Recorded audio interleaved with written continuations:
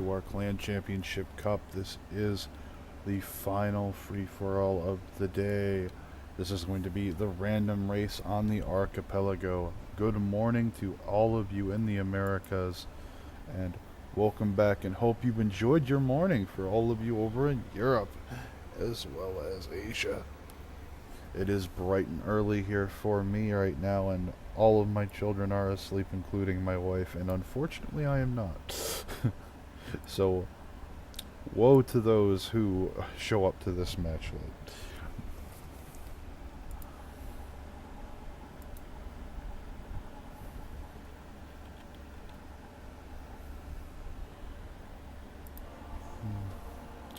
We are waiting for things to get underway. We do have the lobby up and running ahead of time, as always. And players still have plenty of time to be showing on up to get on in here for this free-for-all match. They're all going to be set as a random leader. I, of course, taking France to get those extra goodies of information to find out what's going on. Hopefully you guys have had one hell of a weekend, because I know I have with all these matches. Both the free-for-alls of the team games have been absolutely phenomenal. We have had a few hiccups this weekend, though, in terms of some of the mods conflicting or being updated during matches, and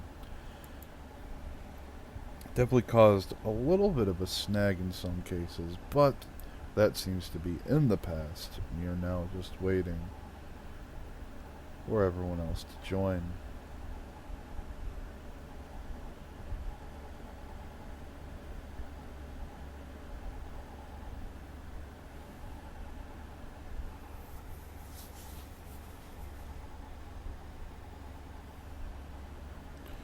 Hello to everyone just joining us. We are waiting for the players to get on in here, and then we will be kicking this match off. And again, this is the archipelago.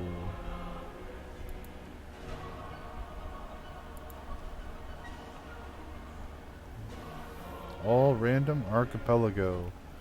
No barbarians. And for those of you just joining us here, we are going to flash the map settings on screen for you. Enjoy that bright green graphic.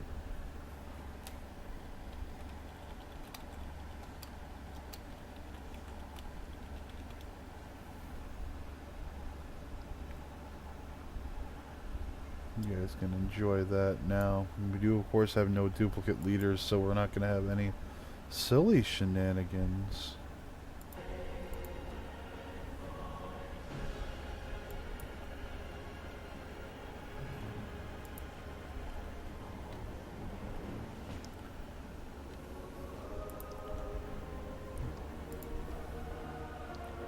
That being the case here, I have gone ahead and gotten all the map settings plugged in, including the game and map seed. And hopefully these will turn out to be considerably better than some before.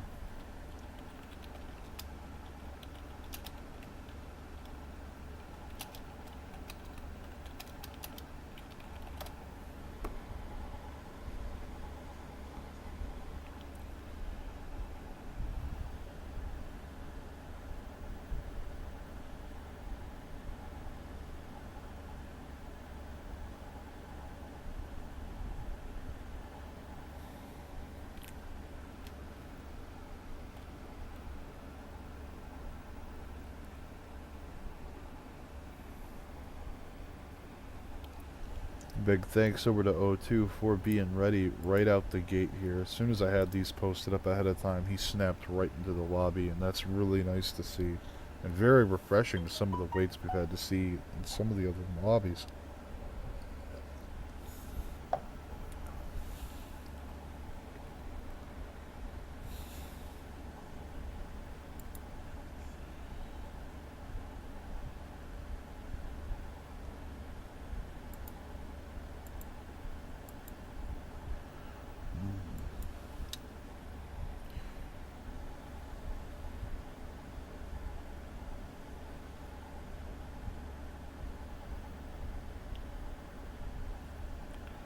Come on now, guys. Let's get on in here, get it filled up and good to go, so that we can get this party started.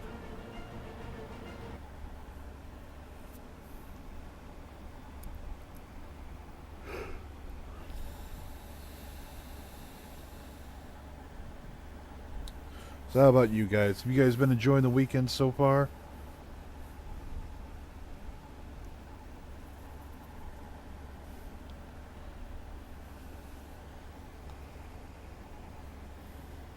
And if so, what have your favorite matches been over the weekend so far for the CCC?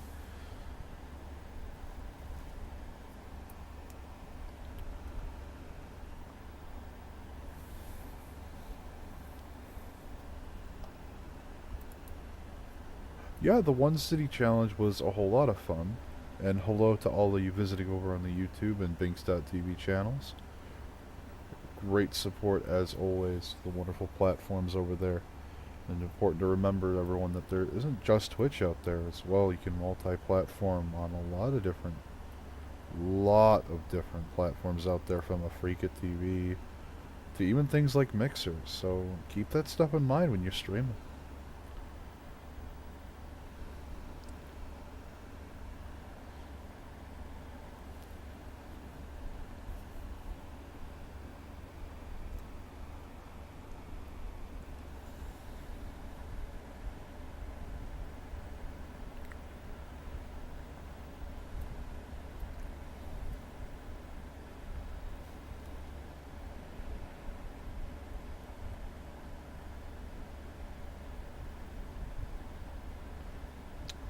A bit of a lull here. We're still waiting for a player to even check in from KC.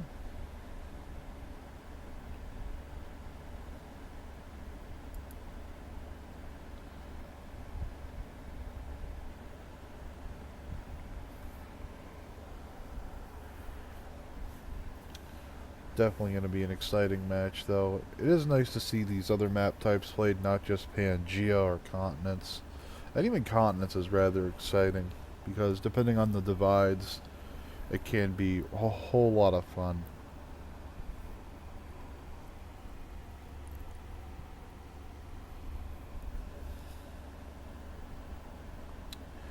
However, it is important to remember that on these other map types, such as Archipelago for an example here, some of the players may not be as familiar with the map type as others, and that could really show a key difference in strategies employed. We do have Thierry joining in for Clan SL. Welcome Thierry to the match.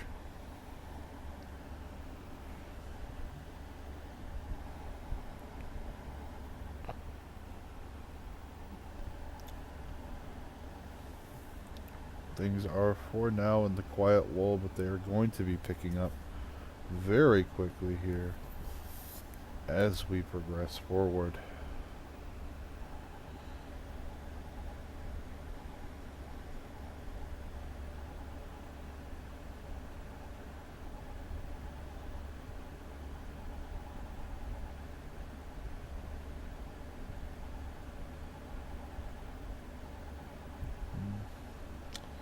Come on, come on, come on.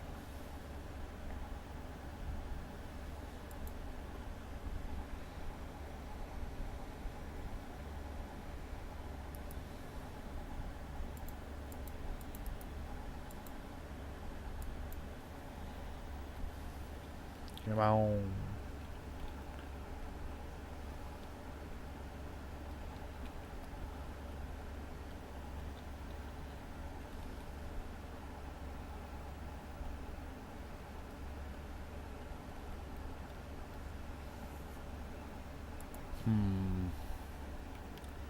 Still waiting for people to get on into this lobby now. Come on, guys. Got 3 minutes left before people are starting to be late.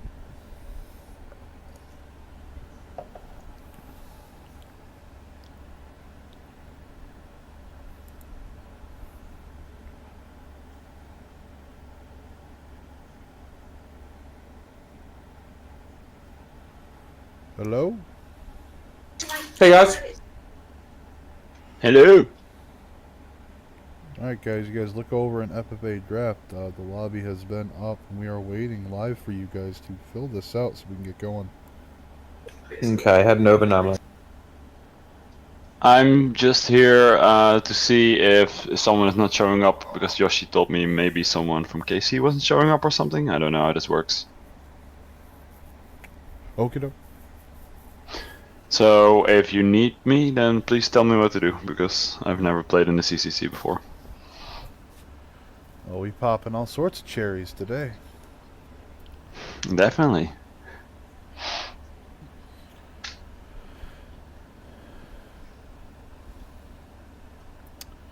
Right now, I only have Scraps and SL's player in the lobby, so Where are you people then? Which channel? FFA 9 draft. If you scroll up, you'll see it at the top. There is a join lobby link for you to click on if you're filling in. Ah. Okay, I will only click it if I'm welcome, right? Because I'm not scheduled to play. Well, But I would love to, so just let me know. I will. Please stand by. Yep.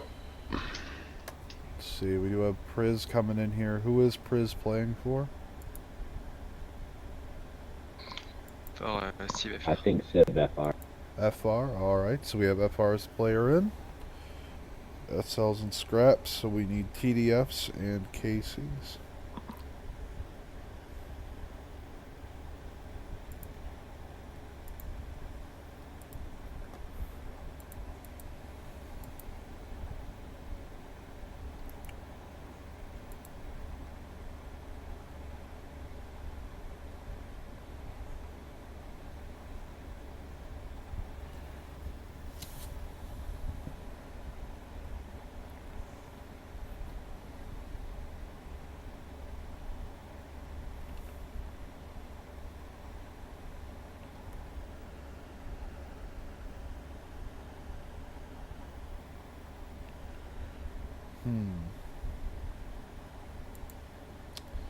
Well, alright guys, you heard it yourselves there. There is someone on standby to fill in that missing slot there for KC if there's a no-show. But we're still waiting for TDF's player as well.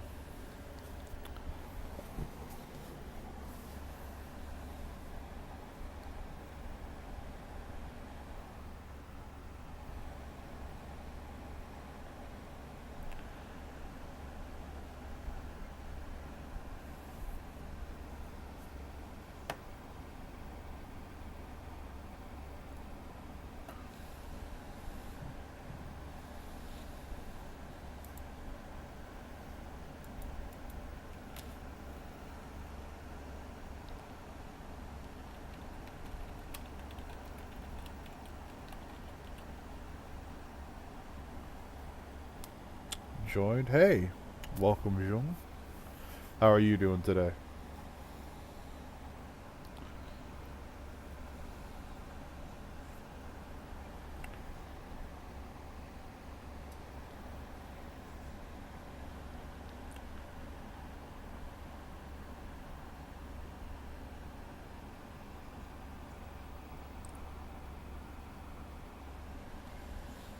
And there is Solid Jet coming in for TDF.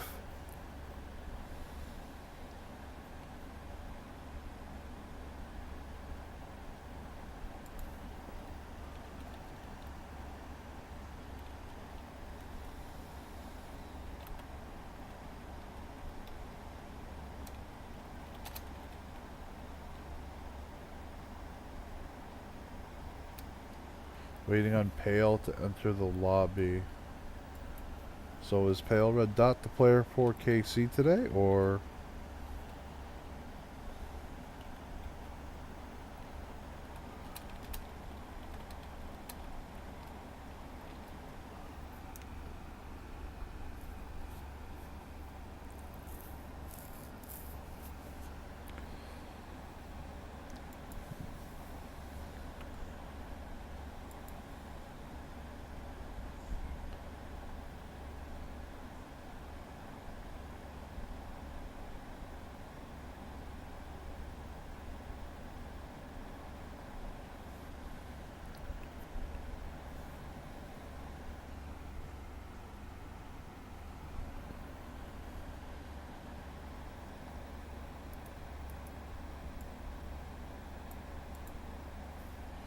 Here we go.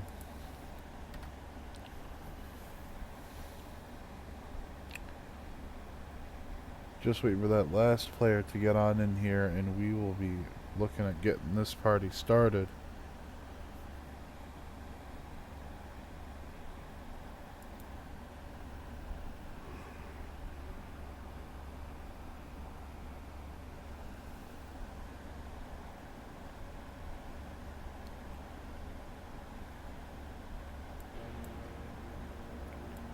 We are going to have no city-states today on this map.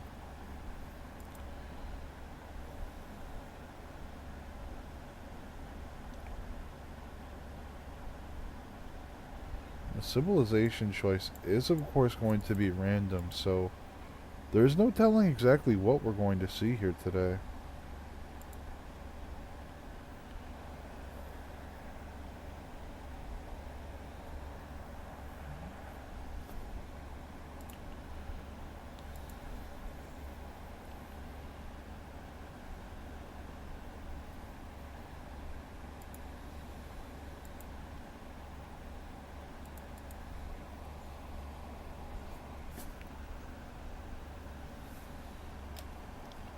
It looks like Fonz is going to be playing for KC today.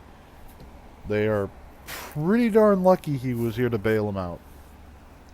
They would have been facing a disqualification for it.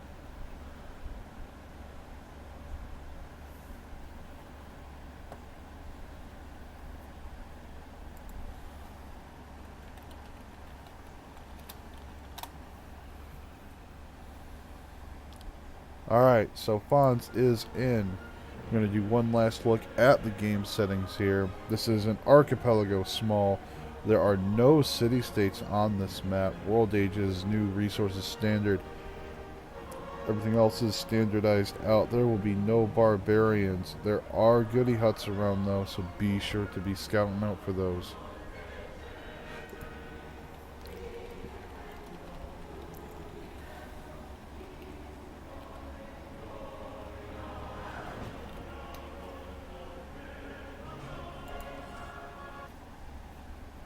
That being said, we do have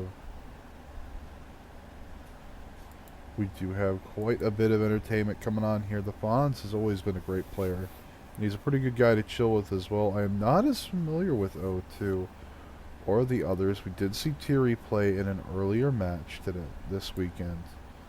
And that said, I will of course be pulling up the stats for these players for you, as I know that that is a favorite question you all love to ask.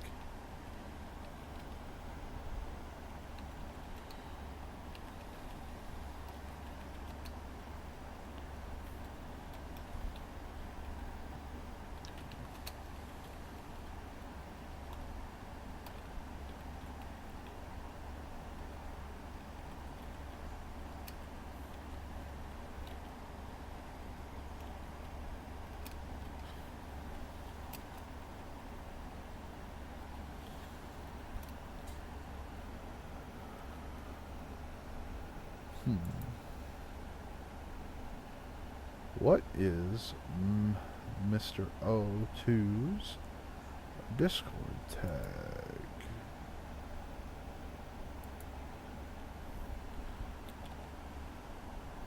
There it is. Haha. The bot is a little bit behind in producing the stats for us, but I can run down from the top. We do have Thierry coming in at a ladder ranking of 58, a rating of 1780 as an MMR, and a win rate of 56% at a posting of about 200 games played ranked.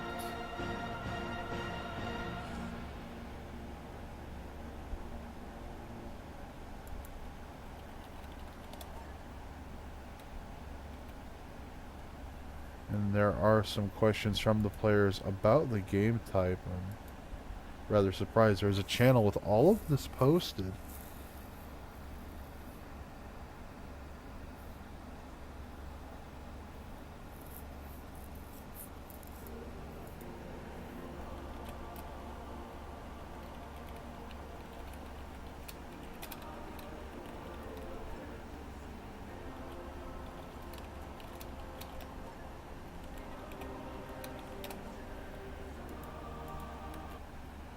Now, CPL staff has provided the game settings for the players to see in advance, so there should not be a confusion as to what is going on.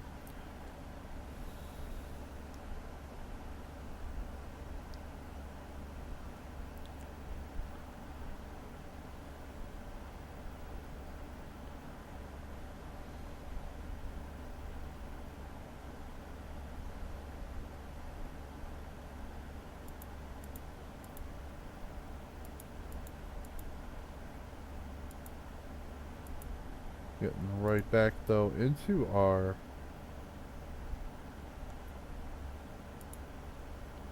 stats rundown here.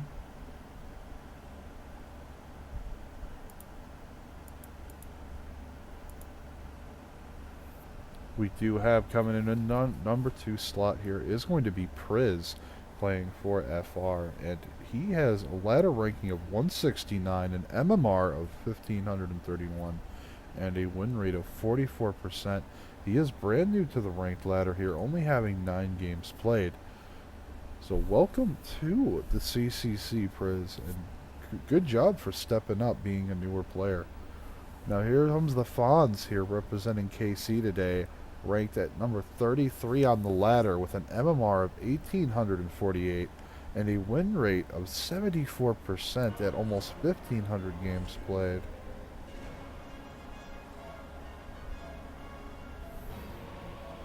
And here we go. We are kicking off this match right now. We are loading in, and this is the all-random free-for-all archipelago.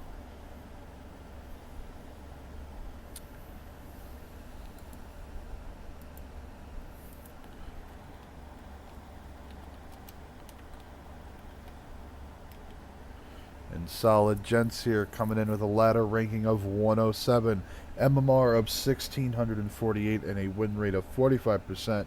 Just coming in just under 1,000 games here today. He is looking pretty solid as well compared to the others, but do remember back to the earlier free-for-alls we had, especially the One City Challenge game where we had some underdogs who weren't even ranked on the ladder yet, and they came in and put on one hell of a showing and almost took out some of the top dogs for that match and the favorites. These people, you cannot get cocky with these players. People are getting good all the time, and everyone is just getting better and better. That said, taking a look at O2 representing Scrap today, he is number 26 on the ladder with an MMR of 1871, a 75% win rate, and he's coming in with just under 800 games played. So we do have quite a few possible favorites or those who could pull ahead. But again, as I just said, we have seen some of these people, the underdogs, really kick some people in the teeth.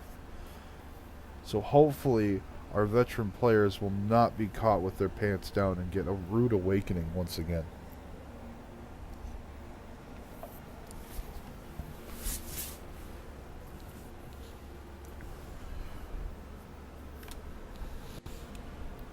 Here, oof.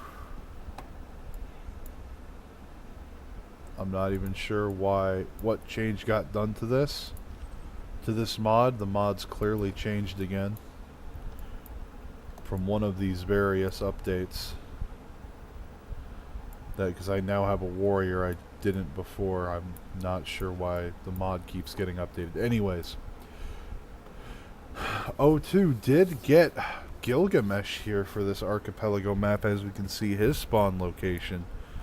As we're going to get rid of our research and culture tabs here. His spawn here not looking bad at all. Opting for the coastal city, not moving over to get that river settle. However, he will be able to get another settle down here if he chooses to do so for that. Does have 2 turtles within another tile to grab. Has the fish there as well.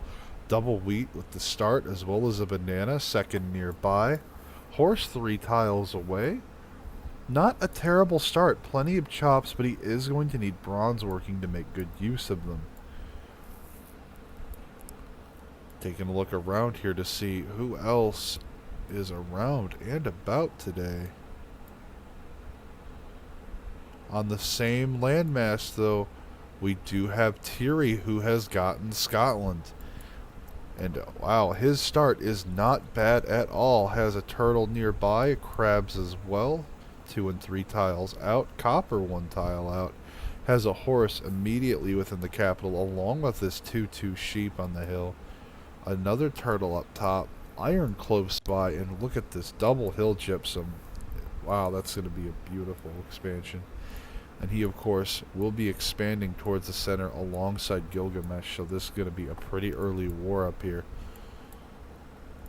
Not far off, however, we do have an Indonesia that got pulled for the Fawns. That's going to be pretty heavy.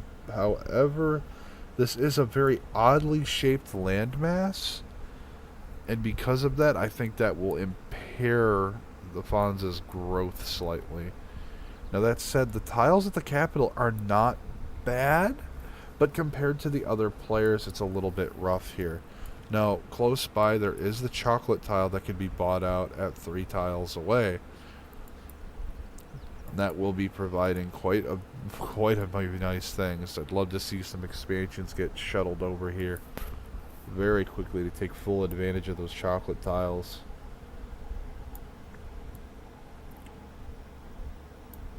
That said, now looking over here, we do have Priz, who got Georgia, actually.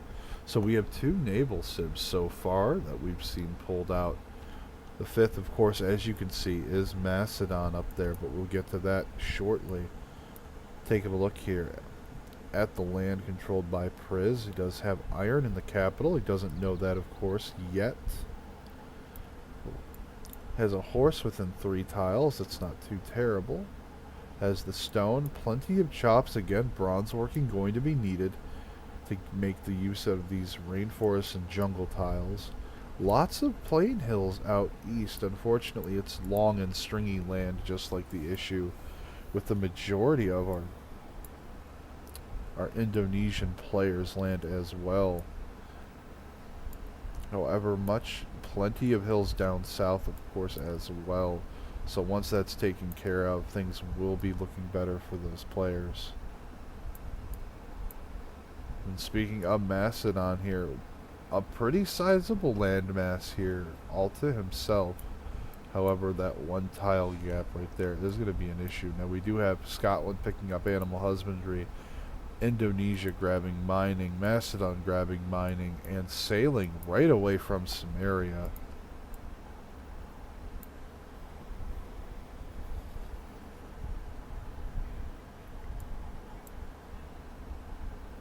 Super early builder coming out for the Fonts as well as Thierry.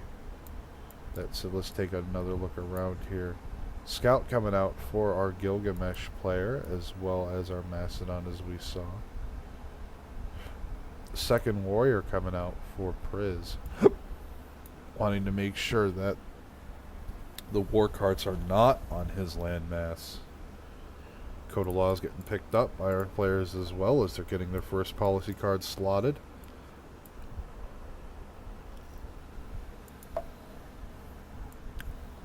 Relic must have been picked up, or a Faith Goody bursting out, because God of the Sea picked up instantly on turn 7 here by Fawns.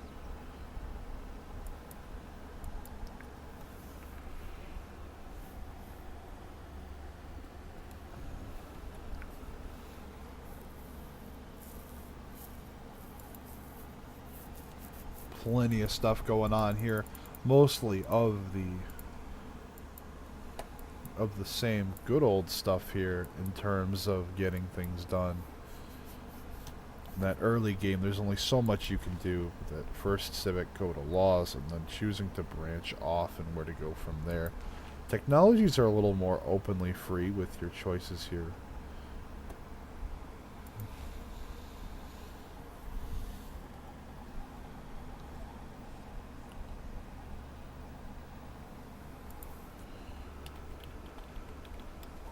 Negative, no barbs, no Barbie barbs. Fawn's getting that first settler out. Trying to get that land settled as quickly as possible. O2 is going to find Thierry, Scotland, pretty fast here with that warrior going straight over. Probably a little bit curious to see what's going on here.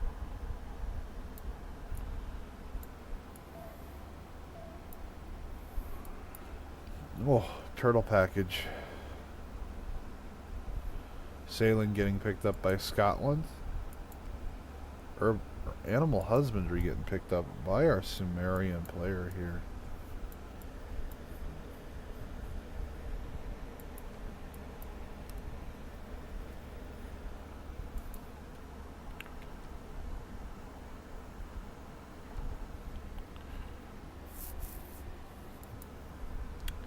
And what are your guys' favorites for the match so far? We have Second City coming down super early for our Indonesian player.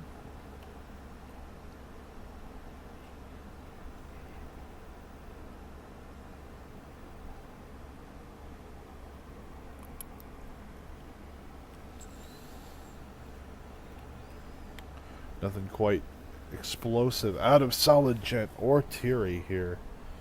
That said, I am definitely interested in keeping an eye on these two. Now, we do have a settler coming out for O2. It is moving along with the scout.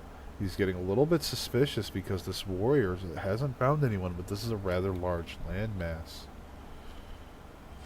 Thierry's builder's going right into the water there. We do have settler coming out as well. Indonesian too good on this map. Very likely to be the case. Only one way to tell. We do have first amber boat coming online, and that's going to start providing culture.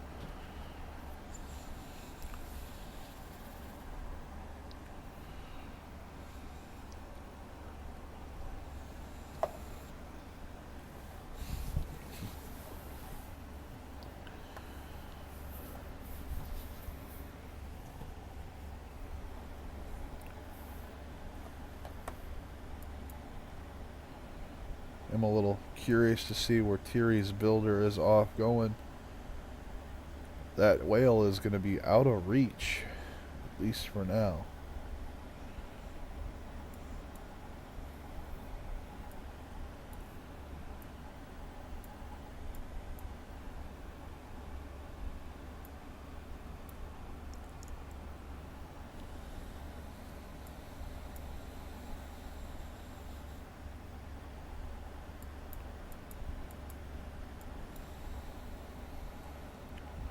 I am a little bit concerned for Palembang's production, simply because of the fact the only actual tile with production it has is the amber itself, unless the horse has been flipped to it.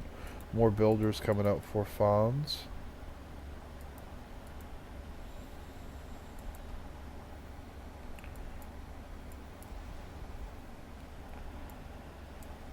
And here we go. Settler starting to move north for Thierry. Scout coming out, moving to the east. Builder checking out the island close by. Only going to see that 3-tile island here.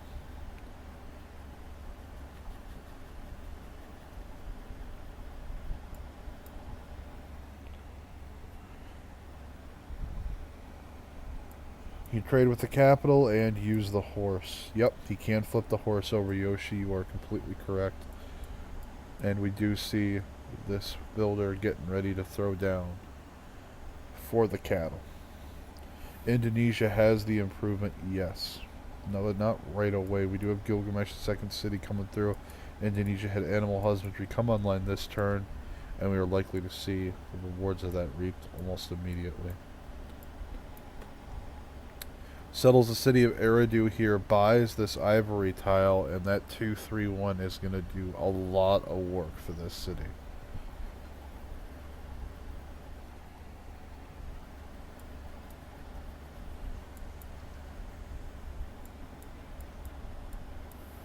That said, here, Thierry's Scotland, it could get a lot done here too. This second city is going to have a ton of production.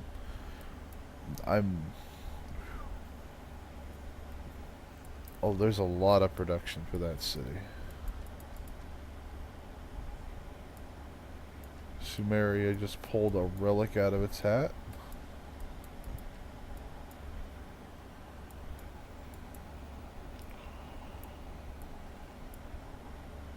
And we do have Priz's settler heading up north.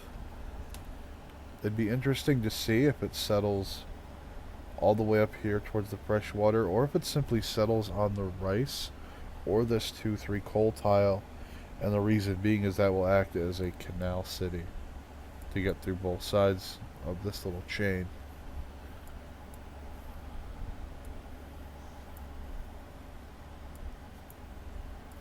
Taking a look over here at Macedon's land. Solid gent here, getting that settler moved southeast. Very likely moving towards this beautiful natural wonder. Macedon's finished up writing. Delicate arc natural wonder has been discovered. Sumeria grabbing his astrology.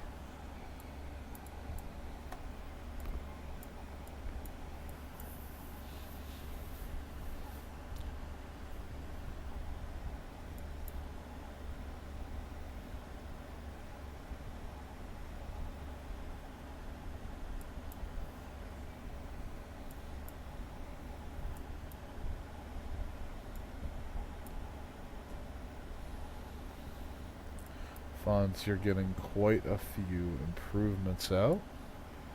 Trying to make the absolute most of what he's got.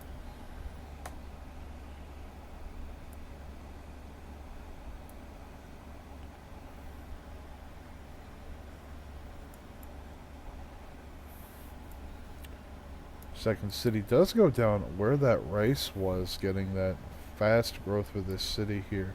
This expand will go quickly with its city center having that 3 food. And on top it off, did buy the 2-2 tile right away, so this will be having a good amount of production as well. And if the harbor does in fact go down right here, the commercial could go here, and even the campus right there. Absolutely beautiful.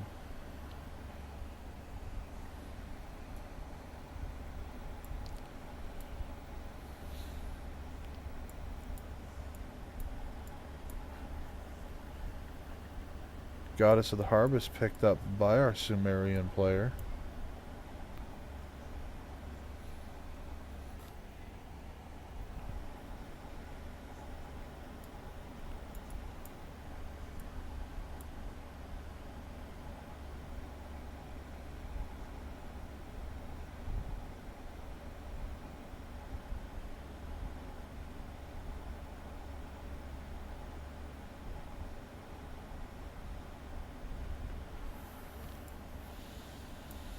Here we go, coming into turn 17.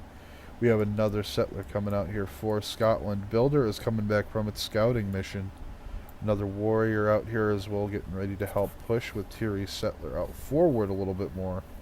Because we do have O2's warrior probing the line here, looking to slow things down. This trader coming out from Iridu to O2's capital here is going to be very important, getting this road set up over these hills and through woods. That said, it's going to be very interesting to see if O2 goes for the forward settle or just tries to settle slowly outward.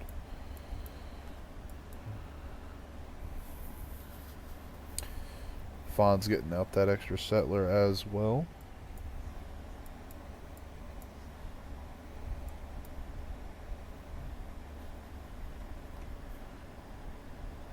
Divine Spark picked up by Priz here.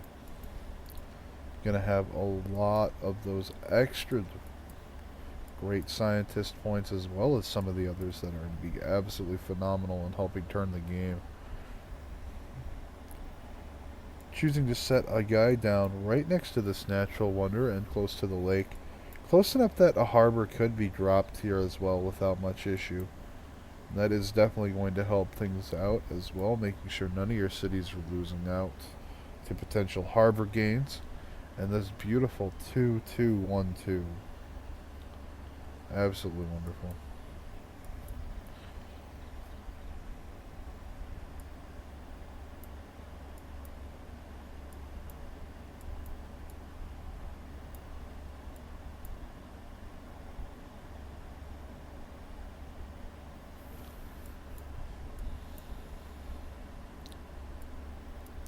Macedon's got that settler out as well now. Indonesia has completed research for astrology.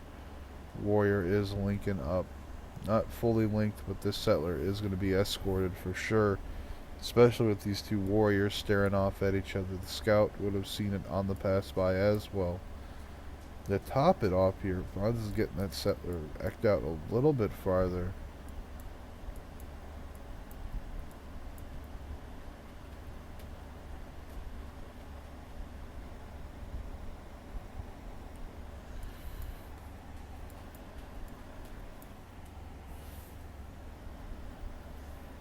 You have this builder for Georgia getting tons of work done for Priz.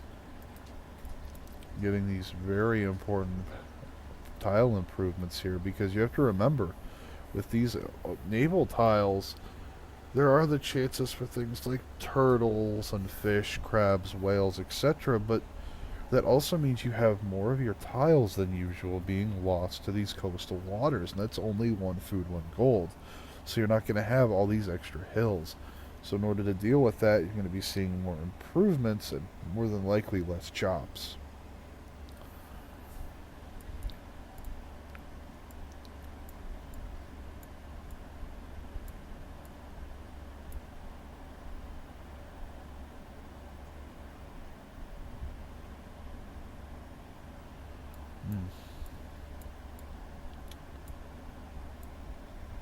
Plenty of open space here for quite a few of the players.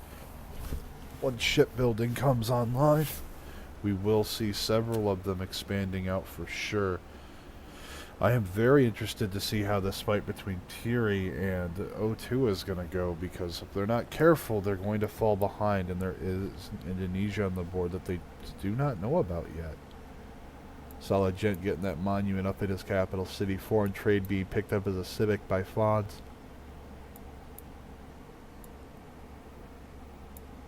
Georgia having picked up the writing technology so campuses can start getting dropped.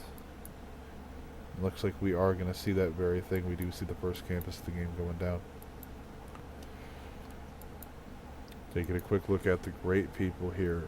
Aryabhata is going to be the first scientist of the game, not Hipparchus. While it's never wrong to really have good science competing for great people, Hipparchus is the one that you generally burst out to steal if you're going to do it.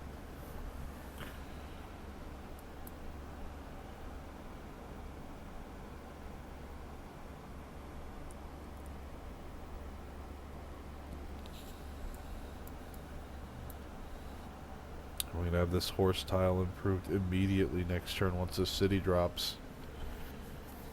That's going to be pretty damn big. We are, of course, going to have some pretty big campuses coming out for these couple of cities once one gets wrapped around here.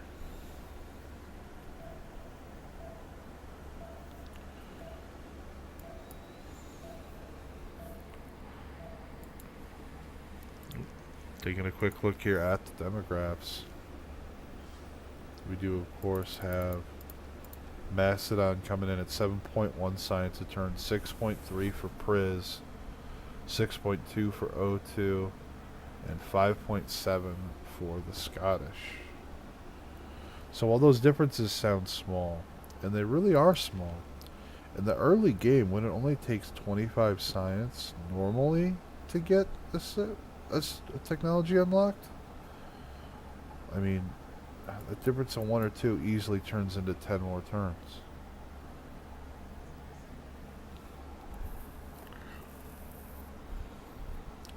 Looking at culture here, I am interested in seeing how the culture game's been affected. 2.9 for O2, 8.7 from Fonz, 8.5 from Solid Gent, and 4 from Priz.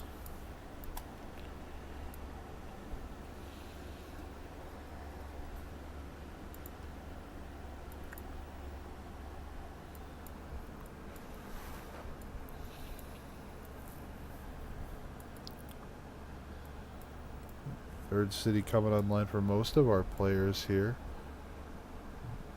Georgia's still moving that settler along.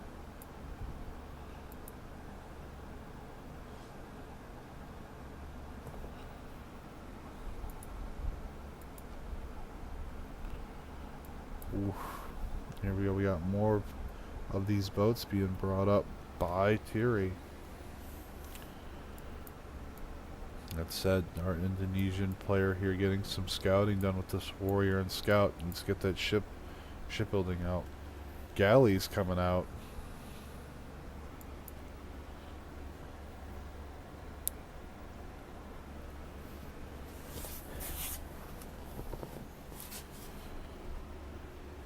Going to be an absolutely incredible match, guys. Thanks for stopping by the stream, because things are only going to be picking up from here as things continue here. Will we see war carts or not? We'll have to watch.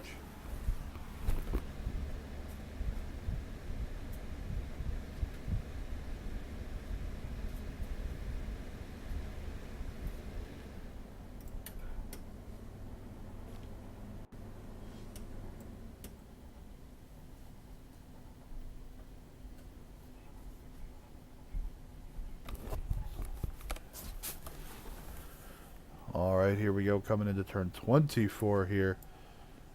Not much changing yet. However, this scout from Thierry keeping a watchful eye on the borders of the Gilgamesh player in O2. Builders moving around in the background, taking advantage of that road to get to that ivory. Second galley coming out for Fonz here. He is starting to get that naval power established. Wants to know what's going on elsewhere in the world. Wants to know where everyone is. No one else contesting that just yet. Still going after that there. Campus for Priz.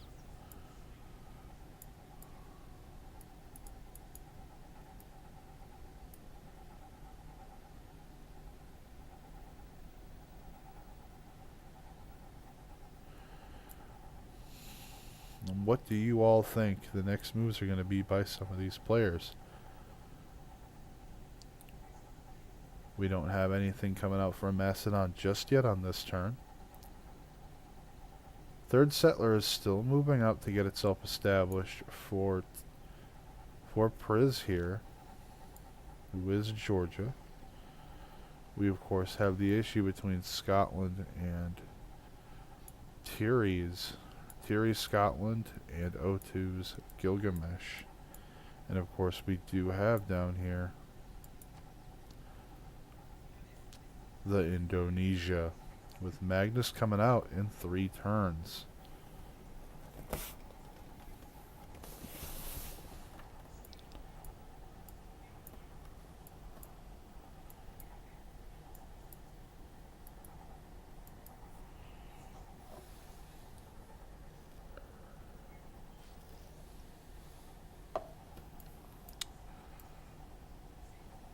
So we do have the galleys starting to split off in different directions here. So we are going to see some super early scouting coming out from Foz. He is the only player with boats in the water right now. It's important to remember.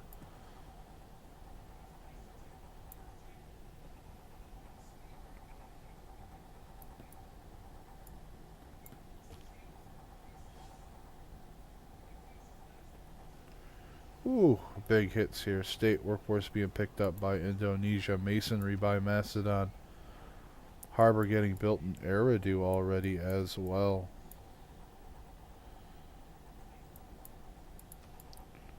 And we do have war carts starting to come online. The scout needs to get lost while the getting's good.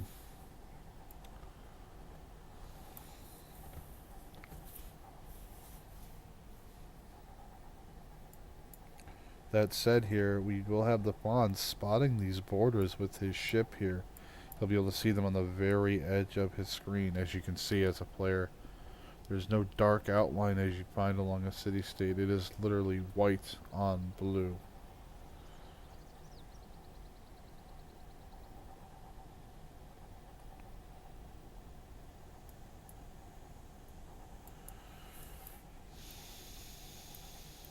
I'm a little bit concerned for the players here with an Indonesia on the map. And we of course do have builders here coming out, getting all these tiles chopped out. Need to see Magnus come in for this player as well. Absolutely going to need it for the chops. Or perhaps he will not. Will depend on what the plans are, but I don't see it being worth chopping without Magnus.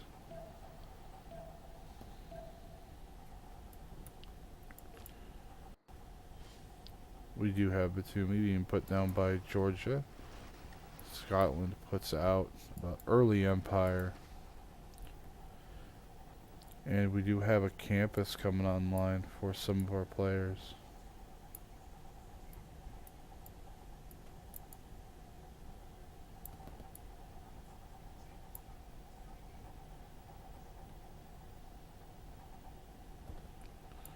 And here we go.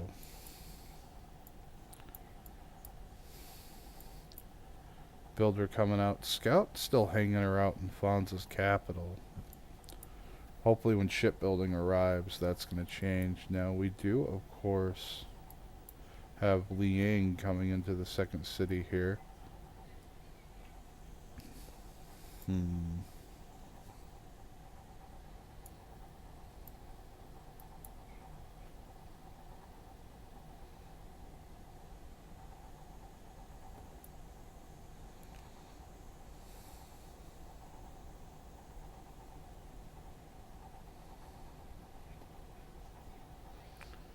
Whew.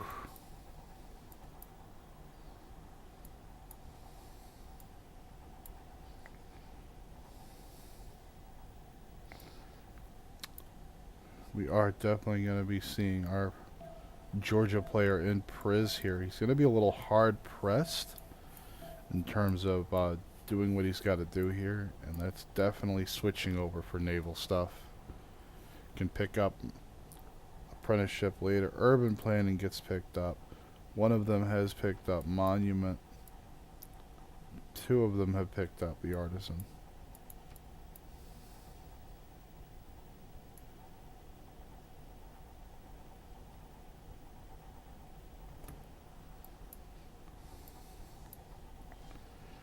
Georgia getting some boats of their own in the water now, not wanting to be alone in the race for naval dominance. That said, we also have a galley coming up for solid jet. A lot of these players thinking along the same lines, it seems. Question is going to be the follow-up. Now this war card is already moving aggressively. We do have the fourth settler being escorted by these warriors coming out of Tiri.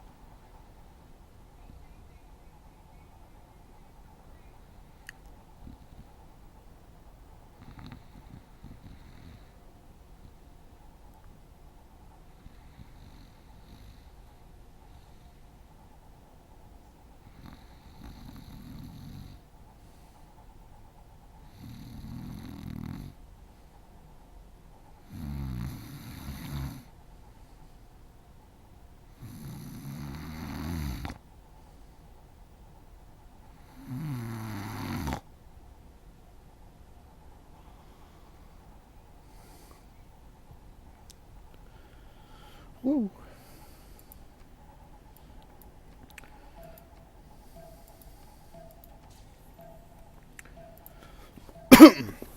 Alrighty. That said, we are at the top of turn 37 here, and things are picking up a little bit. Now we are going to take a look and see what dedications have been taken here. We do have another settler coming out with some quadremes from the Fawns. Plenty of land units coming out for Tiri, Scotland here. The war cart was forced to withdraw here. We have another settler coming out. It's going to be escorted by this warrior from O2 who is guarding this pass. Now, Tiri Scout could come along the back here, but we'll have to see if that's going to be a possibility or not. Gaia's getting picked up as well by O2.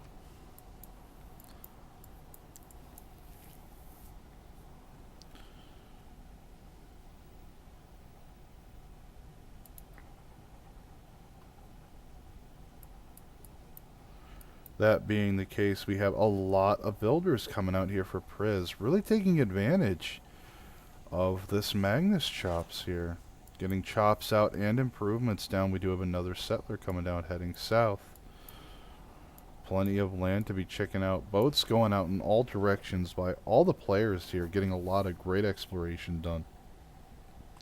Solid Gents Mastodon trying to get all of these settlers out in all directions as well, trying to get this island filled up with the gray plates that are his name.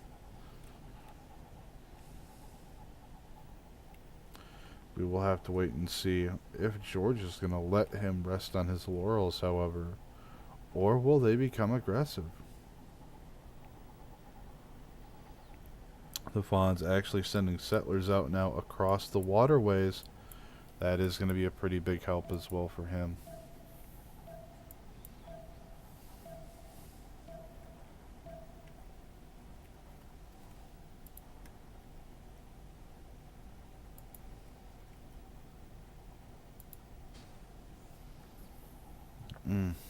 New settlement coming down this turn. Shipbuilding getting picked up. Harbor in the capital for Fawns. Take a look at the great people now. We do have Yulsid as the next scientist. However, our Georgia player of Priz really going all in there at 5 scientist points a turn. Admiral's coming up, and it looks like once again it is going to go to our Sumerian player. The next one will belong to Indonesia. However, despite the very early astrology grabs, some being even the first or second tech grabbed, no religions yet. Now we do have some swords here coming from Tiri as well, and that's going to be pretty scary.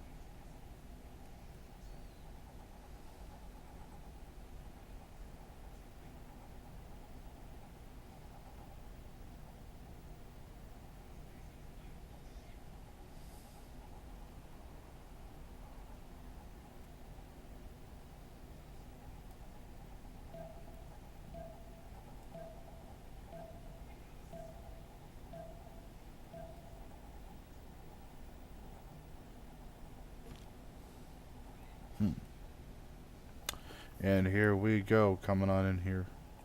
Completed research on archery for both Indonesia and Samaria and Georgia.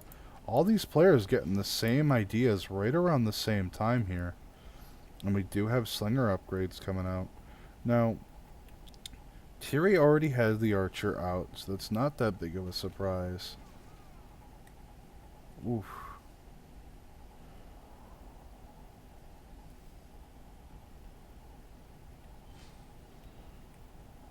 And there we are. We do have another quadreme coming out for our Indonesian player. Now do remember that Indonesia's unique unit does come earlier than the frigate.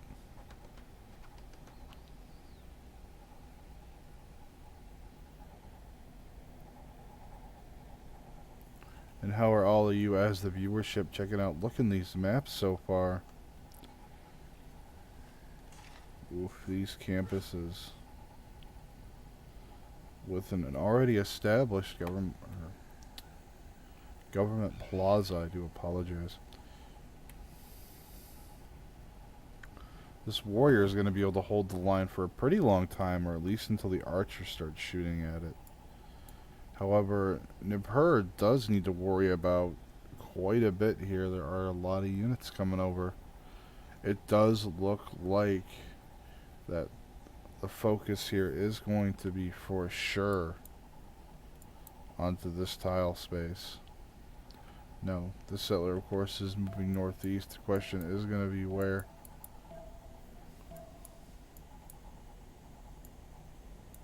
Hey Pizza, how's it going? Good morning to you. Mastodon has gotten shipbuilding done. Writing picked up by Indonesia, so we are going to see some campuses soon. Great Admiral Artemis picked up by Indonesia, no less.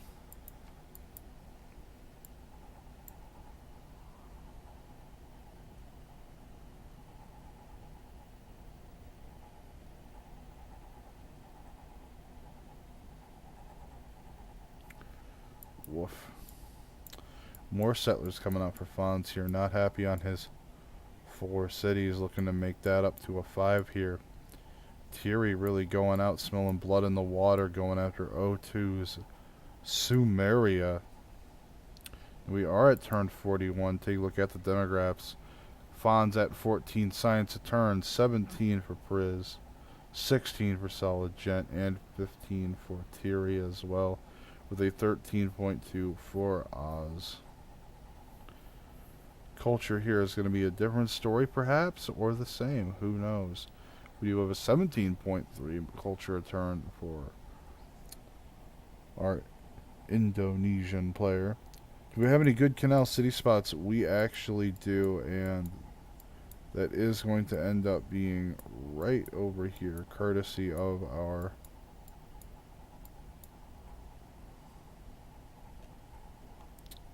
Georgia player here. We will have Tshumi, which can be gone in and out for Canal City. Back to that culture per turn, we did have the Fonz at 17. Sologent coming in behind at 17 as well. 14, almost 15 for our poor Sumerian player up there.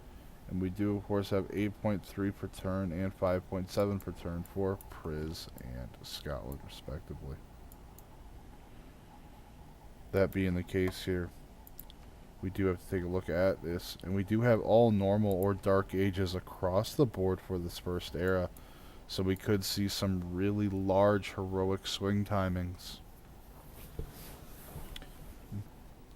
I am keeping a very close eye on this conflict between our player in theory here as the Scottish, as well as our Sumerian player, because this is going to be pretty stellar to watch. Now, there aren't a lot out now, but that is going to change, and it's going to change very quickly here. Now, Thierry is already working toward a general, and that's really dangerous for our Sumerian player. He's going to get out aggressed, especially for now. But he's got to get something working here before the reinforcements arrive and lock this all down.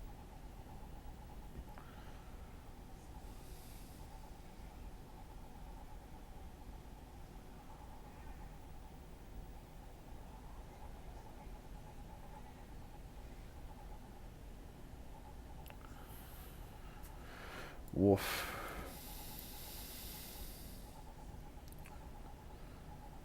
Still just the 2 quadremes here for now from Fonz. You got to remember, early game economies are very fickle and very easy to just dip way too hard. You have to be very careful with what you're doing and make sure every action and move is, I don't want to say calculated per se, but you're definitely going to want to weigh the risks of it. If I do this, what will happen to me?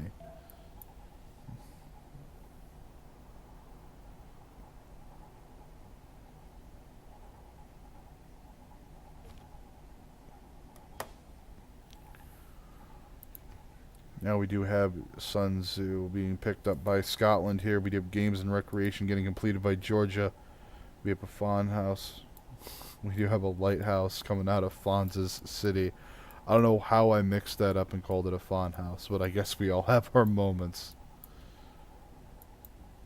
Dumfries getting hit by these two galleys here.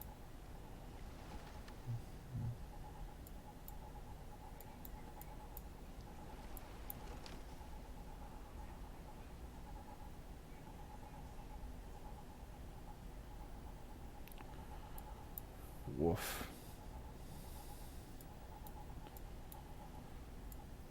Pretty interesting sea map. I am a little bit concerned out of this giant mountain chain Macedon has, because there are a couple of +4 campus spots.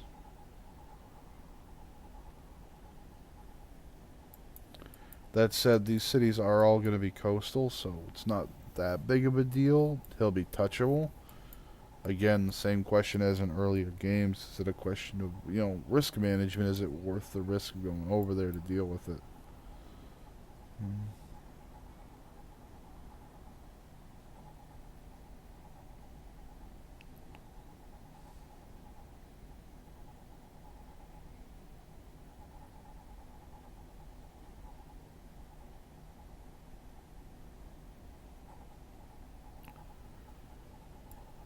Oof. That horse 3 foot on the island. Bit of a way. Yeah.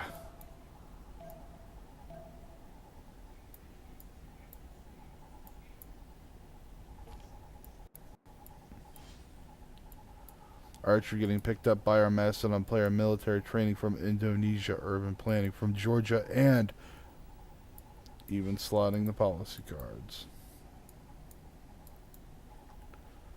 That said, we do have a sword upgraded Dumfries trying to defend against these galleys, and that is certainly going to scare them off.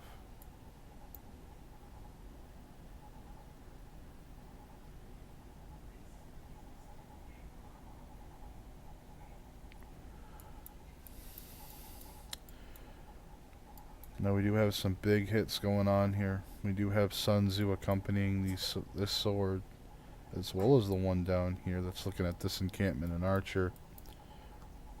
Lagash is in a lot of trouble here. Will they be able to do enough?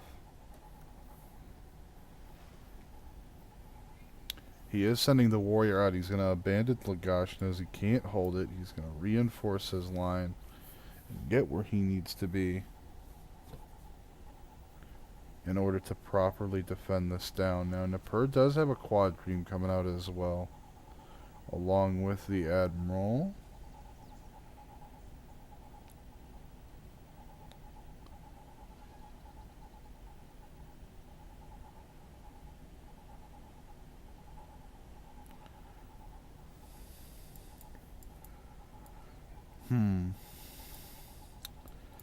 Fawn's just hunkering down here, realizing he's on his own, going to get into a little bit of an infinite city sprawl mode.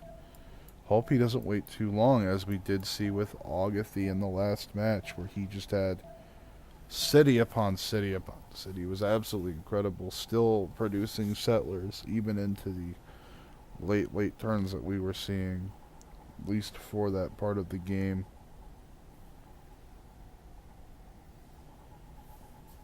That said, we do have the development of military tradition by Samarius, who's going to have those support bonuses as well now, and that's going to make a really big difference.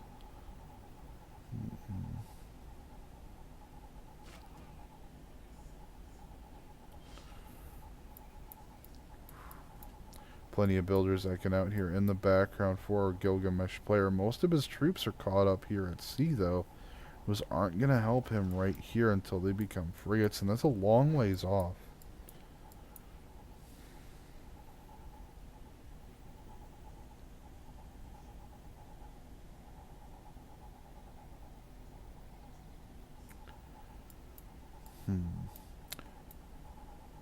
We do have Pingala coming into the city here for the capital. Liang still established here. Reina is up top here at the Fonz Jacket City. Artemisia being sent out to scout around and about. Oh, you're back? Didn't leave.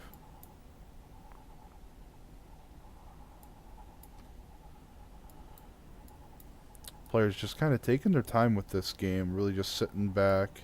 Only Samaria and Tiri, Scotland, really getting into it that much.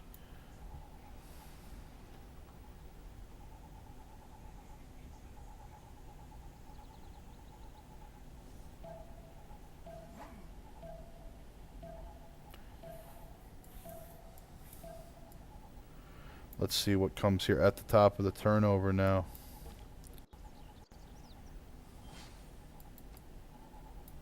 You have more war carts coming out, and those could be pretty big. Oh, relying on the warrior to take Lagash here while these swords move down, get the pillages in. And look at that, their promotion 2-2.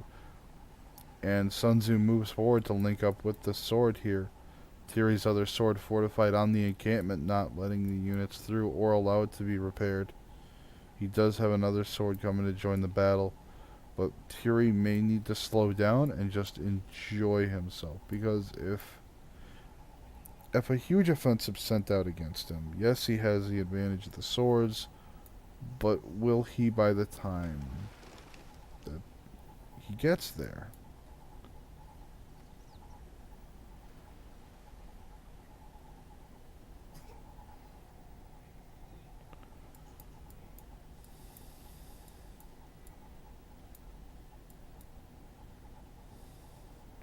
That being the case here, we do have Vaughn still sitting on those 5 cities.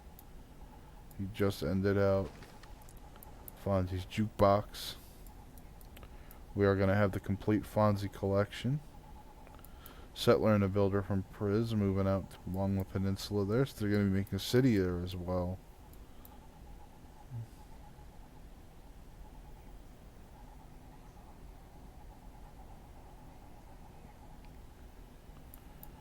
Oof.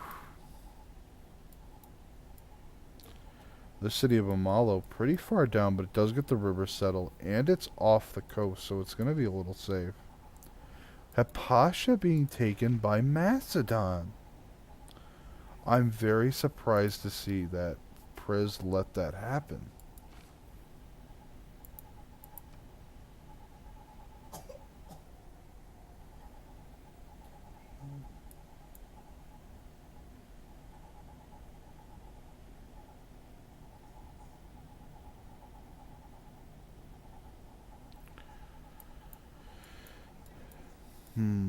Lots of stuff going on here. Coming back down for this fight here. It looks like Tiri is just interested in doing run-bys and pillage hits. Once this extra sword shows up, that tune may change, however.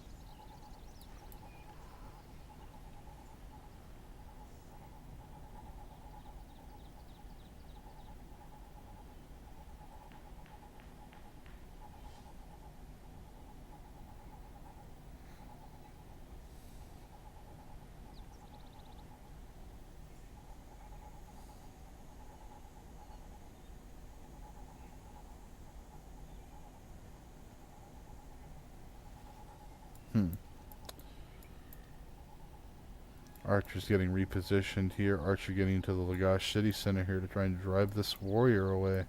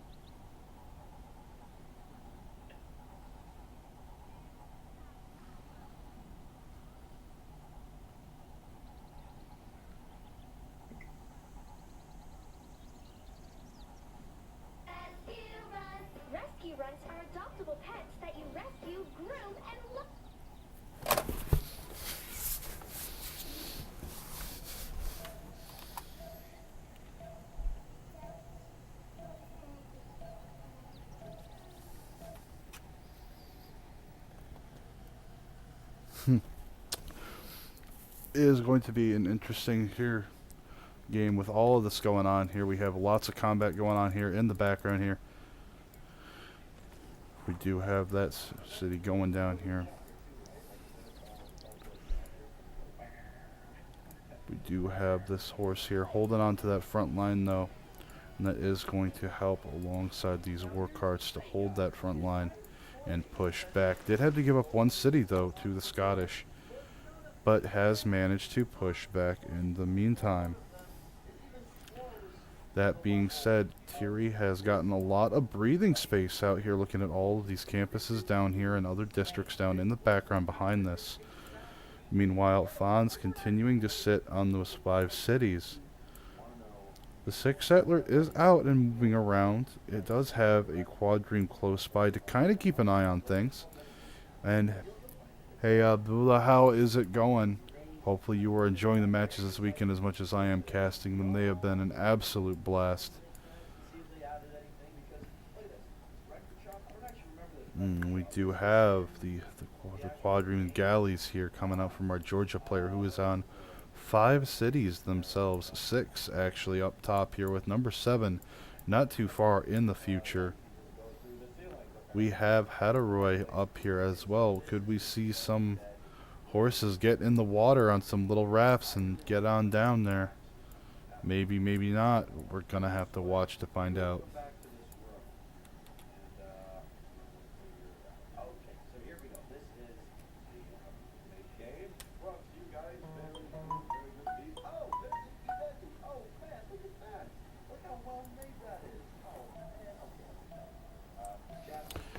That said, how are you guys thinking about your predictions from earlier on in the game?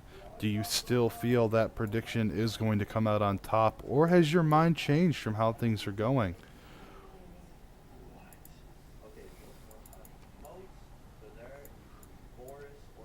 Mystis isn't picked up by Samaria. Dumfries has finished that campus as well. Let's take a look here. Turn 55. Let's take a look at the demographics here. Click the end turn so we're not forcing them to wait. We do have 27.6 from the Fonz, Indonesia. 38.3 from Solid Gents, Macedon. And do remember he did steal Hypatia earlier. 24 from Priz. And we do have 28 from Thierry, Scotland. And of course our Sumerian player at 13.2 a turn. That said, let's take a flip over at the culture game now. 29 culture a turn from Fonz. 22 from Thierry, Scotland. Solid Gent sitting there at 20.9. 11.1 for Frizz and 9.7 for Sumeria.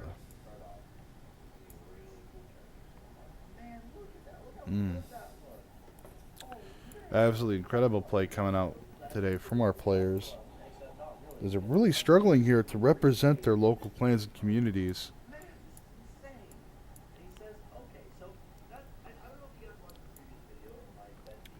Priz's units here are going to have to take a clear step back and just watch from a distance now.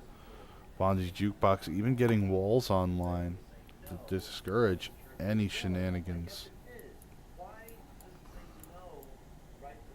It'd be fun to have a Dino Age start on a DLC mod. Maybe.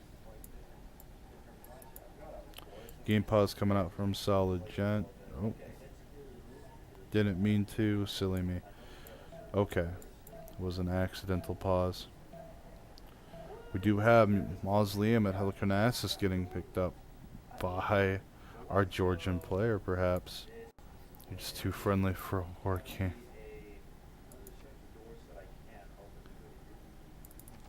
Stonehenge getting picked up by Thierry. These players smelling blood in the water, and they are in fact going for it. We'll have to see what religious choices are taken shortly.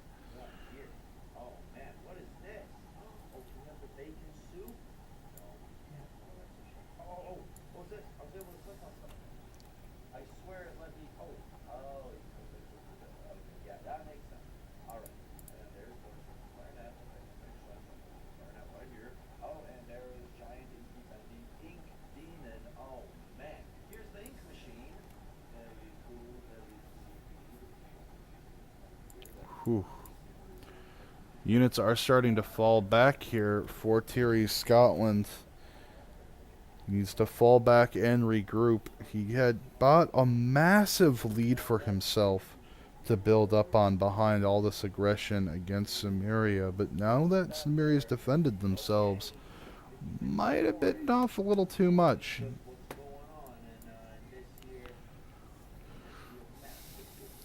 Warrior escorting the settler there down to the southeast. This settler getting escorted by the quadrime down here to this island, it's looking like.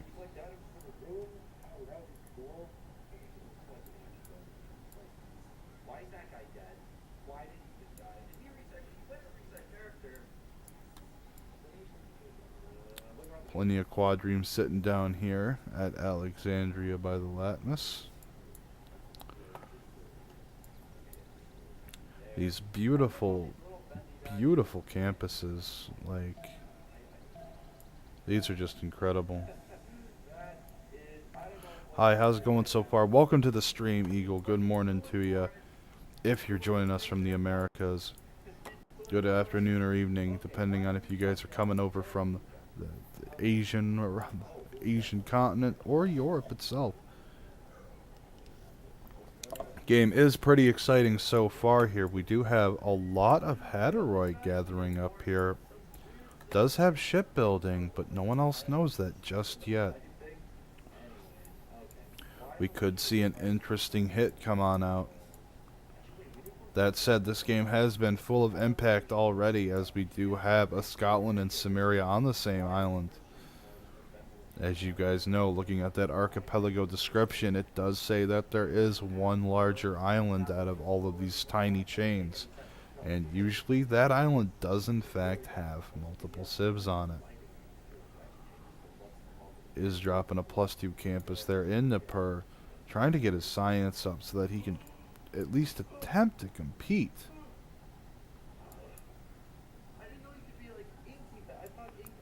Oof. It is going to be rough here, but with an Indonesia and a Georgia on the map, it's going to be kind of difficult things.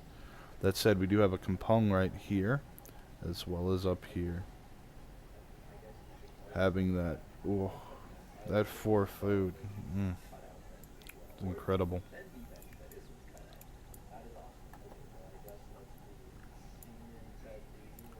Cities are going to grow incredibly quickly with those improvements down alongside those fishing boats.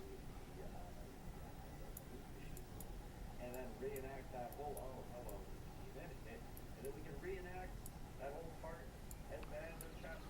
18 seconds left of the round here before we start cycling forward. What is that? Is Ink defending chapter 2 at all? I'm trying to remember. There is like the weird guy that's wearing Ben's mask. There's that. Then there's a little this is the room with all the different things. And she looks like items that are burning and stuff. Yes. Georgia's got a capital up in one of its cities. Engineering technology has got completed by Indonesia.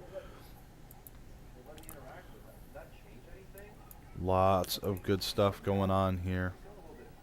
We do have Solidgent, Priz, and Thierry pulling quite a bit ahead of Fons as well. However, they are at that banking, gunpowder, and cartography technology levels. But I don't think they're quite there just yet. Now, cartography clearly picked up by Thierry has a galley in the deep right in Fonz's face. He can clearly see this with this galley. Not remotely hiding the fact that he is, in fact, looking to cause some trouble here as a warning. And we do have a campus coming out in Fonzie's office on that desert island.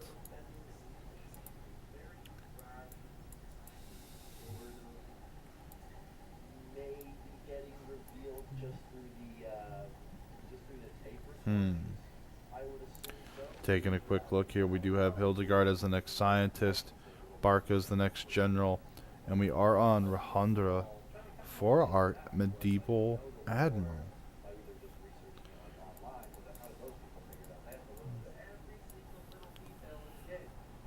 Don't think we're going to see many naval trade routes per se that are going to be snaggable. Players are going to be greedily keeping those domestic in order to prevent those snatches. Cut out Bendy, but I'm just kind of like, we already know what they were doing. Well, anyways, Plenty of good things to come this match. It is far from over. That said, we do have an overwhelming force of archers coming to support these swords. Oof. City's going down in their face. Now, Tiri did pick up a religion earlier, and he opting for Defender of the Faith and Zen meditation here. So plenty of amenities are going to be coming through, as well as just having that combat strength bonus. But is going to have to get some missionaries out sooner or later to get this religion spread through his own cities. Otherwise, he can be able to milk the benefits of that bonus.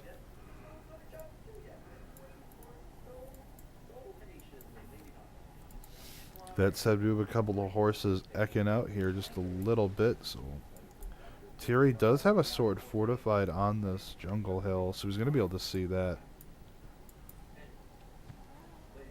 Oof. Look at that golf course. 3, 3, 4 ones. Oh, beautiful.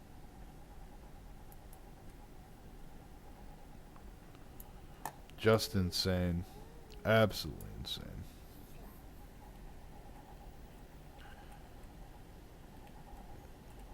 We do have some heterite coming into the water down here.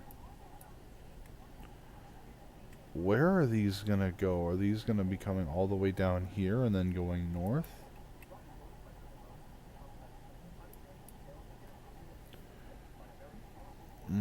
All these campuses coming down, and of course Halicarnassus being there as well could possibly make things difficult in the long term.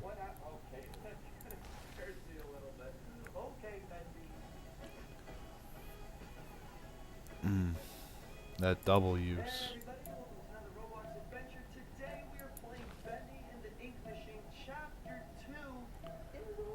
That said, our Georgia player at 9 scientist points a turn has passed Hildegard. No use for it. However, Tiri might be happy to take it. That said, we do have a campus in the city coming online for Fons. We have Great Admiral Rahanda getting grabbed, and the next one is, of course, going to be none other than Magellan.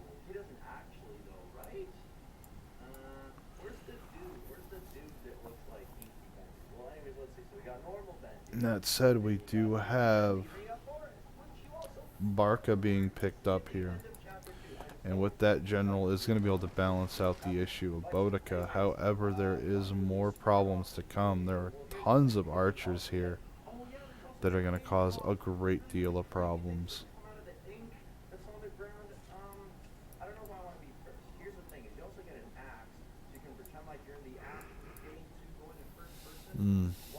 Not as exciting to see as that golf course, but that is a really nice jade mine nonetheless.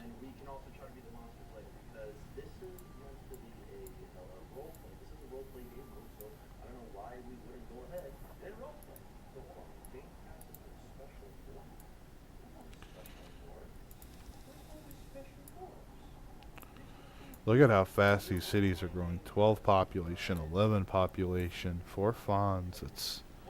That's incredible.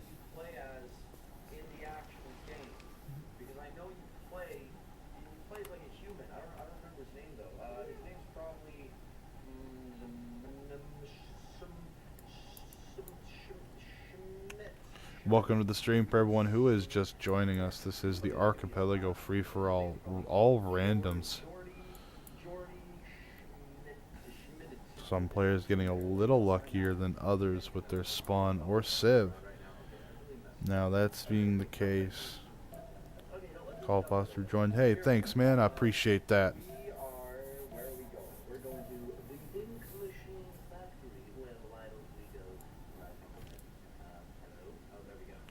Suppression promotion from an archer here. Scotland has gotten the mercenary civic online here. Let's take a look.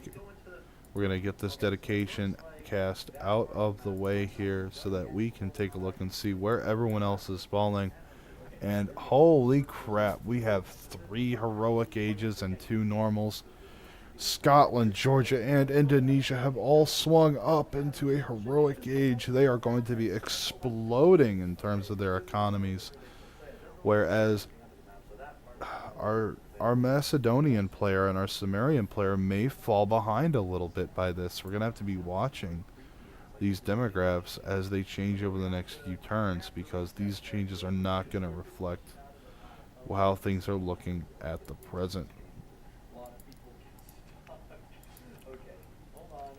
Halicarnassus is, of course, picked up. Okay, so now I'm just stuck. I'm just floating here. Oh, come on. No, I gotta reset again. Okay, so Settler being bought outright. Very likely with faith with the monumentality. One of the many choices that could be taken here. New religion getting founded. And this is going to be the A crab. Choral music for that extra culture, and tithe 1 gold for every 3 followers of the faith. And that has been pushed out by the Fawns. let's get in. Let's go into the take out the axe and first person as well, because there is no third person in the actual thing. Oof. Pretty awesome match to see here. Now we do have galleys and a quadrime heading down right where this warrior can see. I wonder if this is to draw attention away from the Heteroi in the water. Nope, they are moving by in plain sight.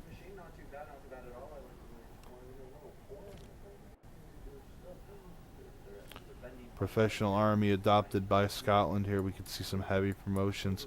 Naval tradition picked up by Indonesia. And we do have a couple of commercial hubs getting finished up by our Macedon player.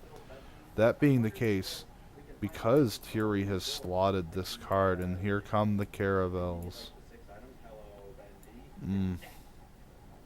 What? Is this in the actual game where it's just Bendy and it says no? I don't know. I go no. Oof. Another settler coming out. Thierry really being super aggressive with these settles here. Does have the extra room for it. I'd like to see this caravel, as well as the one below it, get some things done, because there are 3 caravels in Dumfries right now. The question is going to be, all 3 of these remaining cities are coastal.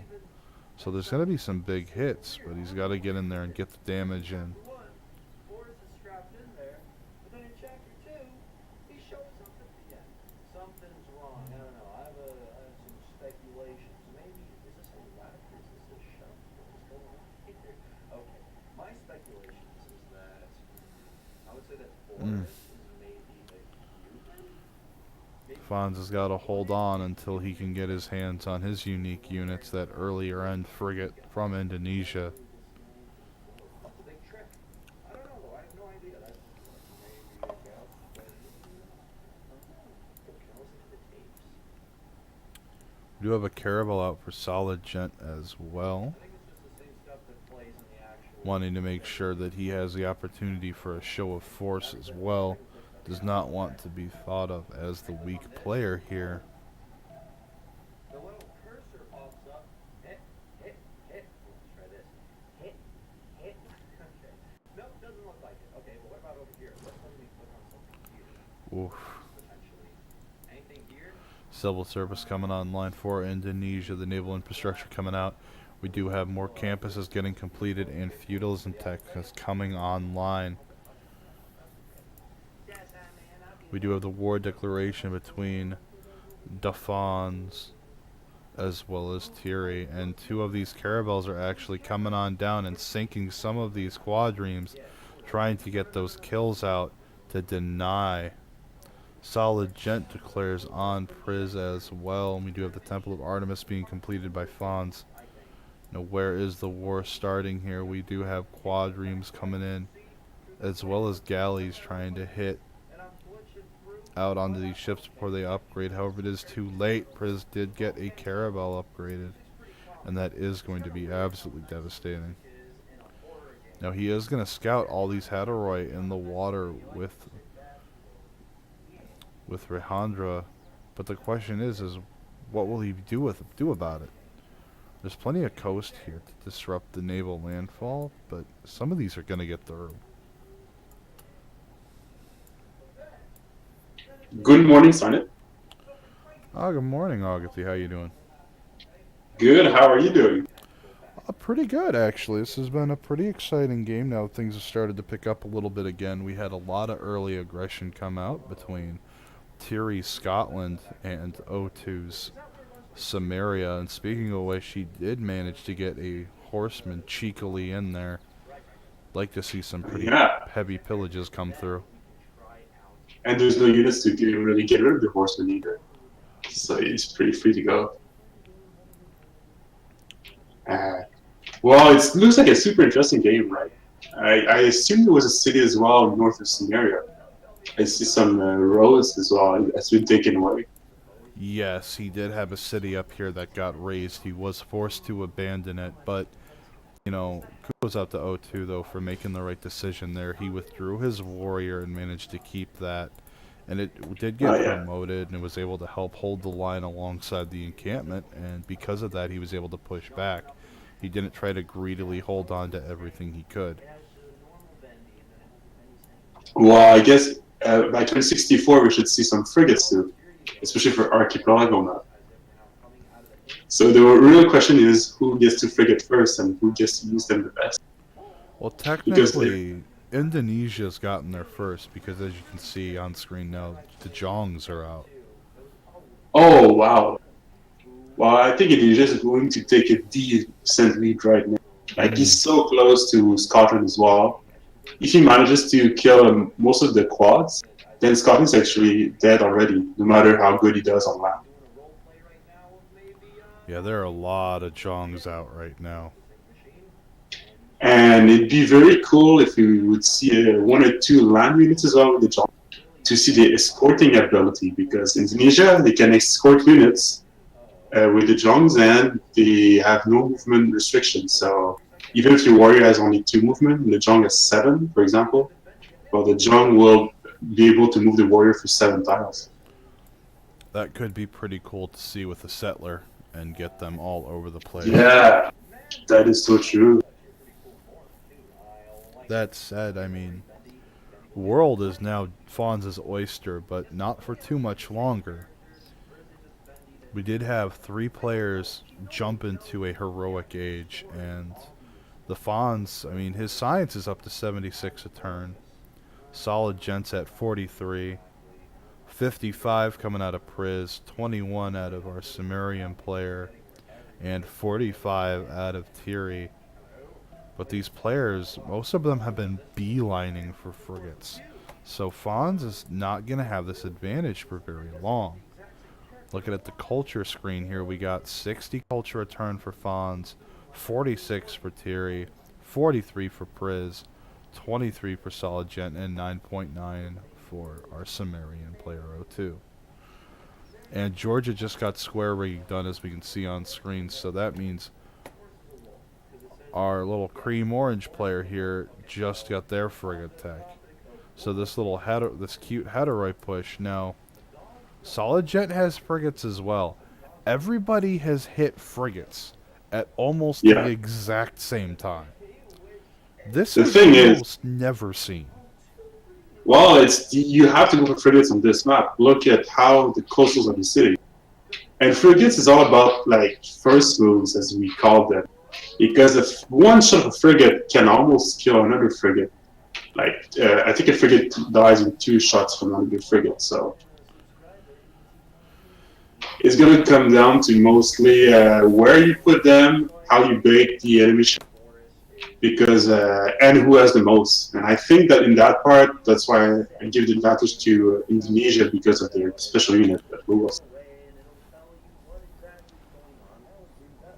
He does have an admiral to accompany them, no less, because the Jong, unlike the frigate, is a medieval naval unit. Yeah. So that means... But it's just as strong though. True, but these caravels are being forced to retreat nonetheless, but they are getting promotions out of it. So this could be dangerous if they can ram them down one by one.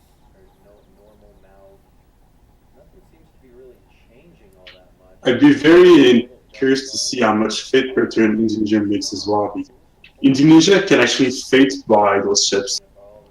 Yes, he's sitting at 31.8 a turn. Oh yeah, so I guess not too much, but within maybe in 5 turns you could buy one ship, for example, as a matter of like if you wanted to really be clear. I think it's around 150 or 200 fate for one ship. Oof.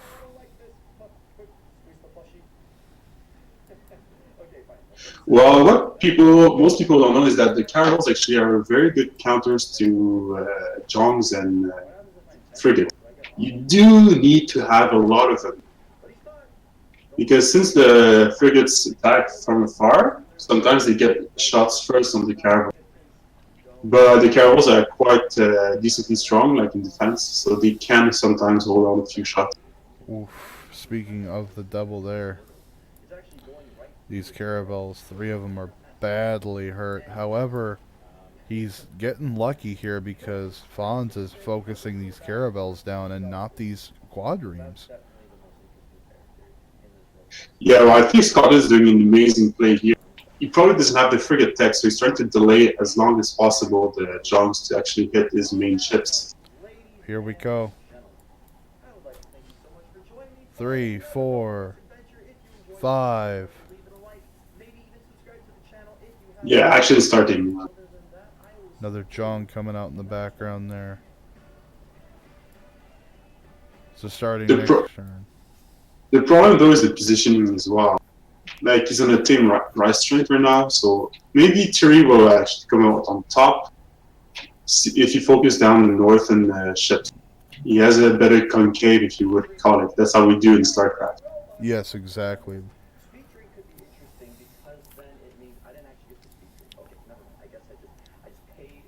How are the ships doing for Solid Jump on the other side?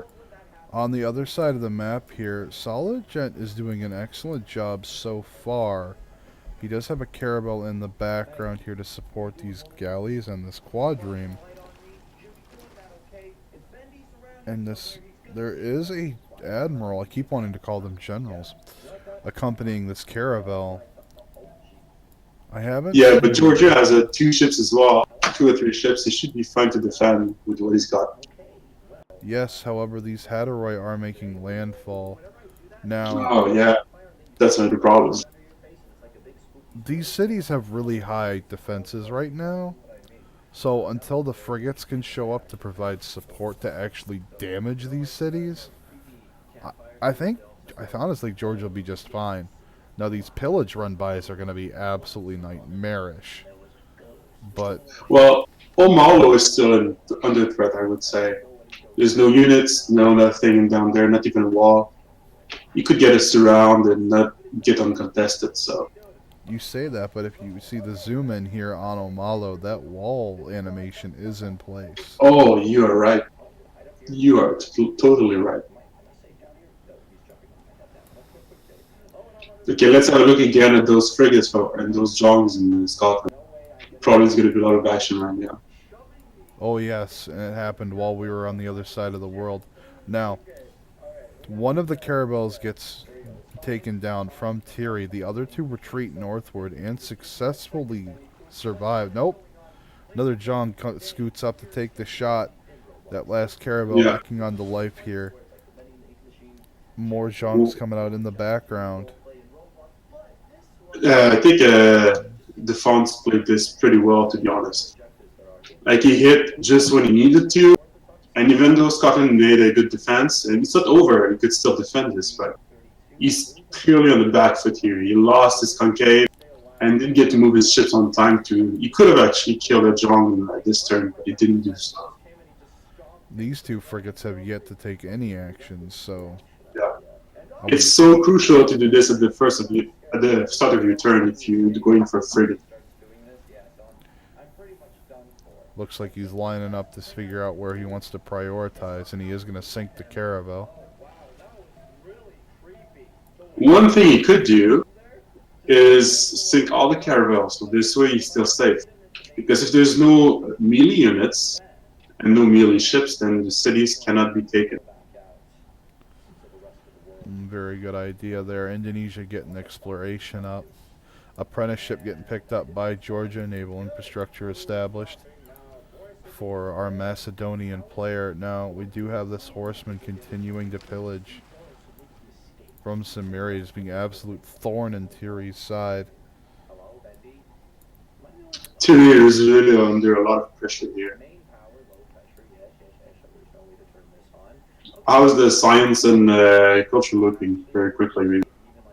99 Fawns, 43 Solid Gent, 59 Priz, 45 Tiri, 22 for Oz, 65 Culture for Fawns, 46 for Tiri, 46 for Priz, 23 for Solid Gent, and 10 for O2. So the funds is clearly the lead here. Yes, and But it's not a huge lead.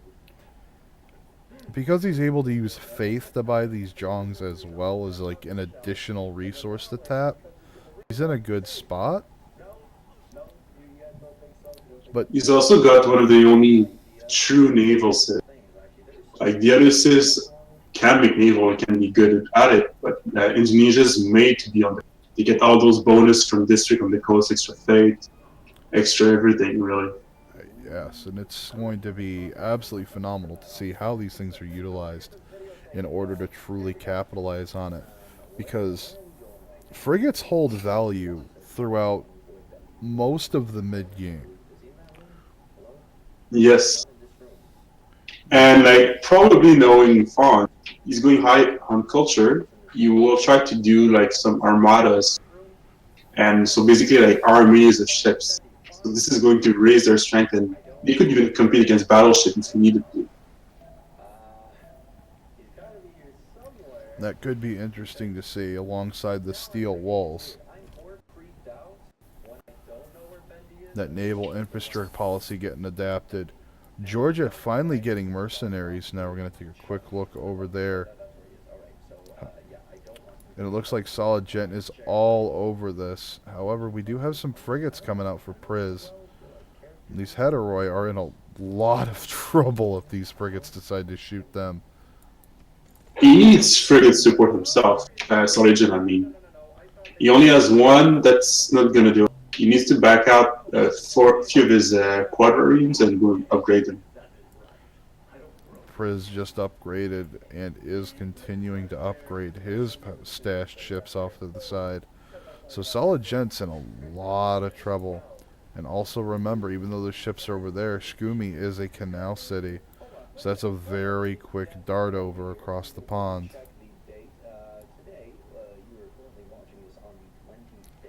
The only thing that is not going well for Georgia is he has no land units. But if he has enough frigates, he could eventually clear out all those Heteroi.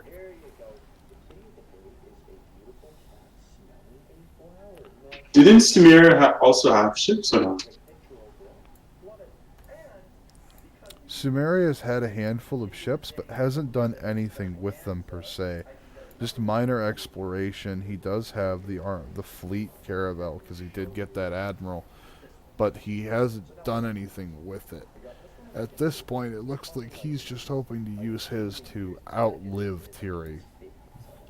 Well, that's a good plan, honestly, from his perspective. He's on 3 cities, so there's not much else he could do. He's probably going for frigates himself, but probably didn't reach it up because he's only on 20 science a turn.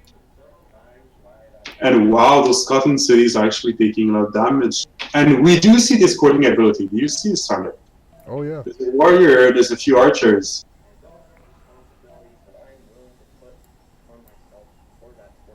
So this ability allows the units escorted to basically have the same movement as the Jaw, so they can move faster on water.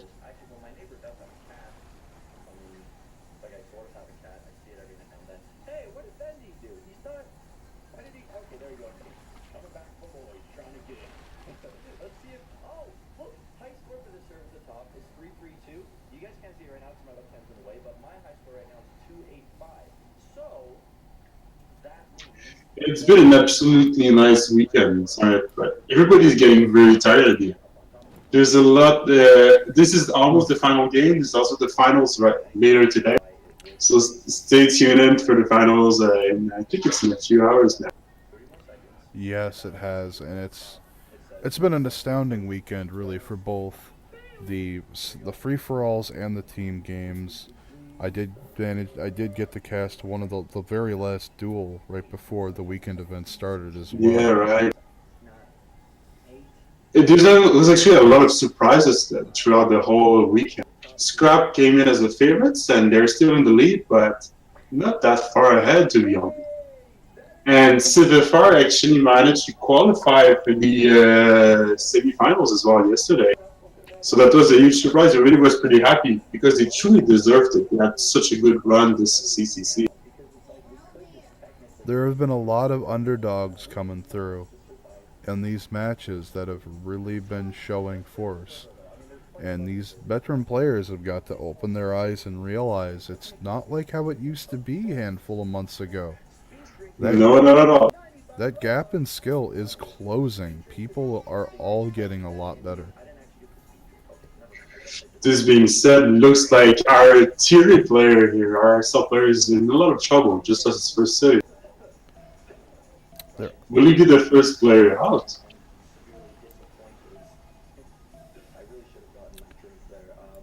Oof, big hits on that frigate.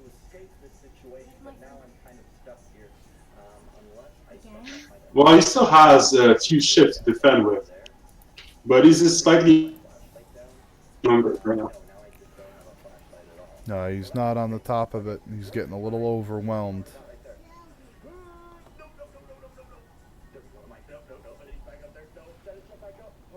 You can eck this frigate out a little bit. You can take out that one.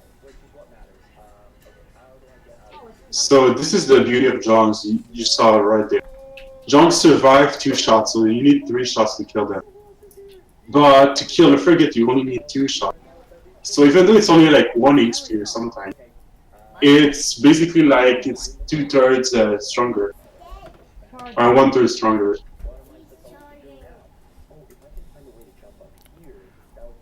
Yup, and that is why Dumfries is going to be held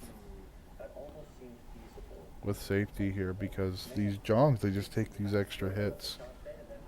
And they are depositing these archers to be turned into crossbows along with the warrior here in Dumfries. Why Samaria? Well, it tells you this map was an all random. The players had no idea what they were coming in as on this archipelago map.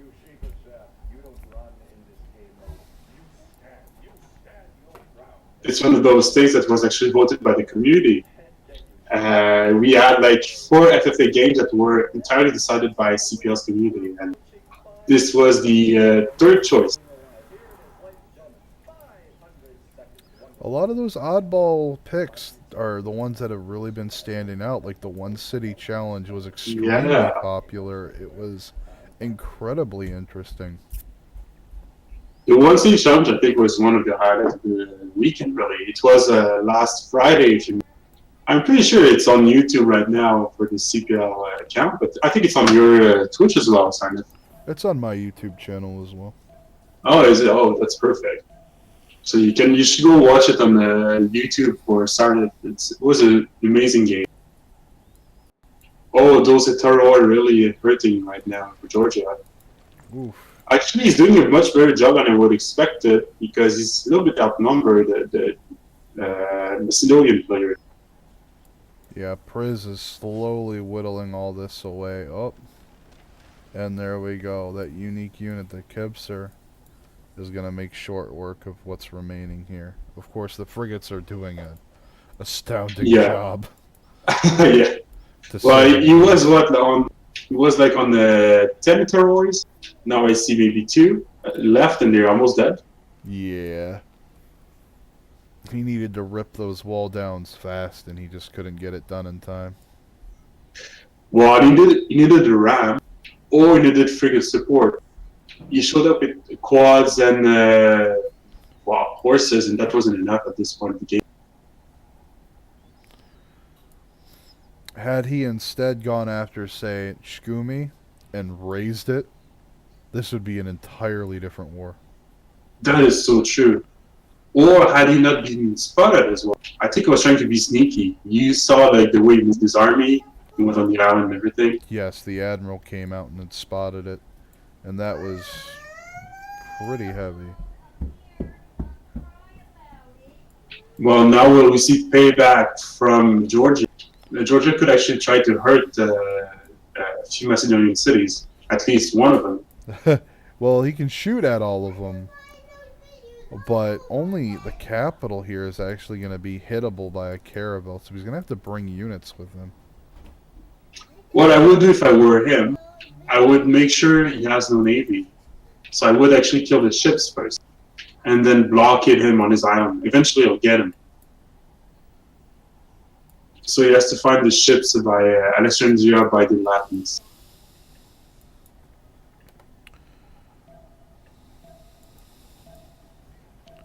That could prove to be trickier than it sounds. Yes. And we do have Fons getting these little settles down and setting up walls right away. Well, to be honest, Fons, I don't think he scouted that much what Georgia's doing. So he must be getting worried because he probably knows where Georgia is. And the walls actually make sure you have 1 or 2 extra turns to show up with your own navy to try to take. And ouch, poor Scotland player, right? They just lost their capital right now. So SL is in a lot of trouble. It's a real shame to see this happen with Hiri after seeing such an amazing early game. Yeah, that's why archipelago maps are really all about ship. No matter how good you do on land, you gotta have sea control.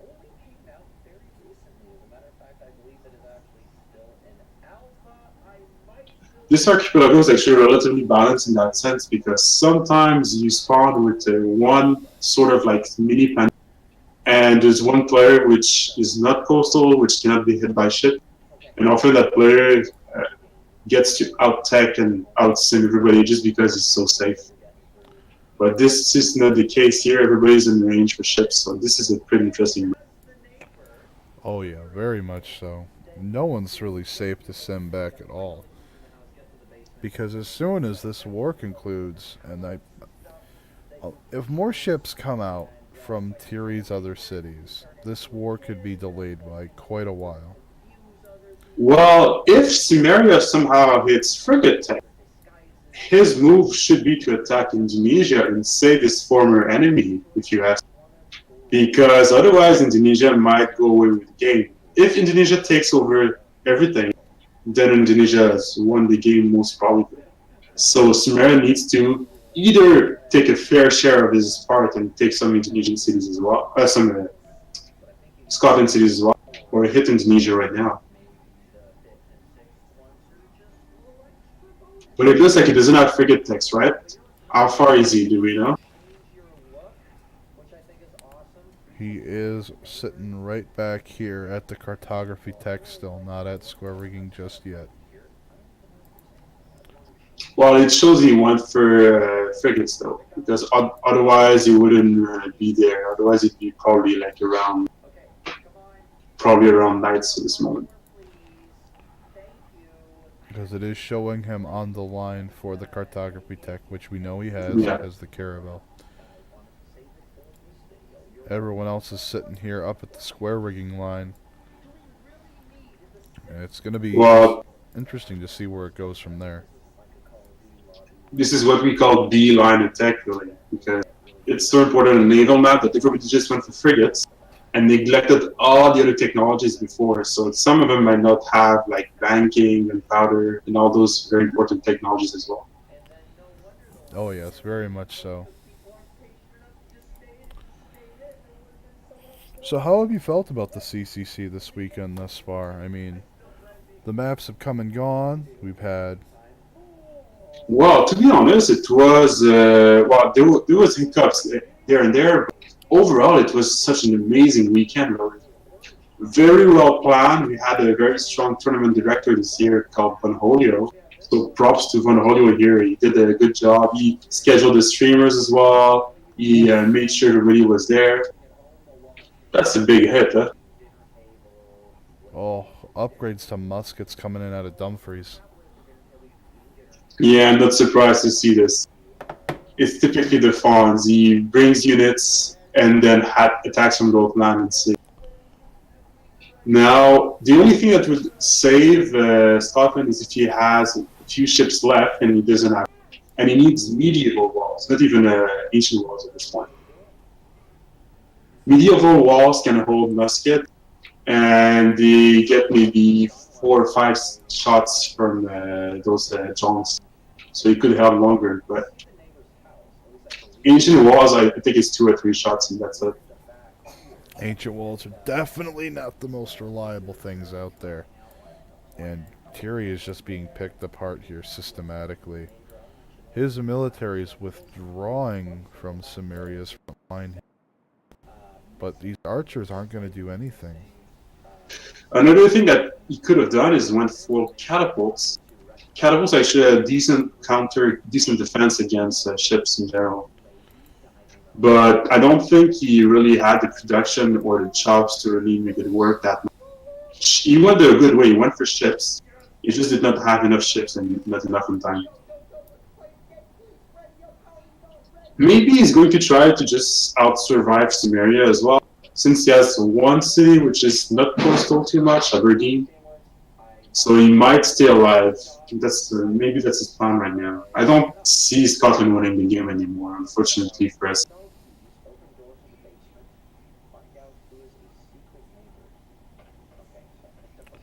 Ooh. The 2 players in the lead right now is Indonesia and Georgia, if you ask me. I think Soligen took a big hit. He's safe, but he's not. He's for TDF Soligen, but he's not really able to really maintain the momentum in this game at the moment. He needs to catch up. He needs a few more cities probably, or a very, very big navy. You can see how we panned over here. Georgia has found this fleet, but all they can see right now is this lead frigate. Well, I'm saying that, but if Macedon actually outplays in a way Georgia, he won't be blockaded, and he needs a few more ships to survive. But he has a decent amount of science and district science, so he could still compete. Looking at Priz's science at 77, 45, almost 46 for Thierry, as that's feeding into Fonz's own science. Solid Gents at that 46 and 26 for O2. Now, Fonz's culture is still at that 76 mark.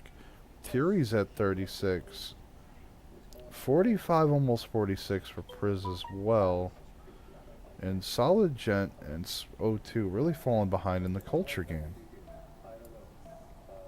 One of the things that would be super interesting to see is the amount of gold in Tunisia saved. Because those jobs are so expensive to maintain. And he could be losing ships if he didn't get a decent economy with harbor.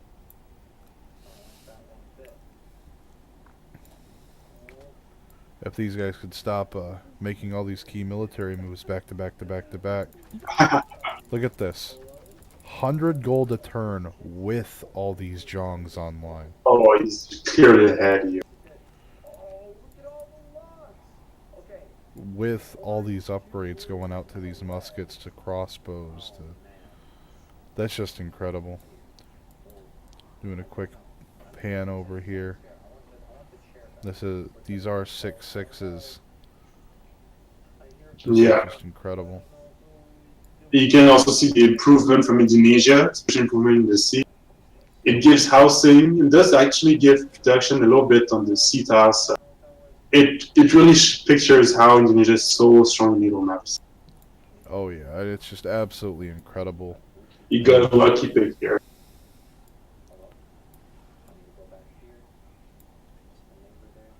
Oof.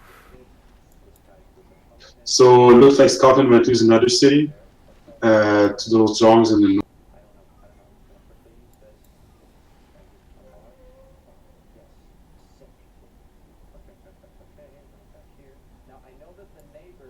Though I must say, like, he's doing an amazing defense for what he's got. There's really not much more Fonz could do. He has to be methodical, advance slowly, and everything. If somehow 2 or 3 catapults show up, he could defend against the ships. And he needs also musket to defend for the other muskets of the Fonz. So if he manages to get 2 or 3 catapults and 1 or 2 musket, you would actually be fine. And it looks like behind this, Fonz is doing nothing but pure SimCity.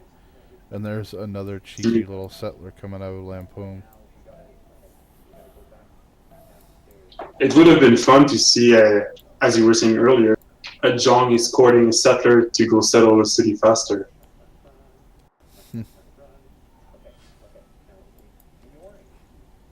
You might actually settle the Tundra Island, I know it's not that great, but it has many shops, and there's a card which is 100% production for ships. So, but he probably doesn't have it anymore because it went for John, so he missed it probably. You would have to do caravels. Oh, beautiful play by Scotland here. He got rid of the ships a little bit.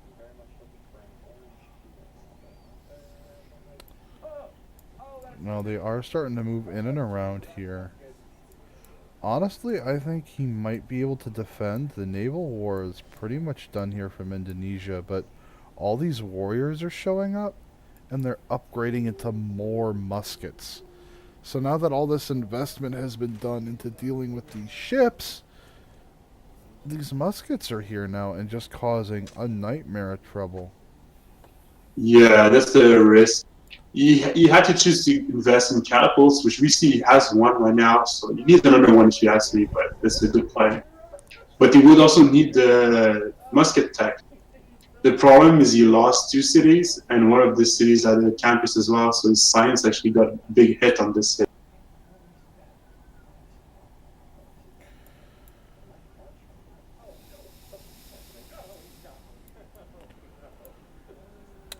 Yep, and Georgia has just switched over to Merchant Republic.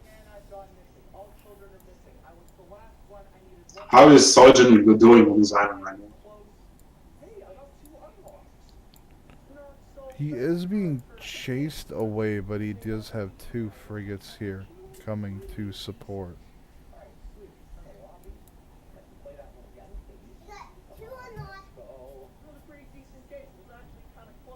I think the Georgian player actually plays pretty well. He's keeping a few ships back home as well to defend in case Indonesia comes for him. And the Fonz, I think, is outthinking even Georgia further because he probably knows that he can't win naval on 2 fronts. So he's just sitting back home himself and building up more ships.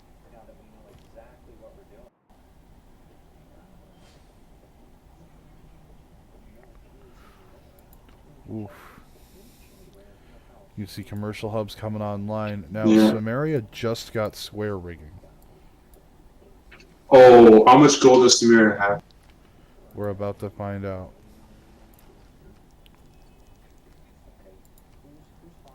Not a lot. Yeah, that's the problem. So he managed to reach frigates and survive. If he has crabs, he could maybe chop them with Magnus, but it doesn't look like he has that much. No, he did not buy into those tiles to secure them. No, he could have enough if he has a mercenary card as well, which I'm not sure he does. If he does, he could have enough for maybe 2 frigates, which would be enough to keep him alive right now, but not enough to really hit anybody. Unfortunately, once this long, bloody war is complete between Fonz and Thierry, I mean, he's next on the chopping block, and that's going to give Fonz a huge island.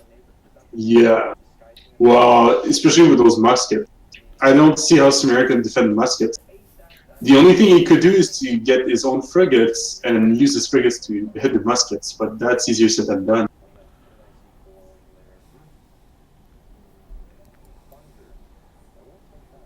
So we do see Scotland getting walls as well to survive longer. Like, he's actually holding out really well for the hard position he was put in. I still think it won't be enough, but he did delay the fonts by quite a few turns. He's actually have to push methodic. He's got the walls. There's only 1 or 2 frigates left for Scotland, though. Yes, and the rest of this is going to be a land battle. Now, if walls start cropping up everywhere, we might see a few more Jongs show up. I do think Indonesia actually needs more John, because now he's a little bit extended as well. He's on the front for Samaria. If Samaria decides to attack, he's in front for Georgia as well. And he's still fighting Scotland, so he's actually 3v1, the potential 3v1 here. If all these ships from Georgia come right over here, he's in a lot of trouble. I do think the French player here does not recognize necessarily that how stretched thin Indonesia is. If he would, I would probably go for it.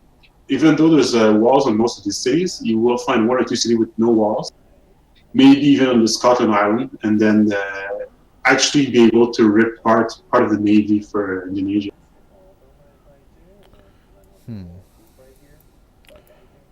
It'll be interesting. But he's sitting back and defending, I guess. Georgia's need to be more of one of the passive players in this game. To be fair, I would also build walls in all the cities for Georgia. It does give faith and some decent bonus. It's a special building, and for frigates, actually, in the frigate stage, it's very important. It allows you to move your navy around much quicker.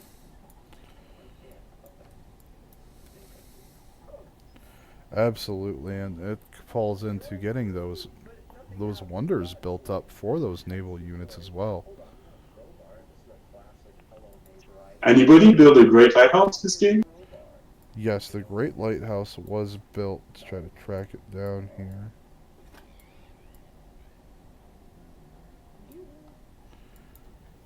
Curse you.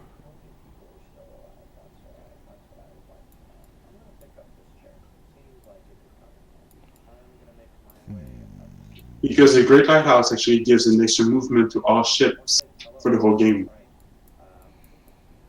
So in the early game, it's not that useful, even though it's unlocked quite early, depending on the map.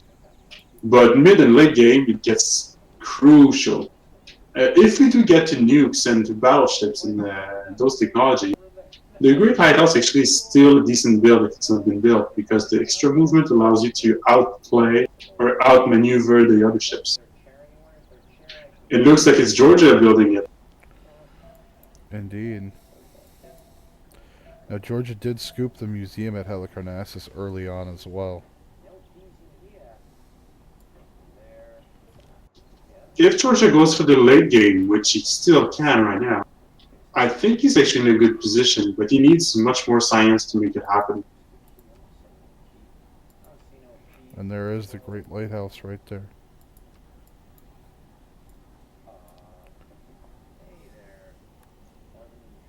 The Great Lighthouse also, if I'm not mistaken, gives some admiral points per turn, but this is not the main bonus. It's really the movement that helps a lot. What I would like to see is also Samaria pressuring Scotland at this point, just to make sure to put a nail in the coffin, because at the moment, you could probably take 1 or 2 cities from Scotland if you want military.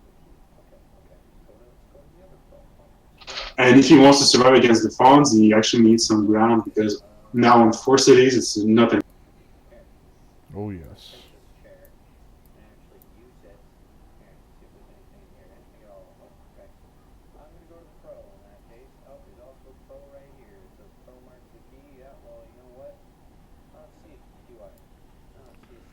Oof, goodness.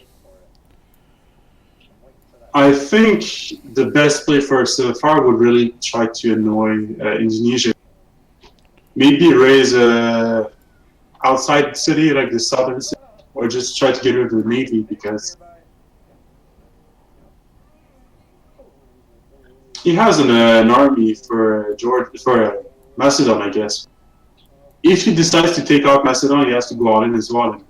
basically kill him because he will need the cities to defeat Indonesia. We won. That's fantastic. I'm assuming you just open the door and then you win the round.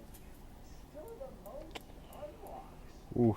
Most unlocks that round. I'm really wanting to see what's done with this fleet over here. Well, guys, These ships have just been sitting here. my webcam shut off because Maybe he's actually preparing push soon. Maybe he was just regrouping his ships or upgrading them. okay. So I know if this scout comes over here and spots all these ships gathered up, Fonz is going to be freaking out. How much fake perfume is he getting right now, Fons? I will tell you as soon as the turn rolls. like, maybe subscribe if you haven't already. Don't forget to check out Cats and Cosplay, all new Dennis mobile game, completely free on both Apple and Android. Links in the description below.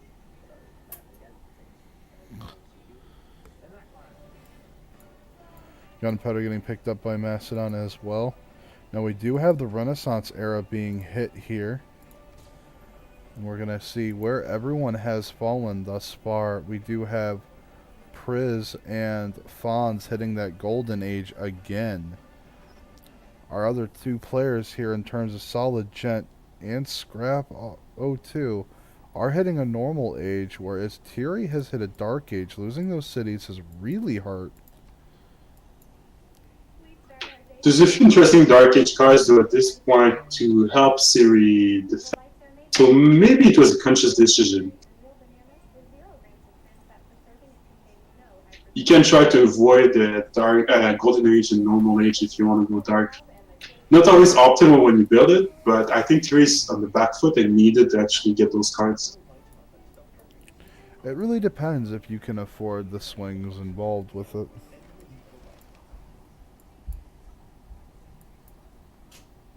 I must say, I'm very impressed by Thierry's defense. She's still alive, or no, he's still alive. I'm sorry, and he was under so much pressure. I'm getting word for a Solid Gen here though. You and Mom are going He doesn't have any ships anymore. You're going to take turns. You have it one day, Mom has it one day. He is down to his very last frigate here, and with that, that's going to spell his doom, more or less. Now again, Well, so he'll be able to hold on land. He's going to lose his capital, but I don't even see a caravel from Priz. He needs a melee ship as well in the area. even then, if he just brought a handful of melee units over just to hammer the hell out of these cities, and he could just finish it off instead of trying to beat them down. I think Priz's plan is to make a blockade. Just make sure there's no ships. Make sure he's now stuck on his island and can't do anything except maybe sim a little bit. But he won't be able to produce any ship from any city by the looks of it, because there's 4 frigates on his door, and there's also a caravel south of Alexandria by the Latmus to check if any ships comes out. Oof, here come the hits on the capital.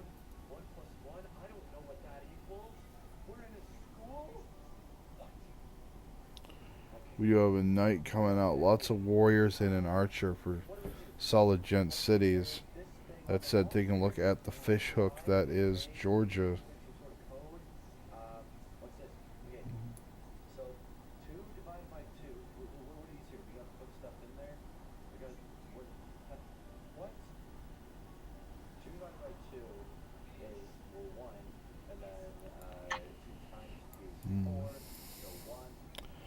Plenty of builders skirting around for Georgia as well. Lots of tiles to still improve in the background. So just a full Sim City effort here.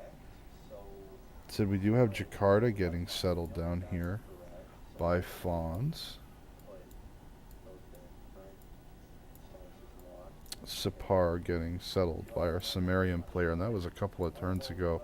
And we do have a settler running pretty far north along with these galleys and quadremes. Rather curious to see what the plan is there. This caravel fleet could get some work done if they can ambush this frigate and prevent it from joining the fight. What's that? 539, 539, and then let's do something else. 5395. Let's try that. So the 5 up. You just do it like this. 5, 3. Okay, great. Now it's stuck. Going out for this natural wonder settle here. Okay, you just can't do things. Not bad at all. Nice 2-3 mine. 95. Incorrect code? Oh no. What do these mean here? I don't understand. Okay. This one's 2, 5395. Maybe not 5395. 539. Oof. Incorrect code. What does that mean on the computer there? What's that all about? Connected to a powered cord. This cord is going to the camera here. For the projector, I mean. So that's normal, actually. That's usually what are in school. Top of the turn, we do have some big frigate shots going off.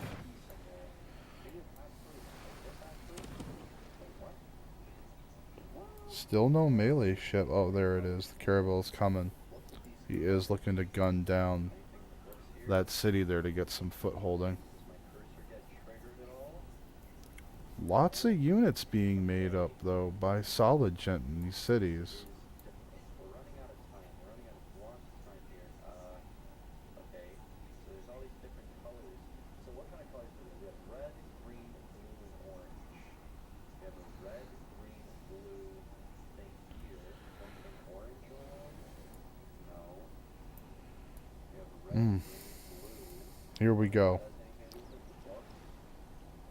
Trap has been sprung here on Fonz, forcing his Jongs and his caravels to come back home. If Priz can get the raise on this city, it'll do a lot of damage there because there's a university in this campus as well. I don't know. I have no idea. Anything out of the window here? No. What about this? Oh, here. What was that code? There's 5 over there. Yeah, I'm stuck in this stupid thing again. There's a piece of paper here. Oof. My lock combination is 7763. I have to. In either case, we do have tons going on with this match. Fonz is doing an excellent job holding on to his lead.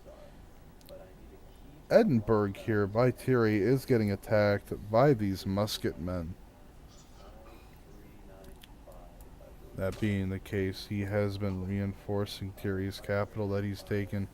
Scone is holding on for now, as is Roxburgh and Aberdeen. And now it's frozen. Fantastic. 539. We go 539. Oh, that worked. Okay. So we now have red, orange, blue, green. Okay, only 4.5 minutes left. My left hand's in the race. Moves out of the city, shoots the frigate. Let's see if he can run it back in before it gets caught. Orange, blue, green. Red, orange, blue, green. Okay. Red, orange, blue, green. Does that do anything? Oh. 9480. 9480. Okay. Here we go. 9480. Okay. Woof. There. Can we open this with the key? No. Okay. Does manage to get the catapult inside the city of Scone. This frigate here, I'm waiting to see what it does per se now. More settlers coming out for O2, really taking advantage of that little breath of air he's being given. And we did have the rays come out. That's going to deny Fonz a lot of science. Oof, down to 104. Now he was close to 130, remember. Now he does still have a monstrous science lead on people. And he's also having a terrifying lead on culture.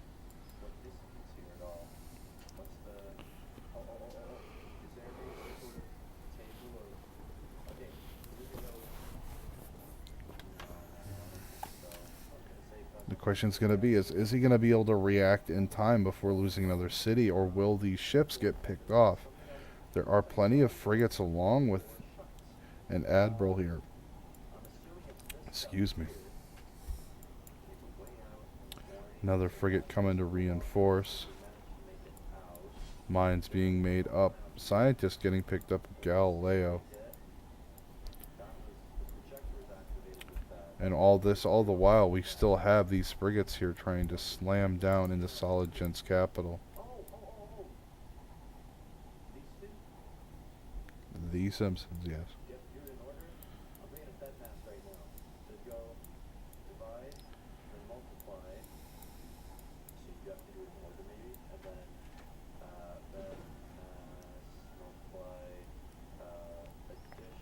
Woof. What a match.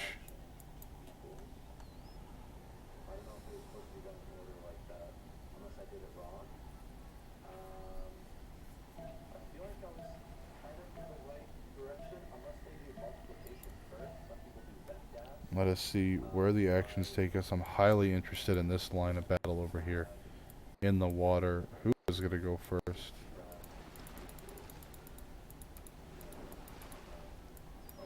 And it looks like our Georgia player got what they wanted and is running off. Taking a city off and retreating. Butchering that science count.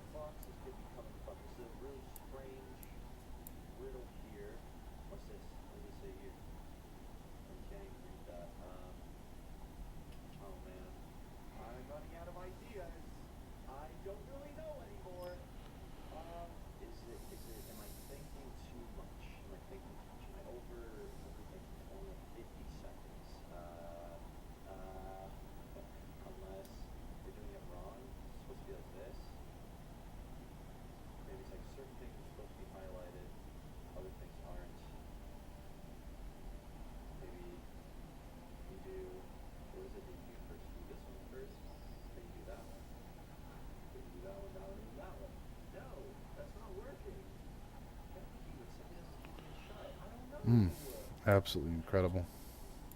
Now, Georgia does take over this city here from Solid Gent. That is his capital. However, it is not going to stay in his control, at least not for now. He is going to have to move a governor up there if he wants to keep it, and likely buy out a monument.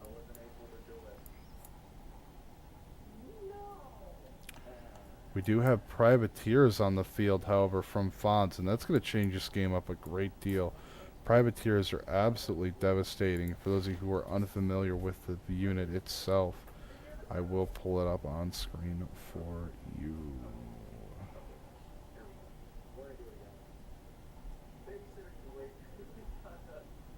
We'll get to her eventually. I really want to know how to get past this map. Okay, here we go. It has a melee strength of 40, a range strength of 50, but it's also invisible until it's adjacent.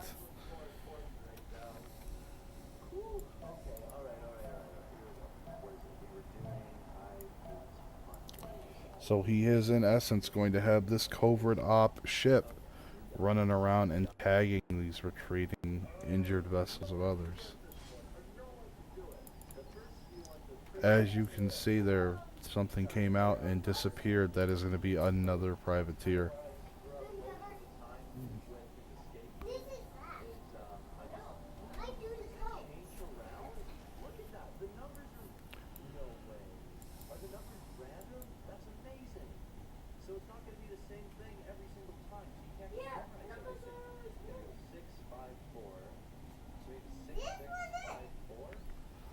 Not quite so streamlined.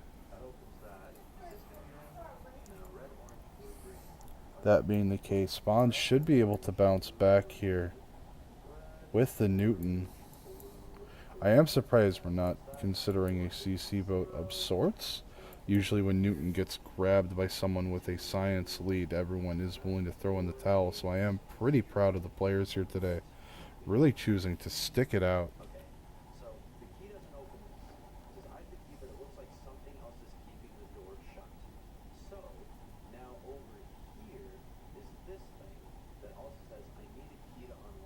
I am back. Sorry, I had to go for a second. Oh, welcome back, Agatha. You did miss our Georgia player here, Priz, tagged the city, raised it, and ran away. And as soon as Fonz pulled his fleet back after dragging them all the way here to try and defend that city and failing. He's pulled them back. Now Priz is coming back with his fleet. And Wow, what a play! and he's looking to chase these ships down that are straggling behind. Now, Fonz does have privateers on the field. You know, privateers are actually invisible They are, unless you're really next to it. yes, and if we can't even see them unless they are linked to an admiral, and that's the only reason we knew about them the first time. That is interesting. So this mod doesn't allow you to see privateer. And they have a very interesting promotion tree as well for a lot of gold. So they're specialized in killing other ships in general, those privateers. So it's actually a good play by Fonzie to get some. Yep, and here's the privateer right there. We can see it on screen. And it disappeared again. Yeah.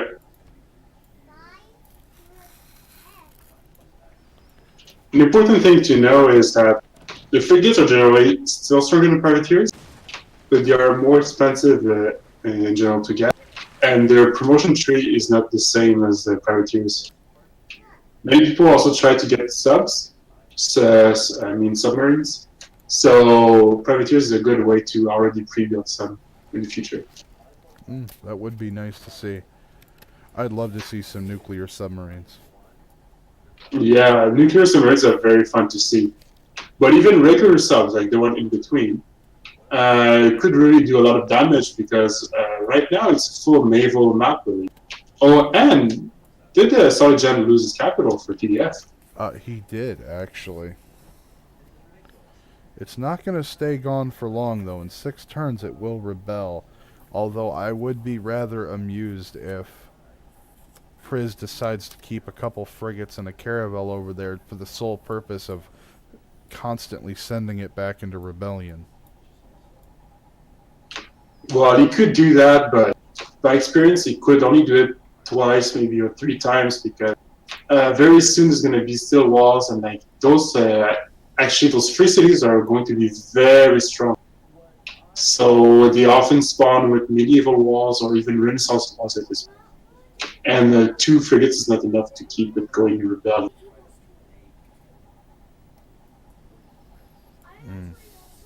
So I think we assume Fonz was very low on the Navy. We just didn't see his privateers. Lucy's actually okay. Thierry has pieced out with Fonz. I'm not surprised at all to see that either, because Fonz can't compete on 2 fronts. He has to focus now on the Georgia's invasion. Now, O2's gotta get very careful now, because he does have this sizable navy up north now that is exchanging with Thierry. Thierry also has privateers on the field, it looks like. Probably just 1 or 2, to be honest. Thierry wasn't a lot of pressure, but there's a few. There's an admiral as well. Though I must say I'm very impressed to see O2 coming back. He was on 3 cities. And look at this now. He probably hit golden and they got to buy a few settlers finally.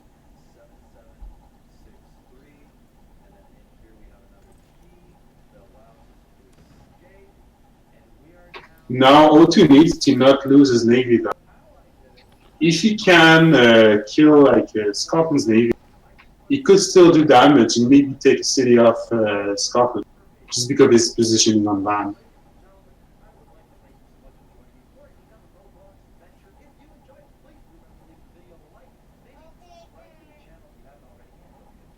It's so interesting that he decided to combine 2 caravels together and put them at the front.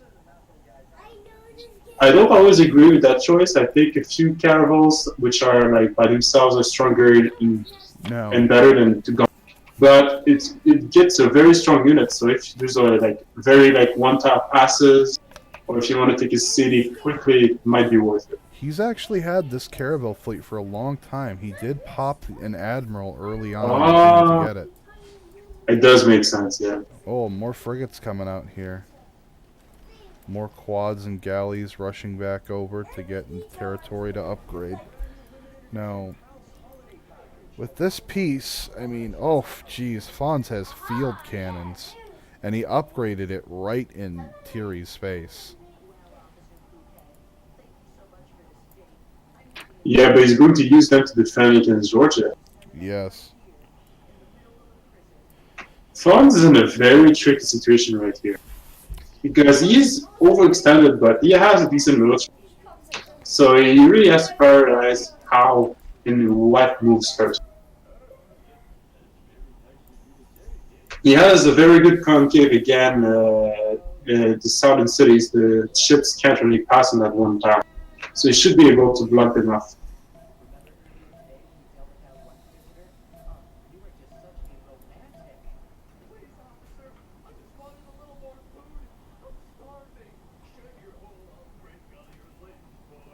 Though this was still a good move by Georgia because it did force Fonz to produce a spend his gold.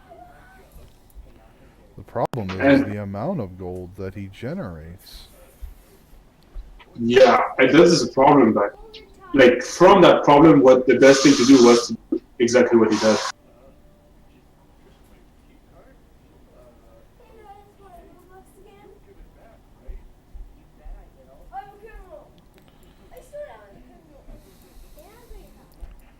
Oof.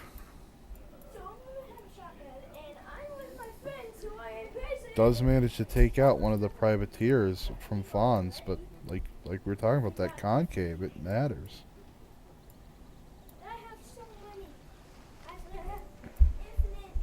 Like for example, that ship can be hit by 3 ships. So, and we know that a two-shot kills the ship.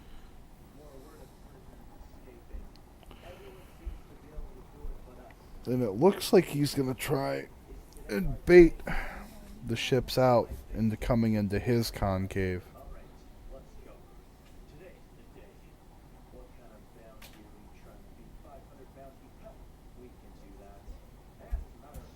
Fonz did lose a city though, we have to remember. So Georgia already made a big hit on Fonz. Yes, but take a look at that on screen. Yeah.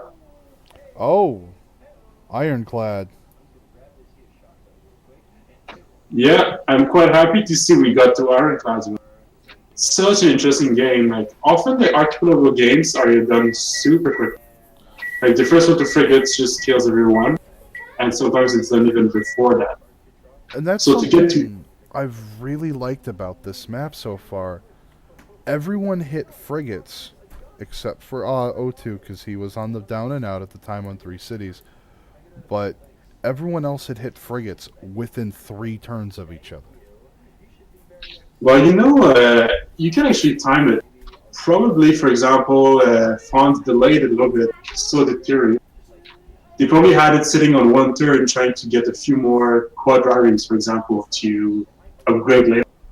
So as soon as they see one player going frigates and they need it, they had 1 turn to actually change the technology and finish it.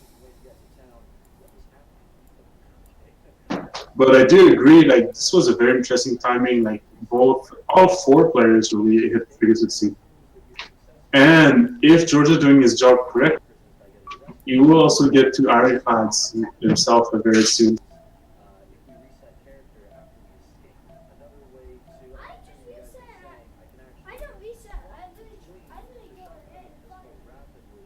Sumeria actually, if he still remains untouched and builds a little more, he could come back in this game. Now as the city count, even as this wonder to protect his new city, there's actually a defensive bonus if you set ships in that hallway.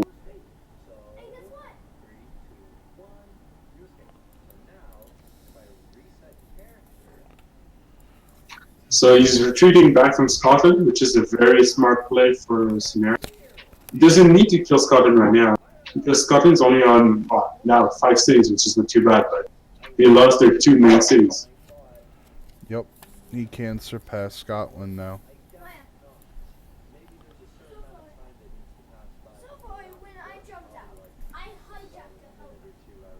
I'm really happy to see Casey in the lead with 7-5. They truly are the 2 underdogs gone in this CCC, and as you were saying, the underdogs really proved themselves this tournament. Yeah, oh yes. Look at this beautiful concave. I mean, now there's no way to attack into front. Yes, Oh, it was a city, don't do but that. There you go. Yeah, you stay back there. Don't yeah, do yeah. that. And look At the at- same time, you could say the same from Georgia. France can't attack through the Palestine area. even It's if he defend. gets through this choke and he just goes around, I mean, you have 3 kind of choke points there as well, and it's just a Yeah. nightmare. But I think Georgia's the safest player on the map because he has a front with the front. It's so far from its mainland. It's free to sim. Look at all those lines in his line. He has so much production.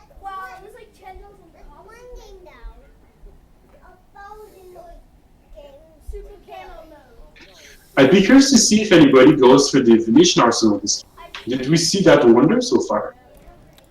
We have not seen Venetian Arsenal get dropped once.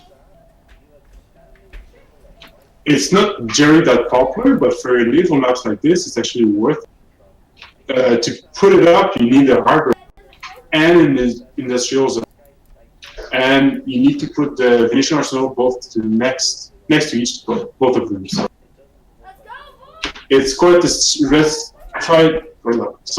quite restrictive, but if you manage to do it, you get 50% off ships. So that's very strong for the blade.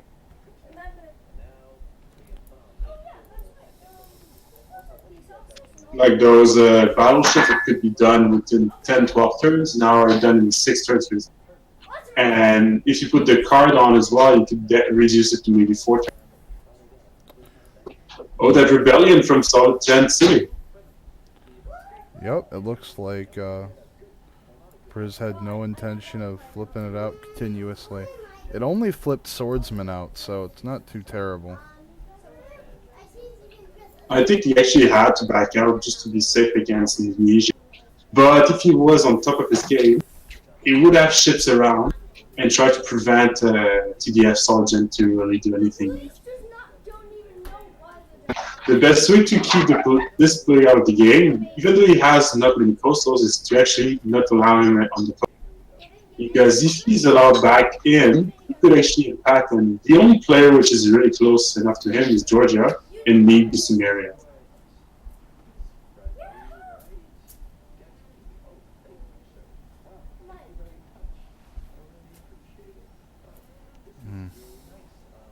So those invisible ships that we were talking about before, it takes 3 shots to kill a frigate. So they are not as strong in that sense, but they are more. They have more HP. So the frigates also need more shots to kill them. They also have melee strength too, for when that comes into play. Yeah. And it's not bad either. Really, actually, will have an impact this game. It's not only about the range. The Ironclad, if we see it happening, could really turn the tide of that front against Georgia from Indonesia. There used to be a cheese strategy, which is still doable today, but no hard. You would go for Ironclad, and you would make it a fleet as well with another admiral. And this Ironclad would be so powerful that you could take over any city. Take a look at the religious lens here real quick. I'm getting notifications from the religious lens. Nothing really standing out. Just the passive spread going on. What's the religion for Indonesia? Indonesia's religion was choral music for that culture, and then tithe. Oh, okay. That's an interesting choice. Because of how fat those cities are getting. Look at that, 15, 15, 10, 12. And every 3 is an extra gold per turn. And that's how they probably kept up with gold with this gold income. We needed the gold because those songs were so expensive to make.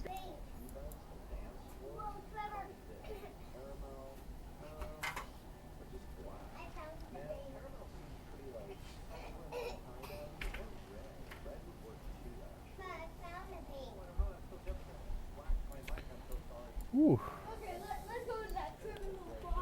Ironclad of his own over here with Priz. Yeah. Chris is having a phenomenal game, to be honest. We didn't see that flashy plays, but he managed to defend like Macedon pretty well.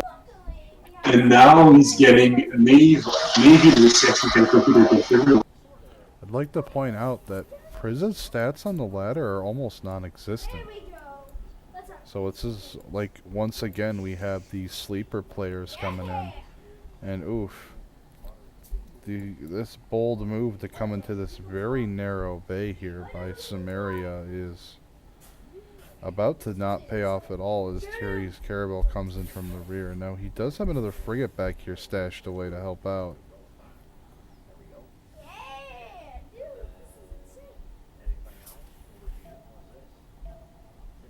There's a bit of noise here, I'll be back soon.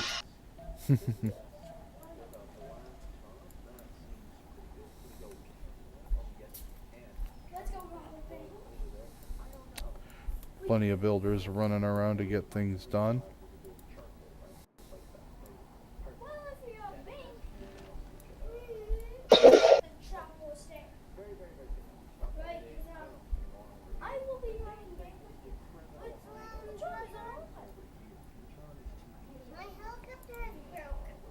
I'm sorry, your helicopter broke.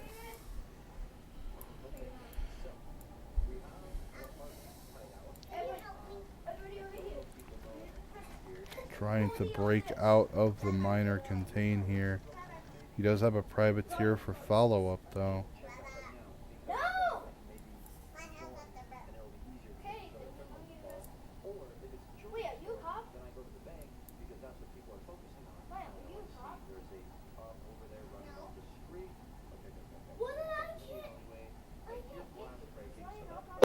I'm back.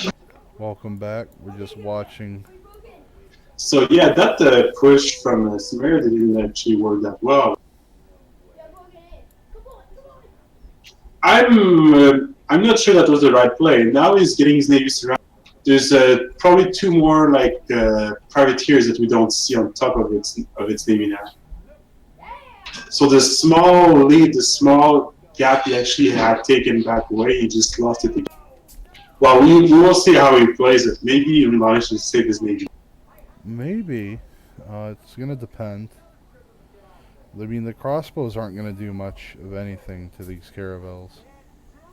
My main concern is the ships we don't see. Like, there's probably 2 or 3 privateers right in the north of those 3.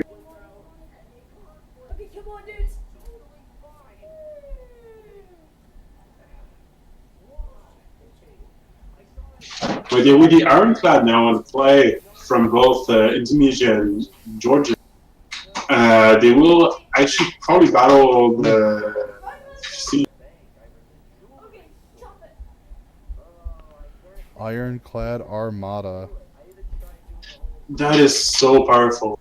Actually, I don't know the math behind this, and we don't play this kind of game very fun, but very often. I wonder if that one shots. I don't think it one shots yet. Maybe with the admiral as well, it would one shot a ship.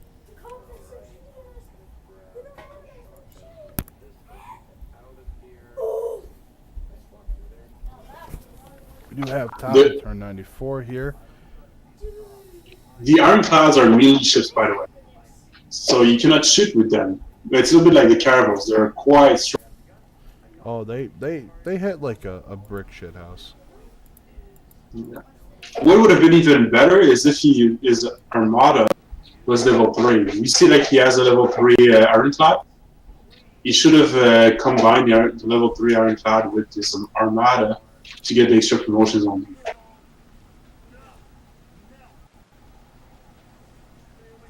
him. Yeah, the French play is looking very strong here. I'm quite surprised. What's the science now? How's it looking? The science right now is looking at Fons at 150. Galileo is starting to kick in. Priz is at 74, so is going to start falling behind pretty sharply. Needs to take another city off. Solid Gen at 42. Thierry at 33. And O2 is up to 51 science. Now, Yeah. Fonz, O2 just needs to save his name. Fonz's culture has dropped to 57. Priz is down to 30. 32 coming out of Tier 8. 22 coming out of Solid Gent. And 17 coming out of our Scrap Player. So that probably means Indonesia went for pen rushes for the last. This Armada has an Admiral. Yeah, now I'm not sure, but I think it does one shot to John. But I'm not sure. That's terrifying.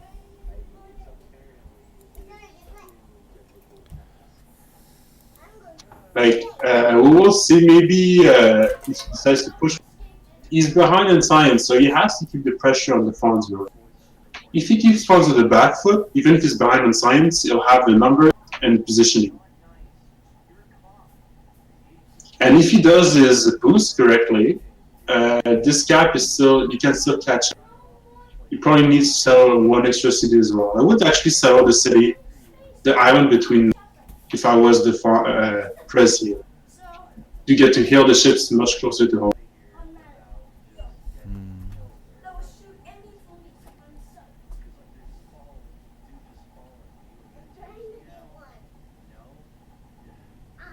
I would be very curious to see as well if we will see some planes. Because planes, carriers. Yeah, but planes do demolish shit. It's one of the hardest counters to ships there is. Thing is, it's very hard first to get to planes, and second, it's very long to build planes. And on a naval map like this, you can have a few airships maybe on some of those tiny islands, but you need a city there to have an airstrip. So it's going to be mostly aircraft carriers, like you were saying. Maybe. Now we do have a couple of frigates out here from Priz. All the way out here just below Samaria cities. Those were the frigates that were in Solid Gent's capital before. I think he's keeping them there to know what's happening with Samaria, mainly. Or maybe to harass the Fonz if the Fonz moves away too far from the cities.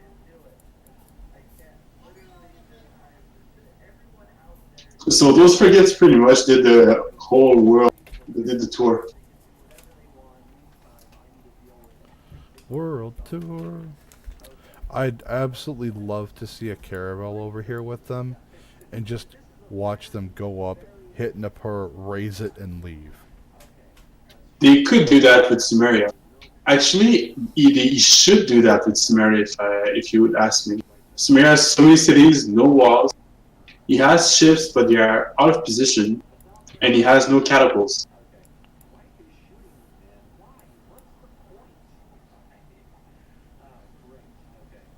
Maybe he does want to keep Samaria alive, though, because Samaria actually slows down Scotland. So maybe that's his thinking here.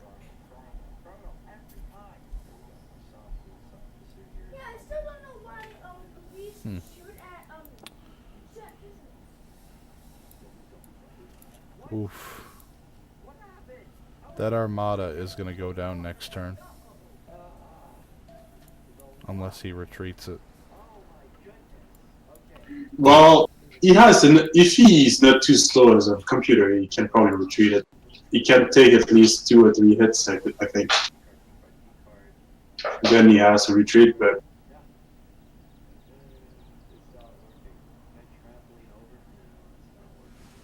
Yeah, I'll be fine now.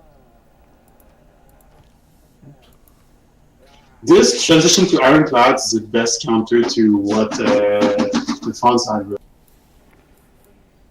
Unfortunately, he's at a tech lead and a culture lead. Now this Ironclad Armada has gotten its 2nd promotion online.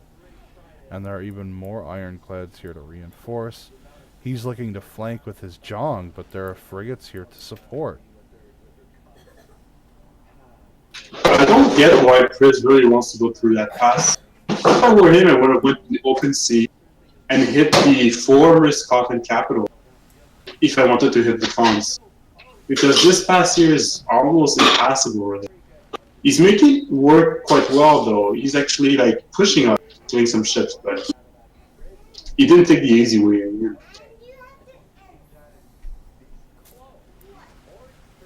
And we just saw the beauty of those privateers as well. When they do kill ships, they get gold because there's a promotion for it. And those privateers also are like the Viking longboats. They can pillage the coast. So if he manages to get them on next to someone's land, he could actually pillage like horses, everything there is on land. Could even steal some buildings and settlers.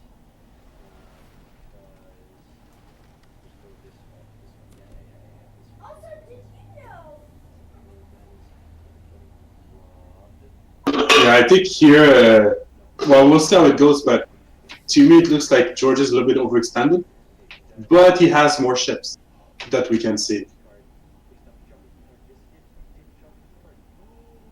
He has to be on top of the play. Probably he has to back off a few ships. He might have a few promotions to save a few others, but the phones will try to narrow pin down each ship one by one, and he has the position to do so.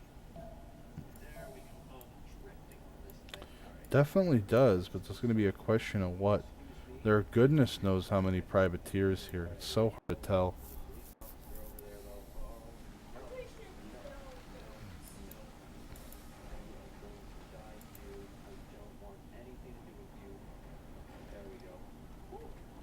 Faust decides to play safe. He doesn't know how many ships there is behind, so he's backing off his northern, I guess, track. But if he knew there was only 2 ships, maybe he wouldn't have done so. So that's a very good play by Priz. Basically intimidation. Very fair point.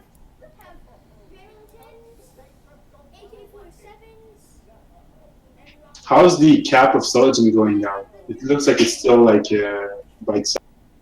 It's still free. Mm-hmm.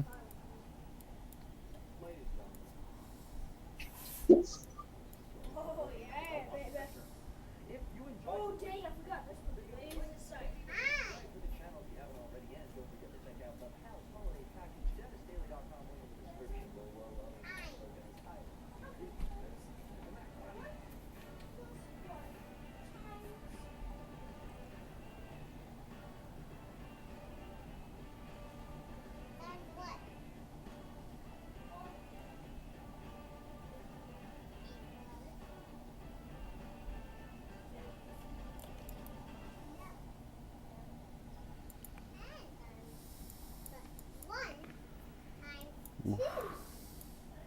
Look at all of these chariots made up.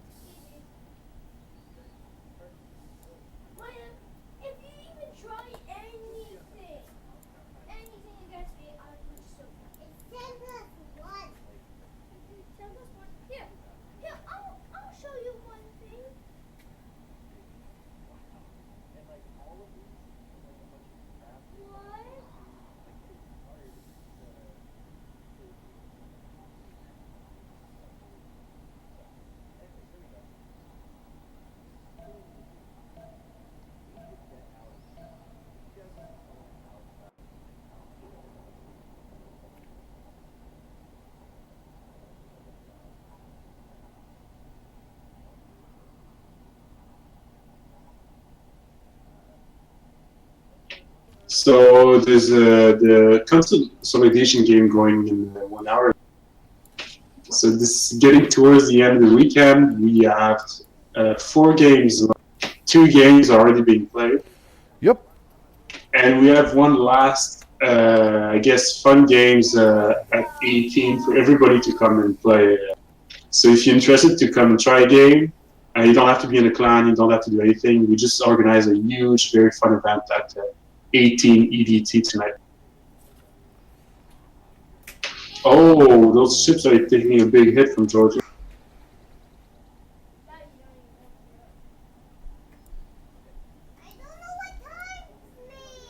He has punched through, though. Yeah, Defon's really playing on top of this game here. I'm surprised what he did, though those ironclads actually pushing as well in through that pass. Oof. Took the walls down. Can they do enough damage? If he hits with the triple promoted and then the Ironclad Armada? I don't know. 56 strength. He can't take it this turn. Maybe next turn. Though we have to remember there's probably still at least 1 or 2 ships to hit in here.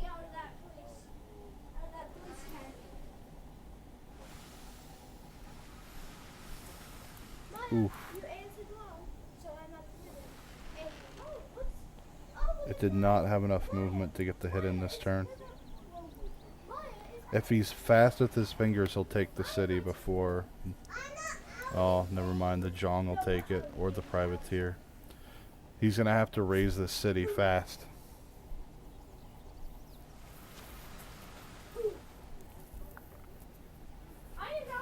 If he manages to raise it though, it's exactly what he needs to do because the France is so ahead. So this is 1 less campus, 1 less harbor. Oh, Would really help out. look at all these admirals just... I must say, I'm very impressed by that push by Georgia. I wasn't sure if it was going to win to work.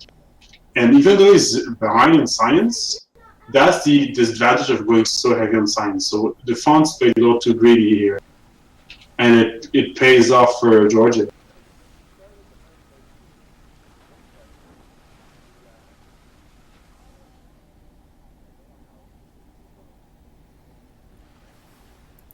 There's also another FFA going on at the same time. It's at Pangaea with Barbs. And it looks like it's getting pretty late game as well. If you ever want to watch, you can watch on the CPL YouTube. In 45 minutes, it's going to be the consolidation game for third and fourth. The finals is in 1 hour, 45 minutes.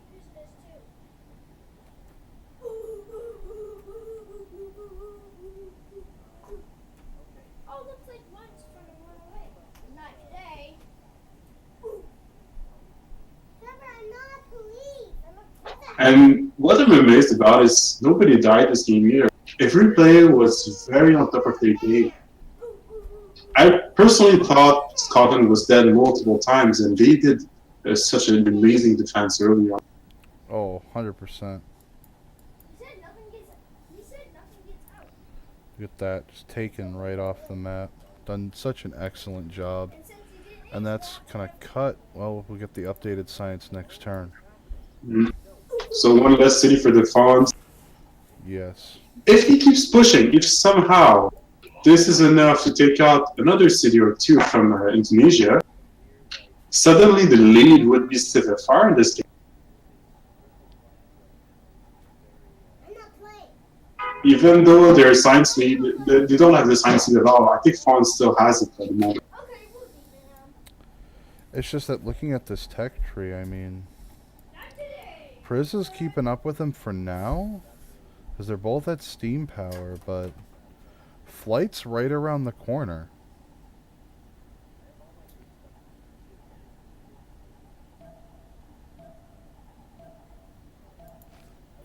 And once Flight comes into play and we start seeing airstrips get thrown down, that's going to be a determining factor on things. The Renaissance era is ending next turn.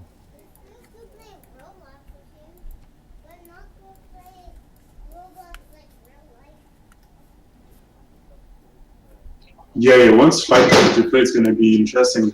But the thing is, for Flight, you can't beeline it that much. You have to get other technologies before as well.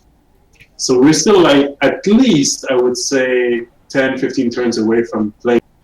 If they go for planes, because I'm not convinced either they would go for it. I think Chris needs to keep the pressure on the Fawns here. And he probably needs to get a few more ships, even though he has a few, to make sure to keep Solid Jet, TDF, flyer at bay. He doesn't want to get backstabbed from behind.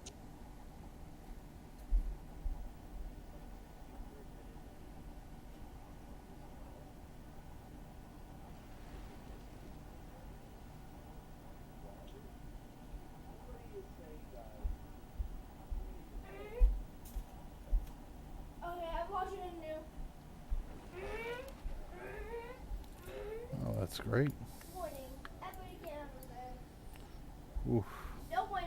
Chris taking shots at Lampung here. Doesn't have the means to really get at it, though. See Jakarta's border here, though. He will be able to take that if he so chooses. I wonder if you will try to keep some of the cities, or you will just raise them. Honestly, it might be better just to raise them to deny. Well, either way, it's good to take them away from Indonesia. I think raising is the safest play, but if he wants to take a greedy play, which he's not known for that. He's known for being very safe.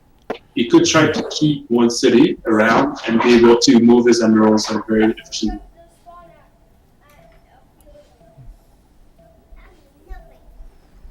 I saw a lot of knights also for college. Yeah, I'm not You too think sure. he's actually going to try a land invasion?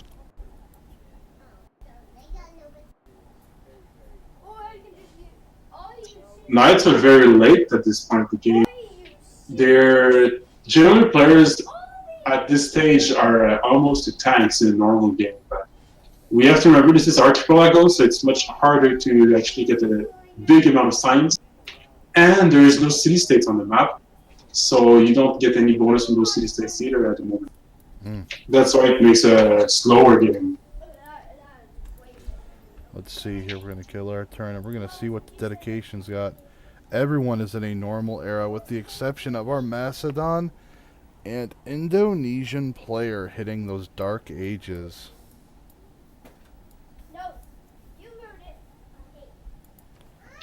Well, those knights on turn 101 is just too late, if you ask me.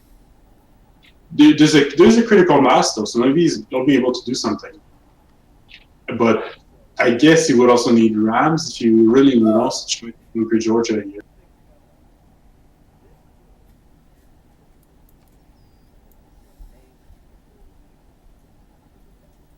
John, What? wake up.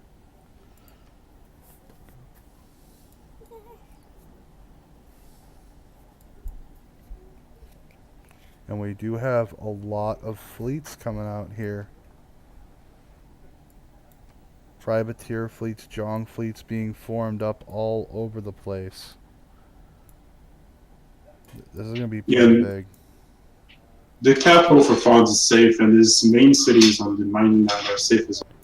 Oh, because of the Dark Age, he might actually lose back to Scotland City he captured earlier this game. Because he has not enough loyalty to keep it, and he lost cities that were close to it. Even with Victor. Oof. Yeah. He has a unit garrison, has Victor, probably a monument. There's not much more he can do. Well, he could get a monument, but he probably already has a monument as well. How's the front between Sumeria and Scotland going this whole time? He's holding. And he's actually, amusingly enough, plugged frigates and a privateer up into this little lake. Okay, so Oof. I think actually this forward settle from Scotland is a mistake. That's not a forward settle. He took that city. He took the city. Oh, really?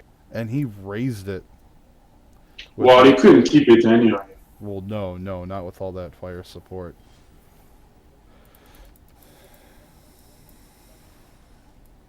Because Sumeria is playing safe finally, that's good. So he should be okay to transition into himself some ironclads. He needs some. Yes, but Thierry has bombards. He can't push on Thierry, that's 100% certain. But I'm more worried about what if other players come for him. Although, because of the politics of this game, maybe he's actually still safe. I mean, Thierry is gathering up a small fleet over here. Oof, buddy. That caravel. Thierry needs maybe one or two more ships, and then he can basically trap all the ships in that small bay, and they'll all eventually die. I don't get importance of that Hardington city.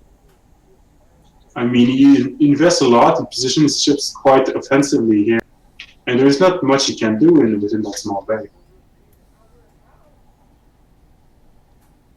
Maybe it's the only city he can actually reach with this, but with the bombard and a frigate, actually 2 bombards, a frigate, and a crossbow, there's not really any chances to take that city out.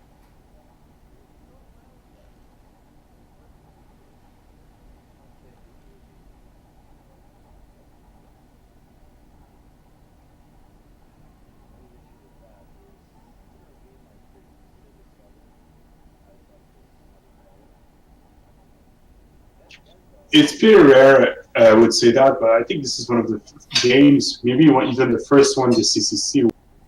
The planes might actually be the good option to transition to. Battleships are online for fawns. There you go. That tides will start to turn with those battleships. Now let's see here. How far behind? Oof.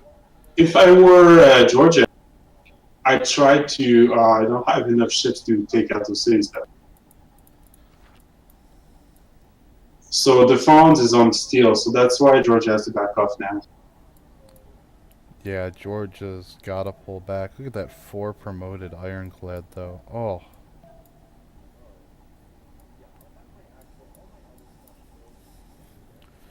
That is. But Georgia's play is pretty easy. You just get a few more ships, do the same thing as before. Don't let the Fawns come to you. And even with battleships, if he has enough frigates and enough ironclads, he could still hold this. It's gonna be rough. He's gonna have to amass all in here. And he's just gonna have to make it a death knell to try and get in. But those battleships outrange frigates. Yeah, the key ship here is the ironclad. Because the ironclad still, like, do you see the shot? He still survives. This was half HP, lost 25%. And that was against an armada. So now the ship is gone, but she gets a critical mass of ironclads, could easily hold this. Privateers, we don't know where they are in the water, but they're starting to show up, and some of them are fleets.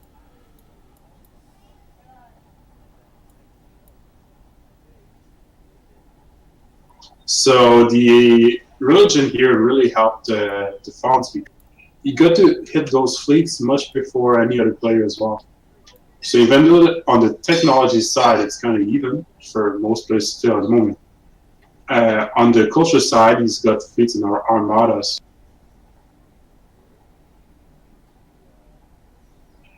And I do believe even without the cities, Indonesia is still in the lead in science.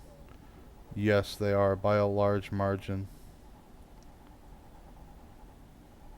130 to Priz's 80. Next closest is going to be actually O2 at 55. Well, but O2's coming back from far, so he's actually not yet in the same league. You probably need to sim up for another 10, 20 turns to be able to compete against the Fawns.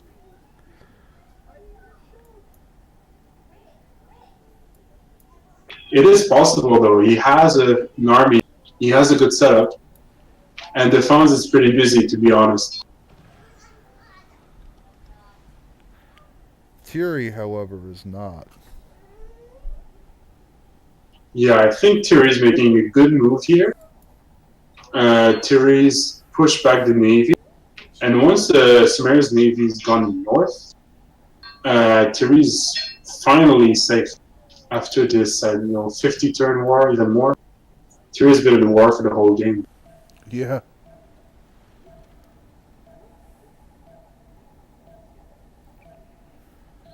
Even though Priz is behind by a lot in science, if he does the boost properly, like each technology has a boost, if he does them properly, he could still compete for a little bit more. Though he does have to catch up in science somehow. Georgia just got enlightenment. That will help. Enlightenment really Look helps at with the science. this. It's been spotted though. I'm not sure how much it's gonna do. Like those ships. Those Are ships there- can't kill that many though. True. And Sure. there are 2, 3 battering rams, 5 battering rams. And there's Wow. even more up top. Okay, that's gonna be super interesting to see. Oh wow. I mean, this is Yeah, super yeah. late for a night push, but he's got rams. Yeah, and you're allowed to hit walls with the knights. Yup. I mean, That's pretty much the best unit you could hit walls with. wow. He can't kill this many. Some of these are going to land. While the northern ones will land for sure, south as well will land. Now the question is, will enough land to take out the cities? And because he will also have to hit the cities himself. Like he one-shots almost, he one-shots a knight in the water.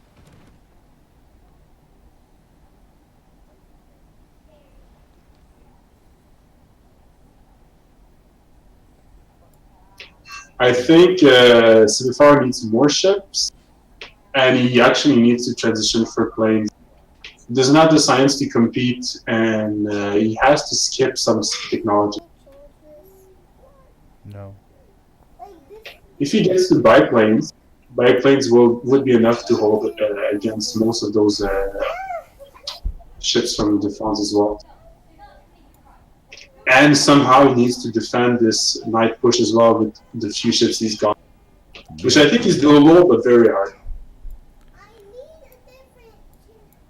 Oh, I mean, he's going to be able to kill a lot of these knights, but this swath of knights is honestly the distraction here. The real hit's going to be up top. I totally agree here. But this is such a huge investment from Soligen as well. Can you imagine all those knights, all those ranks? Oh, Good thing it got scouted early. He had ships there, so he can start killing knights 1 or 2 turns ahead of time.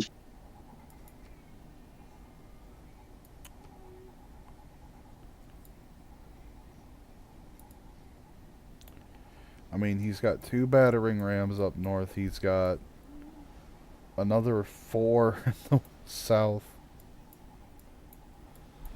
Now the question is, will Macedon try to keep some cities? Macedon wasn't really in a position to win the game at the moment. But if this push succeeds, then maybe he has a shot.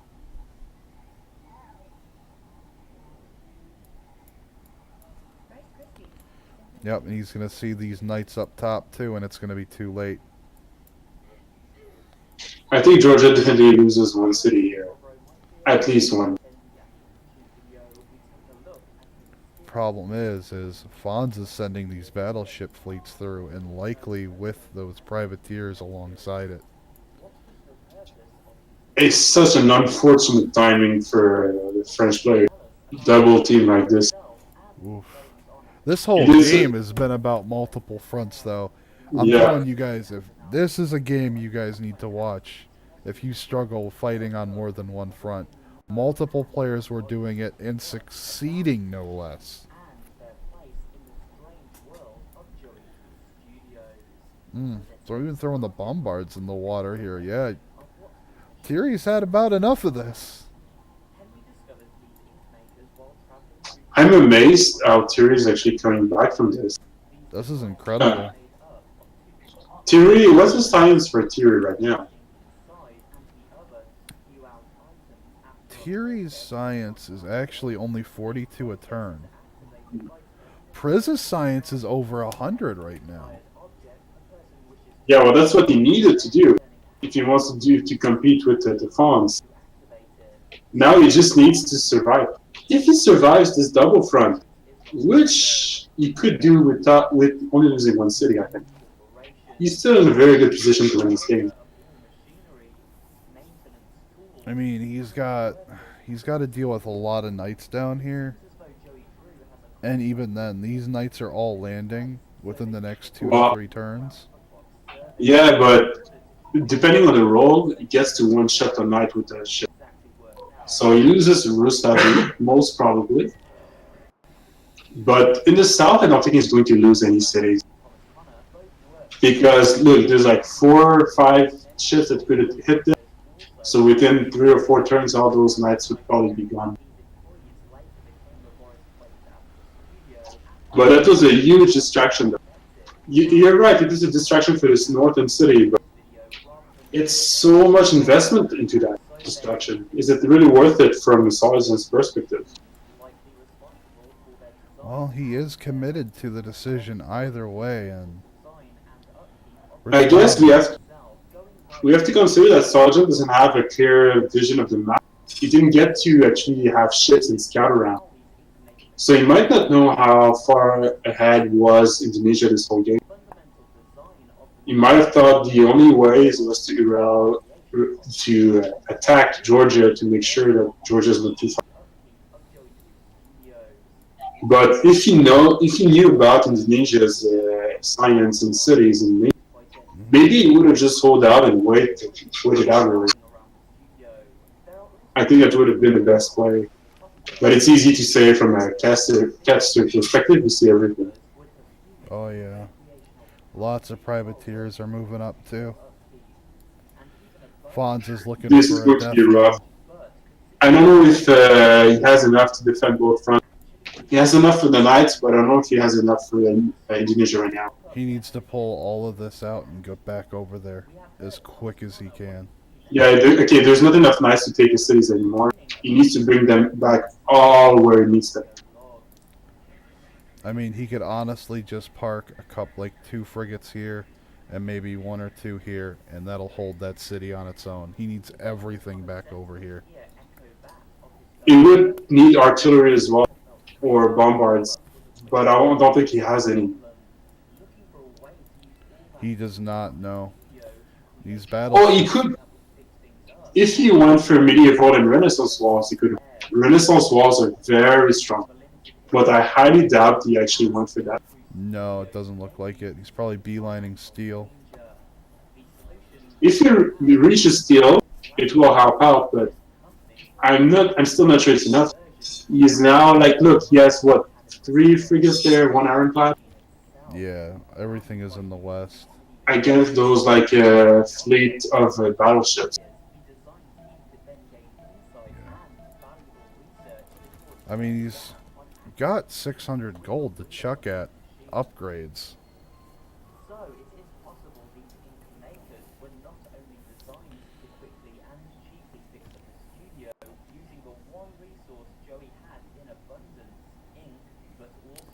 No steel this turn.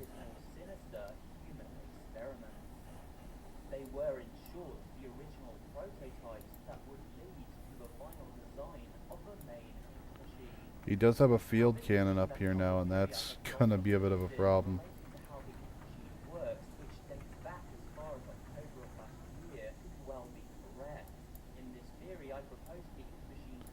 He's not gonna lose a single city, I don't think. Those knights are taking half health just from hitting it.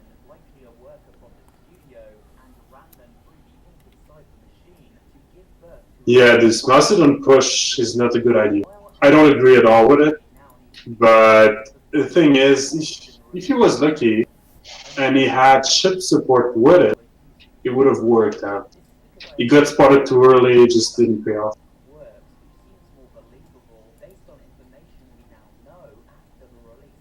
And I'm also very confused. We know he has the musket technology. Muskets would have been a better choice here. Oof.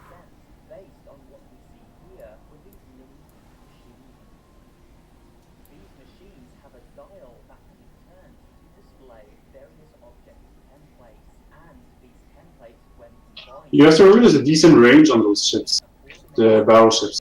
Oh yes, range 3. The problem is most of the vision in general, because you do not always have vision to it. You can have it with some promotion down. I mean, with that fourth promotion on a battleship, they're devastating. Yeah, don't even need a fourth promotion. Look at this city health. Oh, One yeah. shot. Bam! There go the walls. One shot those ships. Yeah, I think it's the end, Georgia. Very likely is. I would not be surprised if Priz tries to call for a CC.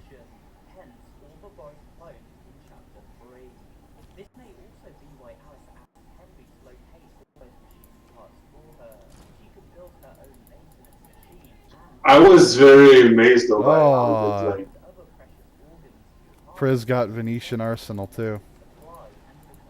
ah, will that be enough? He needs to build Where those is it? ironclads right now. There He it doesn't have any is. chops. No, doesn't have any.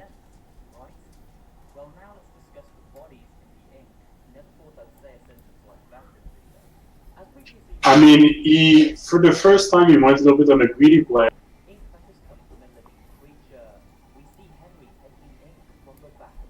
and it didn't pay off. Ironclad's just getting devastated.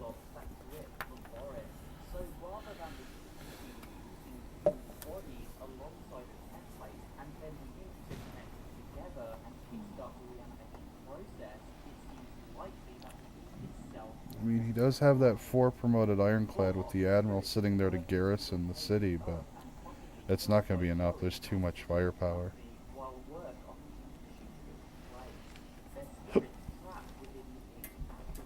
And even has an admiral to accompany and support.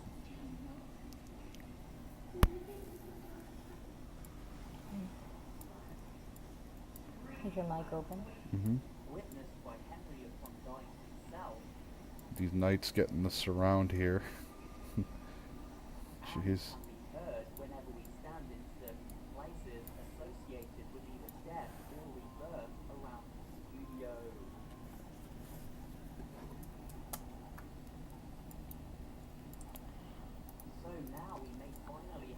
What a game, though. It has been. Like, everyone's doing exceptionally well. And cities raising, cities capturing. A true free for all. Oh yeah. I mean, everyone's fighting multiple front wars on and off throughout the game. It's been pretty awesome.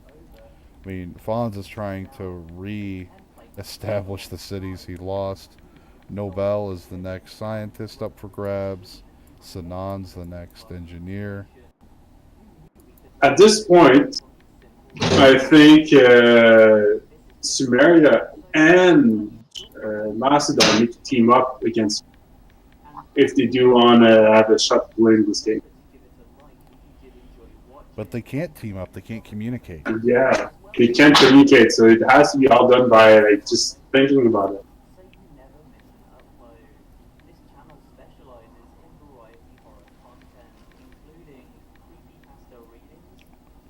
Oof. 84 health from the battleship shot. And there we go. Pody is going down. The first of many as Fawn strikes back. Yeah, the revenge here. Looks like he's keeping it. Yeah, he's putting Victor in the city. He probably wants some great ships there. That's why he keeps it. Like all those like privateers.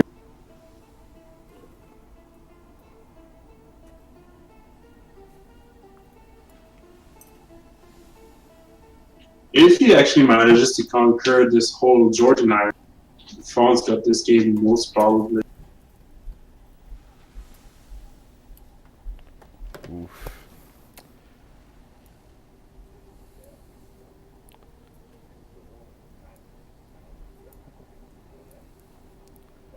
And it looks like he's gearing up to send more units over. He's gonna upgrade all these Seposts to muskets. He might actually get this city up top. I mean, there's a frigate over here now.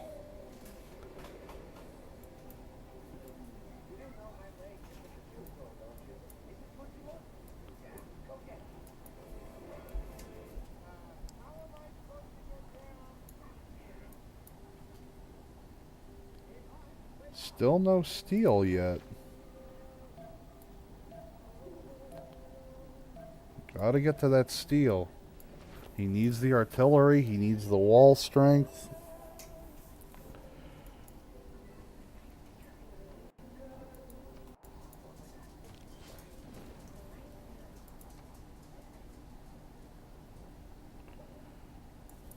Macedon got military science done. Georgia's completed military science. Wow, not there. We're not gonna see steel in time. 2 techs away. What a brutal free-for-all. It was an absolute blast, Sarnet's casting this game. Like, it was a slugfest from the very beginning. I mean, you want to talk about highs and lows, ups and downs. These 5 players have shown it. Multiple front wars throughout the entire game, having to juggle a lot of different scenarios, having to make really tough choices. If war is something you need to work on, this is a game you need to watch over again. And it will be up on my YouTube page as soon as the stream's done. I highly encourage you to check it out. Make sure you go check it out because Sarnet has actually a lot of very fun content. He has other Civ, he has other games as well, and it's always enjoyable to watch. As Sarnet, there's actually a caster needed for the consolidation. So I think I'll be heading this way, but it was an absolute pleasure to be here for this FFA. Alright, well, good luck to you over there, and thanks for joining. Well, it was good luck to you as well. I hope the game keeps surprising. It has been so far from the beginning.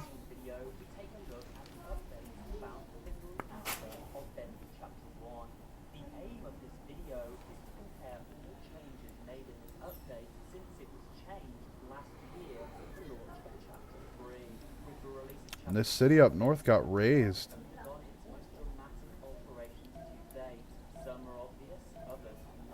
Goodness.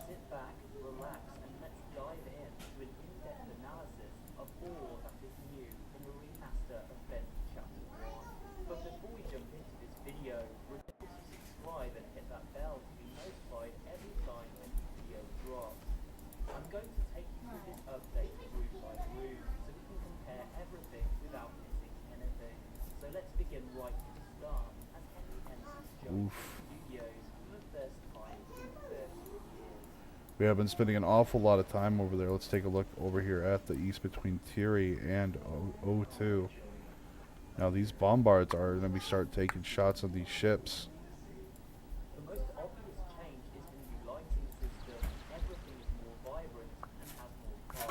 Gotta be careful, he might lose this bombard.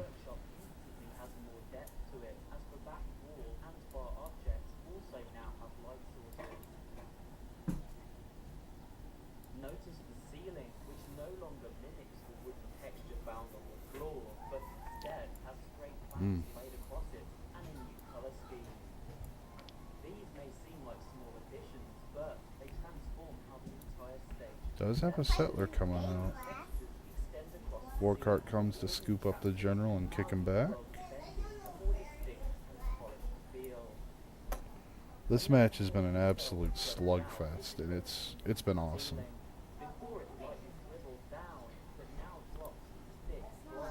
That said, we will see Batuvi get taken either this next turn or right now if there is an ironclad in the area. Nah, the ironclad got the hit and low rolled. That's unfortunate.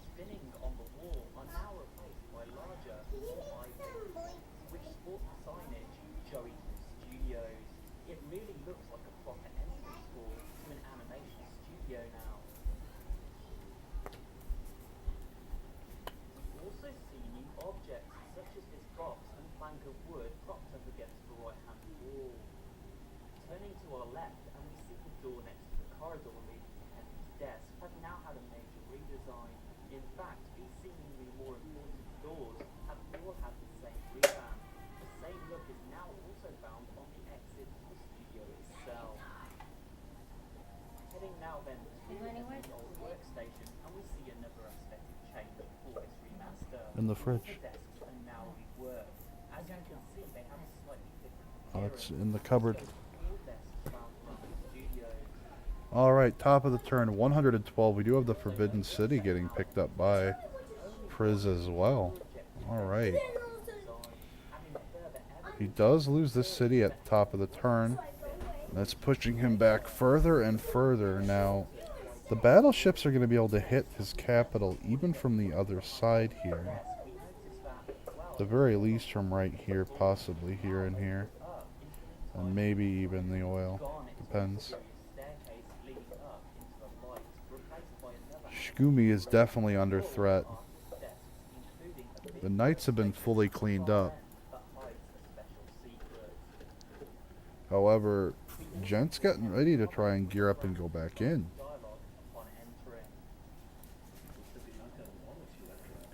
Out east, Tiri does move back the injured bombard off of the oranges and keeps this one on that hill as he surges forward with his own frigate fleet. He needs to get his troops reconsolidated though so that he can go in together. He needs to get these frigates whittled down so that they can't instantly kill his bombards.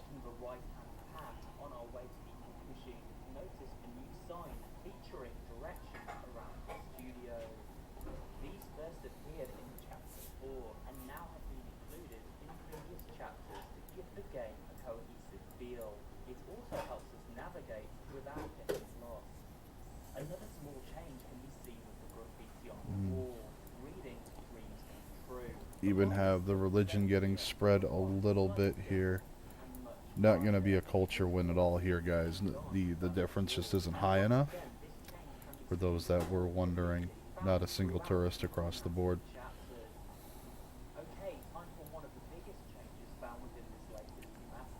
Bond's continuing to settle and spread religion to his new cities. Now he did raise this one. Oof.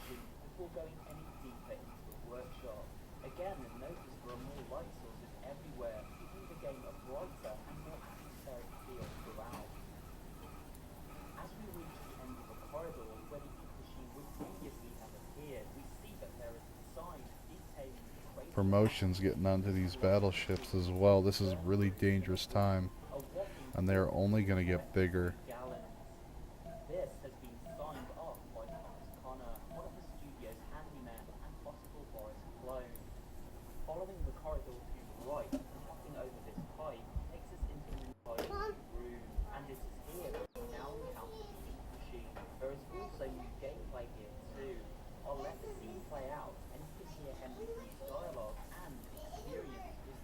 Oof.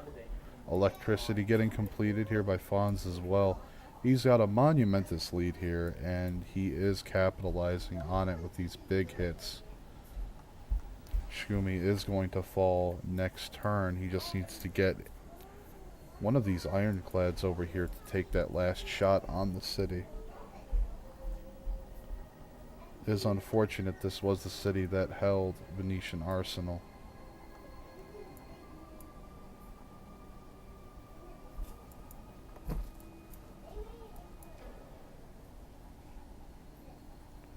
One of the bombards going down here in the east. Frigates moving forward and taking shots though. Cleaning up a lot of these ships. This bombard will unfortunately die next turn.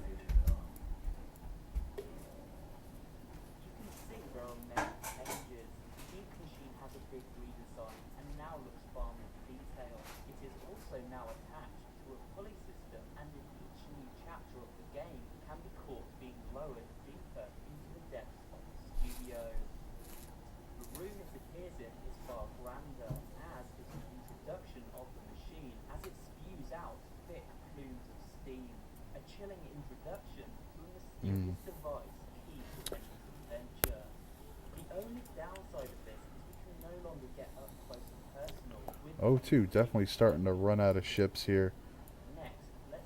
This war has just been explosive non-stop.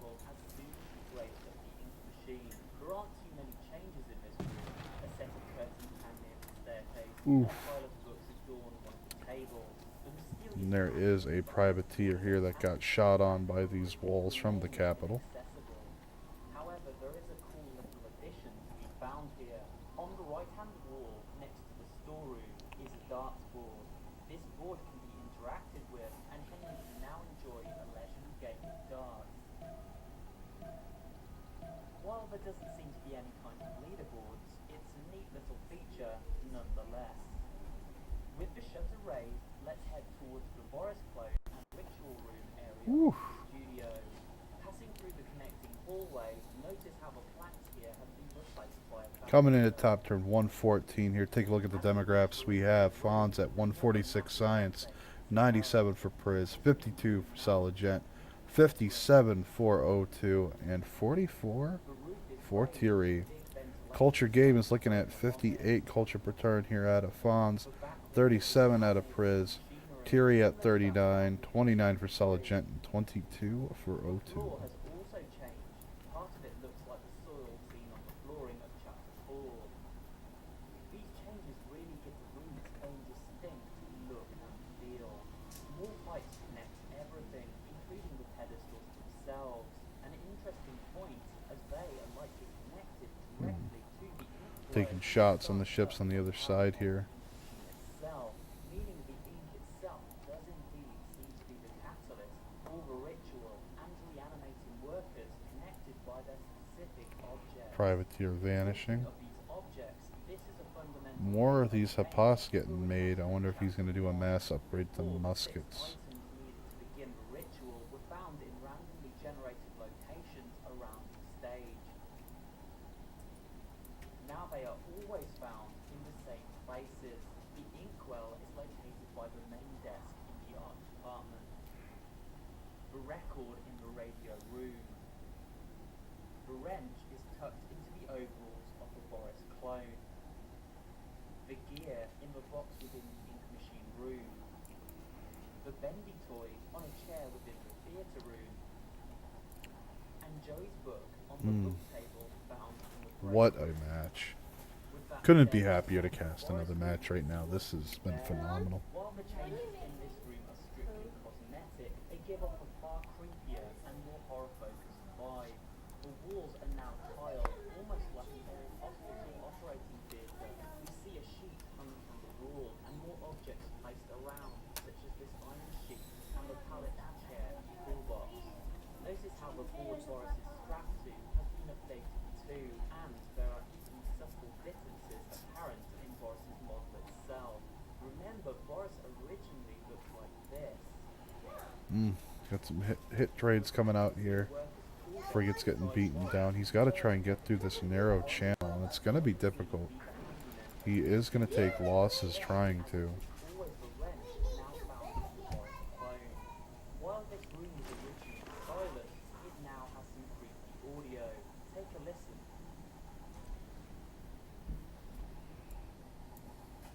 I mean, if you can flood one through, take a shot and kill this frigate off. Push more through, try and get out to here, and try and shoot this frigate. I mean, he's going to take damage, but it'll get him through that channel and on top of that city. Let's check out the voice recording. The actual audio is sent. There's only so many ways you can go about doing it. He's going to have to take the damage. Shell, a toolbox, and a coffee cup found beside it, and one of those charming work hard, work happy posters plastered above. Such a motivational place to work.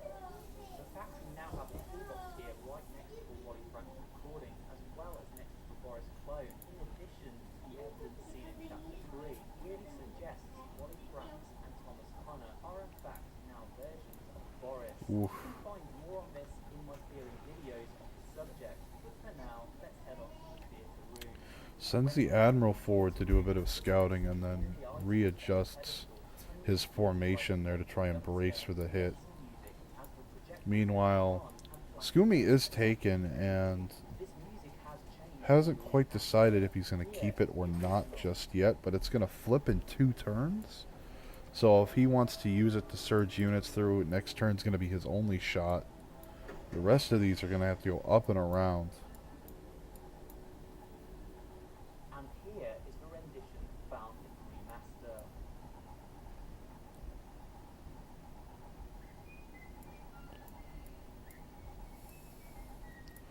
And here are all these muskets. Goodness. Yeah, he's going to try and swim these over, and there's not going to be much there. However, a big change is found in the back of a room when looking at the pressure system.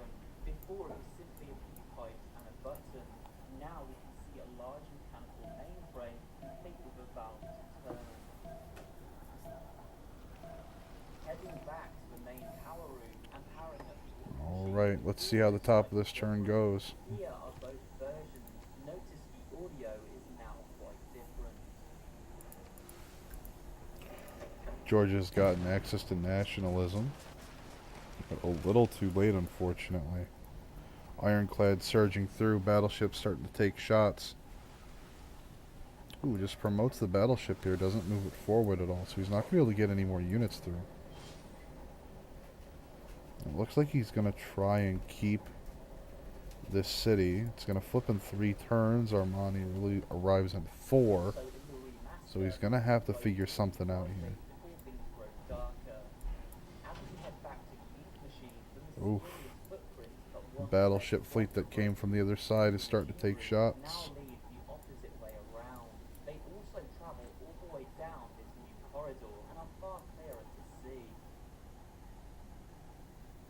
The bendy jump scare and escape sequence are now very different.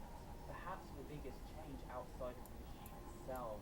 I'll play out both versions back to back. Oof. Then we'll take a detailed look Buddy, at each and every change. that's not going to work.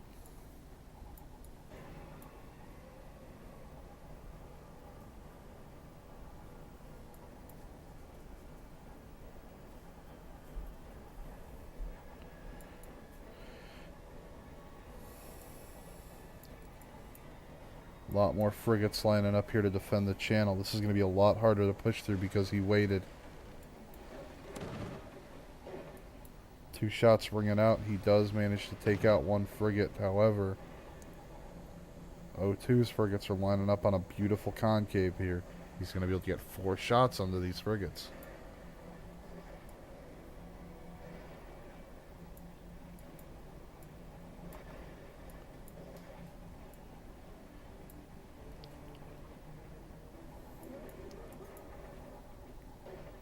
Trying to get these extra settlers up, trying to get these cities back online so we can get back on track. His science is up to 152 again, and Priz has dropped to 65, starting to fall in line with the rest. Looking at the civics tree here, you can see the difference between the players right now. Fawn's already up there at urbanization, working his way towards mobilization now. Nationalism only just picked up now by Georgia. That's the case here. We do have electronics were just picked up. So that means submarines are going to be online for the Fawns. The Fawns got this. Hey Mercy, how's it going, man? Yeah, it is looking that way, but man, if you watch this match over on the channel, on the YouTube channel when this is done, like, this match has been a slugfest non-stop. People have been having to pull back, go back in, fighting multiple front wars throughout this game. It's been crazy. This has been a beautiful match.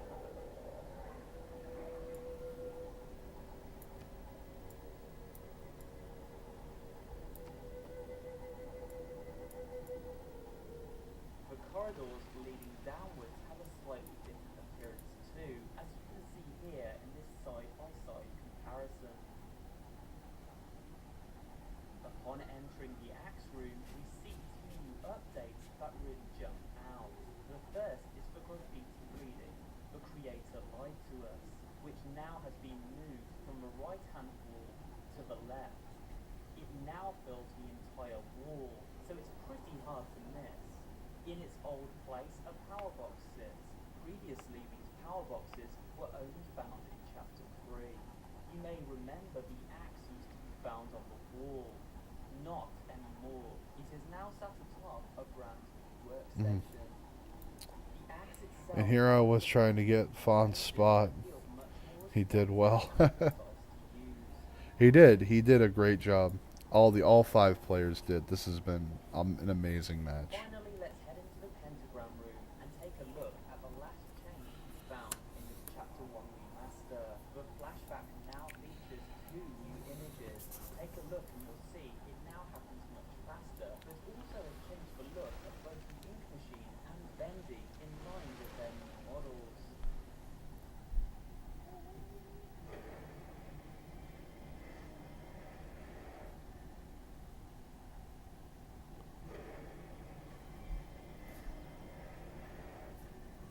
And that's it for today's video, guys. I hope you did enjoy it. This has probably been quite a long video as there were a lot of Looks like Fonz is going to get his old cities back up and running here shortly.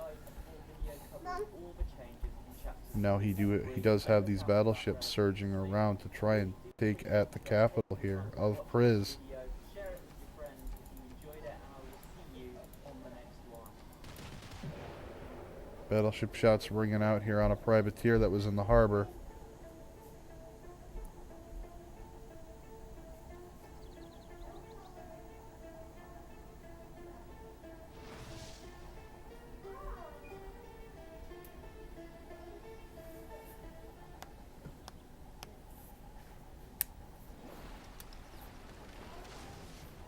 Ooh, frigate armada. Popped an admiral to do it. Hey guys, Steve Cowboy Mike here, and in today's Bendy and Ink Machine video, we take a look at all changes and updates found within the remastered Chapter 2. Quick disclaimer, this video will not reveal how to unlock new secrets, as I have made a video for that already, which I will link at the end of this one.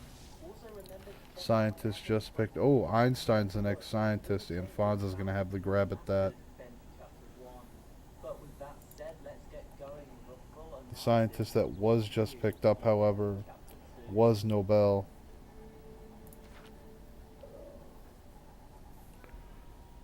Nobel is not a bad scientist, in all honesty.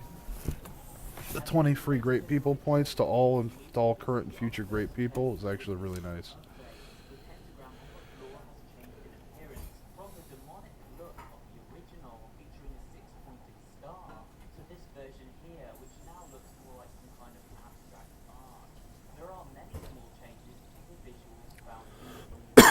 Excuse me. There we go. We do have more battleships lining up to take shots. However, now this is a little bit different here. That armada strength, increasing that city defense, is making these battleships take a lot longer to chew through that wall. If he can hit steel,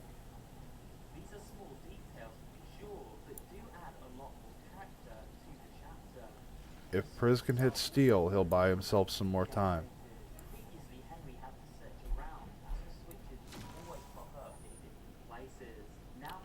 O2 disconnected.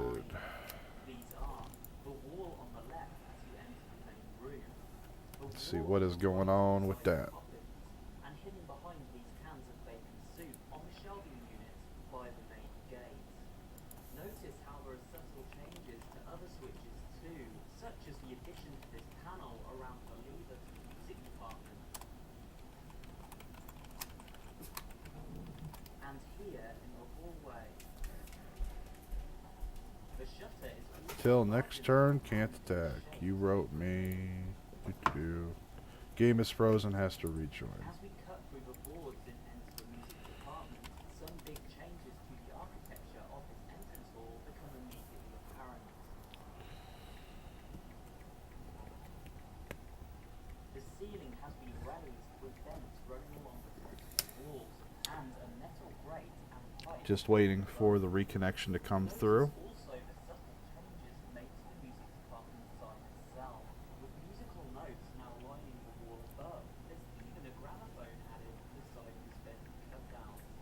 We also get There's the Thierry saying it's good to go. O2 is ready.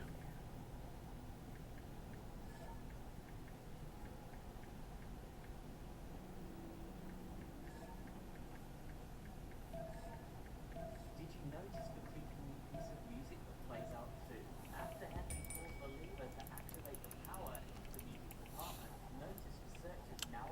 Let's see. In the original, the searcher emerges from the ground. In this remaster, it now drops from the above.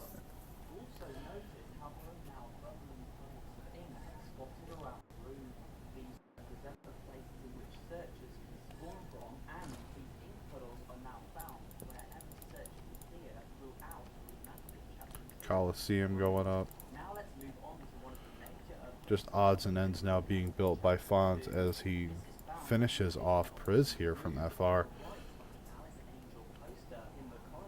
And it looks like he has every intent of trying to keep Shkumi.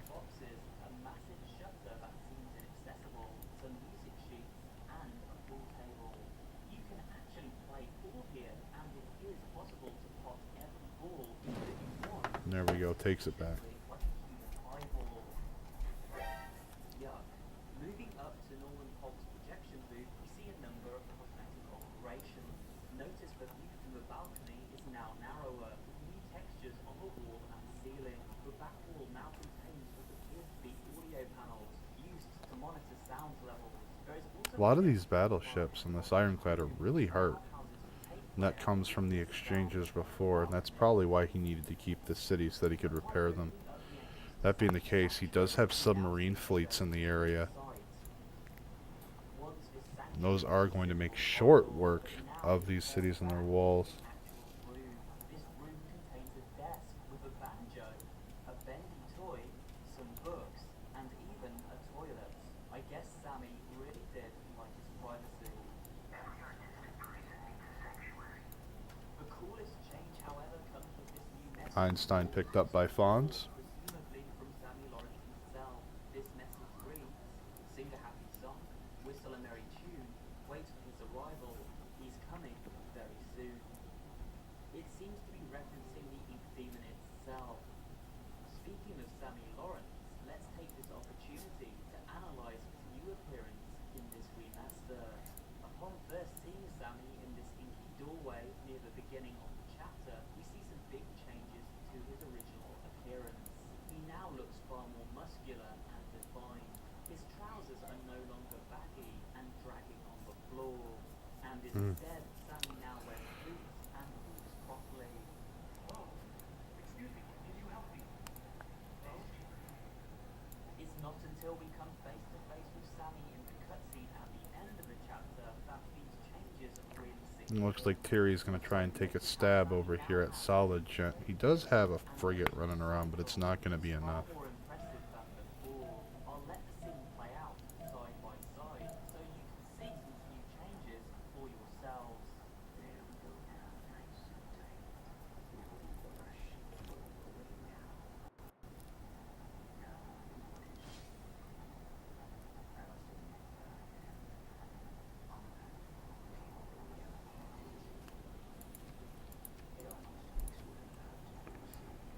Oof.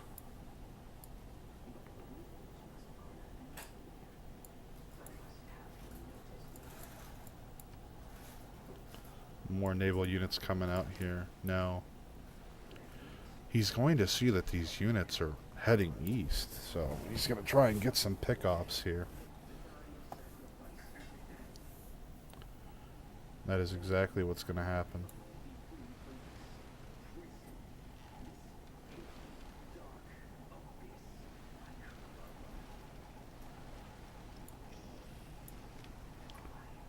Oof. Could get a nice squeeze.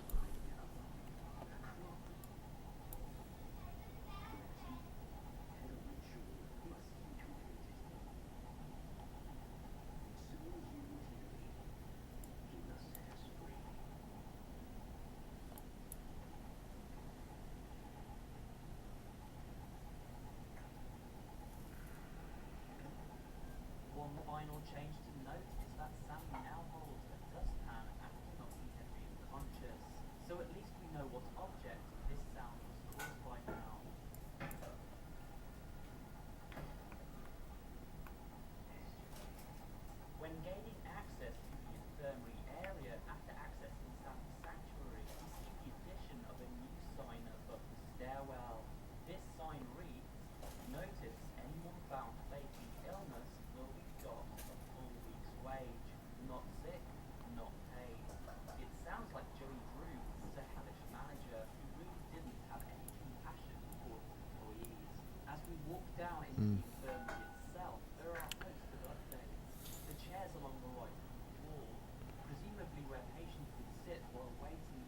salmon by the nurse. The please wait sign and the desk below it are also new. Now, in place of the table in the far corner of the room is a bed with a bendy cutout propped up beside it, and an eye test wall chart stuck on the far wall. The previously inaccessible staircase added in the prior update to Chapter 2 is now unblocked and can be accessed by pressing this newly added button.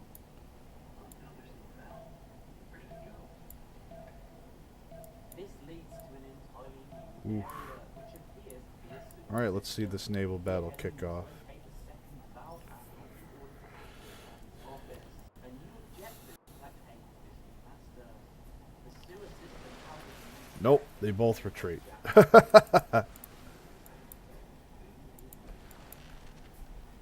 Jack Bain is a harmless searcher. They both squared up, and then they both ran away. Swish according to the holes of that elusive valve.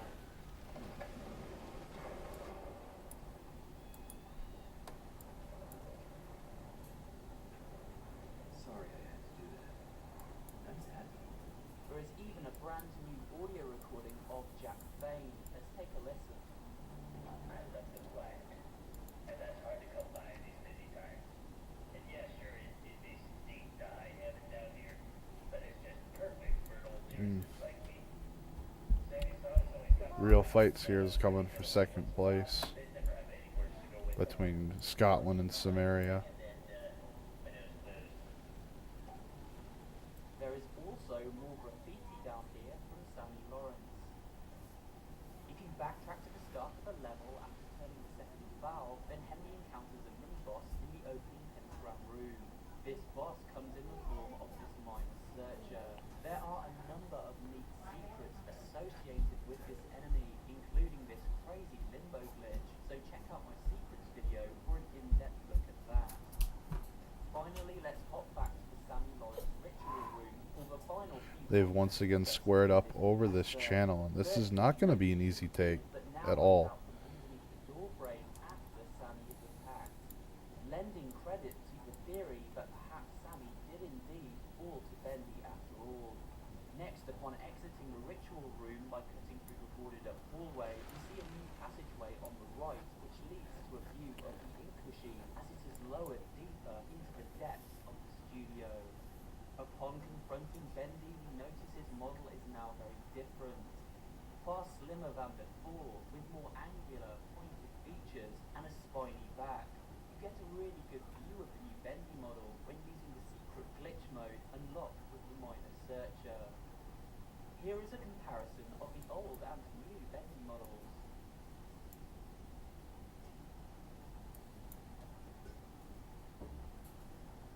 And that's it for today's video, guys. I hope you did enjoy it. I know a lot of you waited for this video for a while. Sorry it was a bit delayed. This takes a very long time to make these updates. Taking a look here at the demographs once again here, we are mostly looking between O2 and Thierry. Now, O2 is surpassing Thierry in science here, and this could turn into quite the ordeal. Now, Solid Host isn't out of the game yet and is relatively close in science, so we'll be able to keep up in technology, but Thierry was ahead in that field longer than the other two. They're still in the catch-up phase. Now, that being the case, you have Thierry at 42 culture, O2 at 30, and Solid Gent at 29. So Thierry's going to have those policy cards, nationalism and such, much faster than the others. And Fonz definitely has this game in the bag. It's just a matter of time. I mean, we do have a 4 promotion battleship here that's shooting at range 4.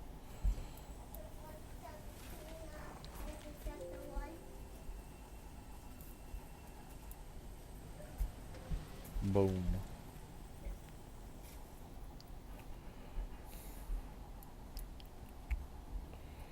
Mom.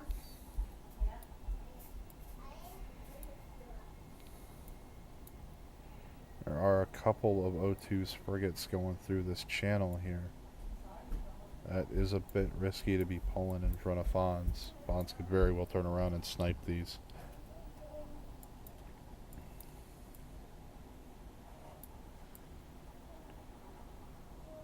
That said, we have a pretty big frigate-supported land invasion here. Looks like it's going for O2's backside. O2 does have a frigate stationed here, but the 2 frigates coming out for solid. He has a third one back there as well. There's a whole lot of muskets. He does have a battering ram out front, but he's using it to scout since you can't use it alongside the muskets. This is what I was talking about, these multi-front wars coming and going constantly. And Thierry sees this coming with the scout. So he knows the time to go after him is going to be soon, because he's going to have to make a choice. He's going to start losing cities to all these muskets that are showing up.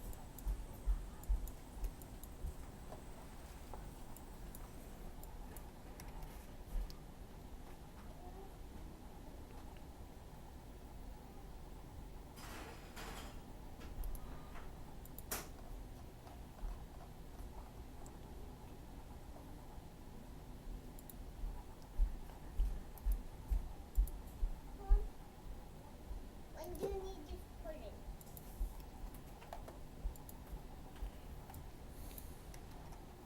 I've been asleep all fucking day.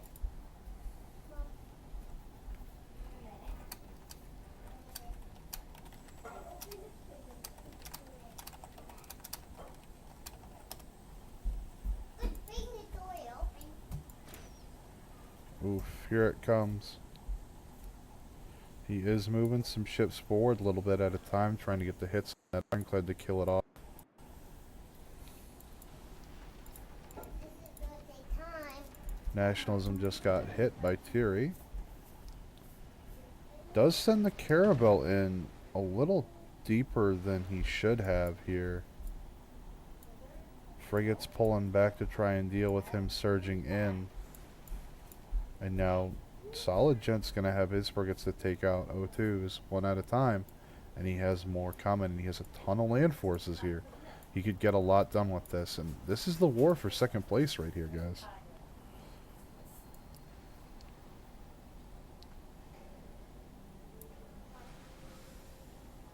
Ironclad coming in, likely just to garrison the city.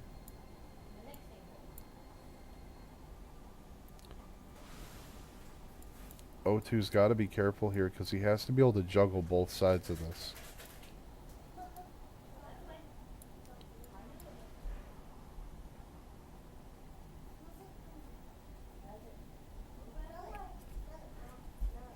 You guys smell it.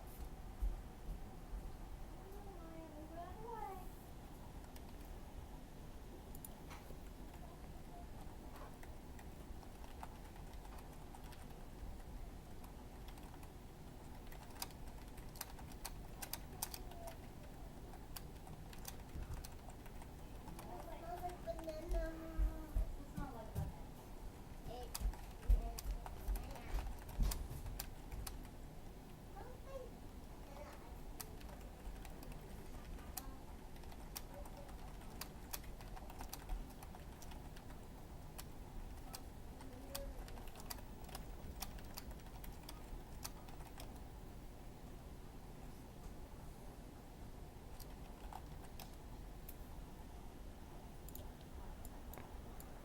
We'll have to see how Solid Gent plays that. Oh, frigate's edging forward here. Oh, he gets back before. He's not watching. Oh, Thierry actually pulling his fleet back entirely.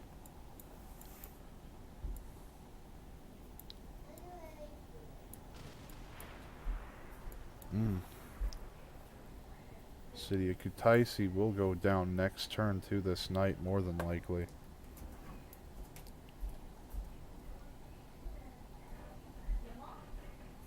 Battleships are raining hell down here onto Omalo.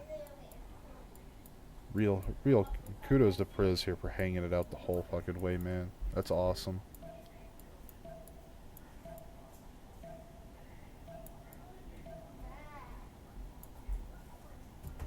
I add sugar?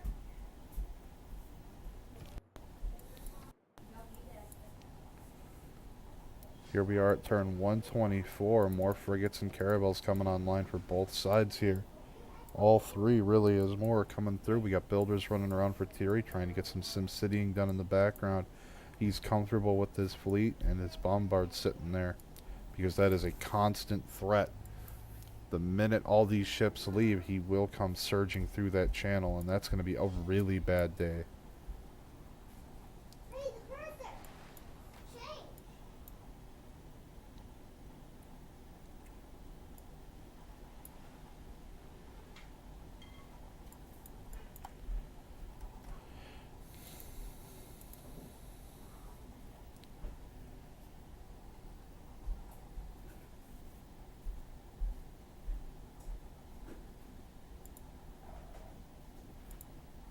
Woo!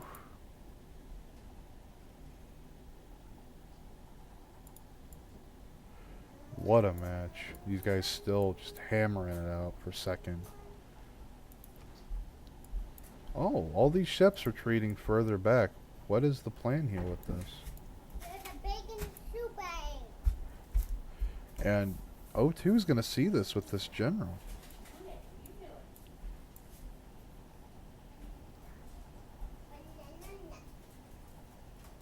Mom?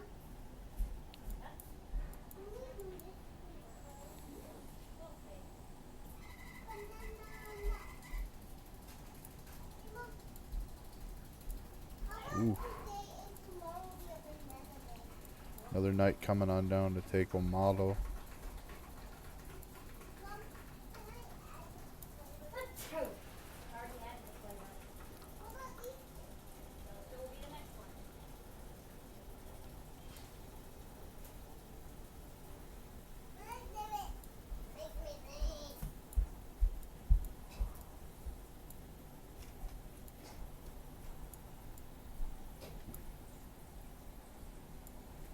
Oof.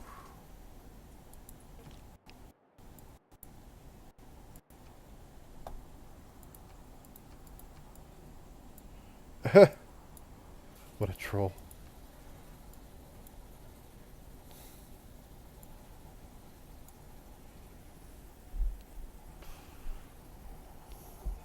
Dad, What? Mom wants all my help.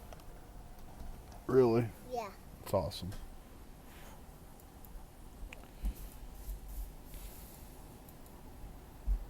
But not put it in quickly because it takes too much time to add Okay. the sugar. I'm stunned, among other things, that this is here. Mom,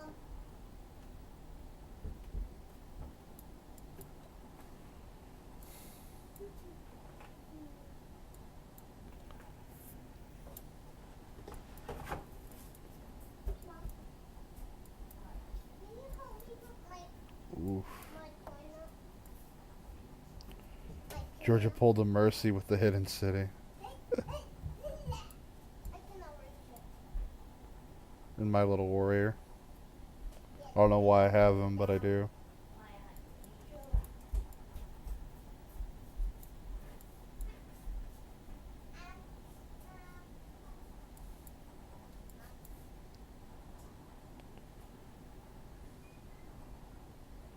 I mean, with the fishing boats and the crabs, I mean, the city will grow, but it's not gonna produce anything unless he puts a mine on this hill.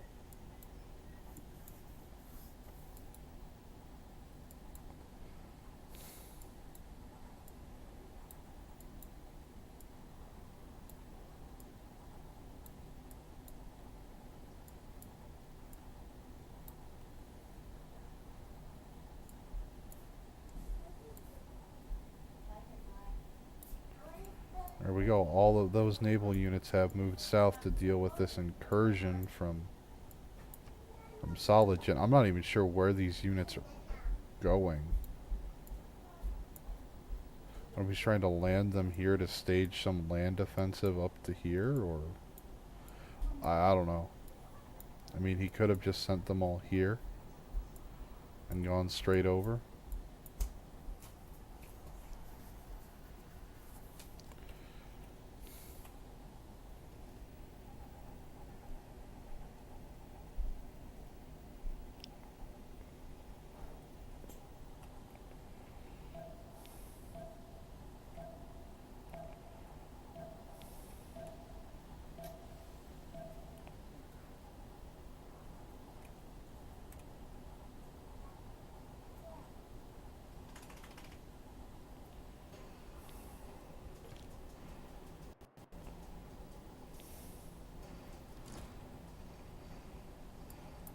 press gangs got picked up by Sumeria.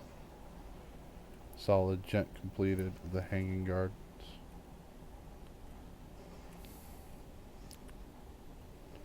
Everyone here trying to get their score up a little bit more. Priz is unfortunately on the down and out here, last city on the map. But Tiri and O2 and Solid Gent still fighting for second here. They are very close in score.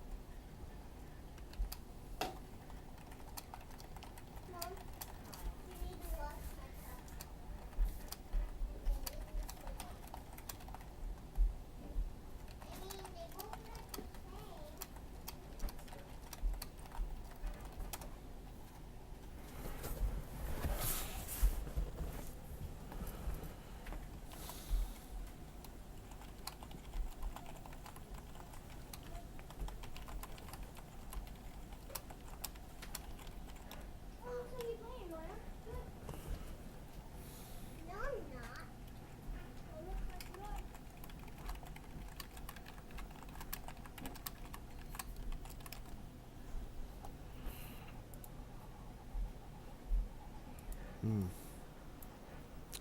not too sure what the point of all this is. I mean, I guess he's just searching for an undefended city somewhere.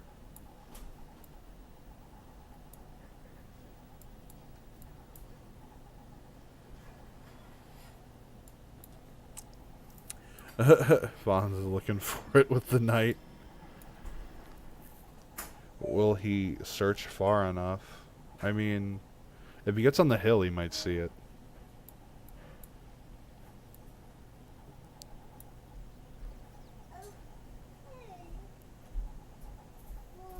Muffins are done, my love. Muffins! Not muffins, biscuits. Biscuits! Taunts us with muffins, offers us biscuits. I love my wife. Promise.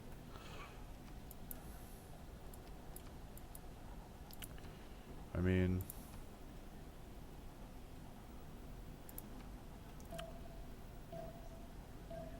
two capitals captured. Only needs 2 more. Land units from Macedon might just be a way to stall frigates. Maybe.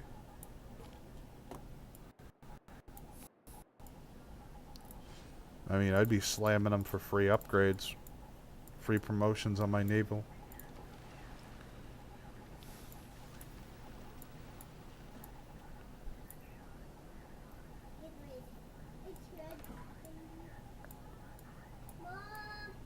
I mean, you do have the 2 frigates out here. But he has 2 frigates close by, so that city's not going to get taken. Rip Macedon? Probably.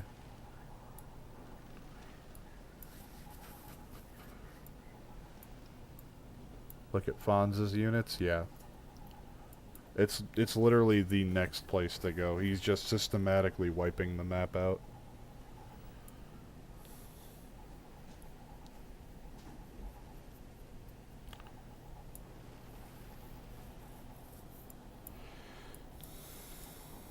I mean, we're at turn 127.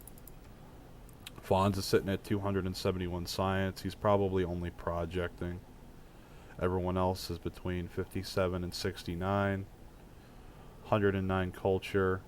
Everyone else is between 29 and 45. So, I mean, he's miles ahead. There's no catching Fonz this game.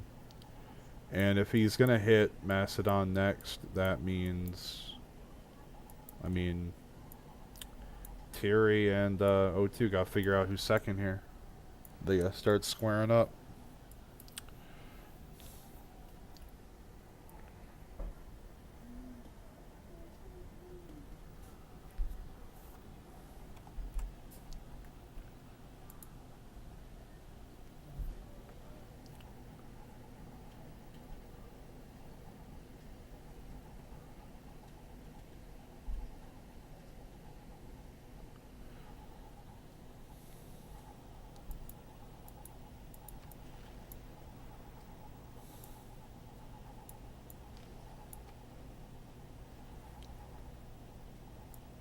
Fawn's scouting out Tiri's area up here in the north. O2's frigate sitting here. I'm surprised there hasn't been a wall shot on it. Shoot it with the wall and have the 2 frigates come down and kill it.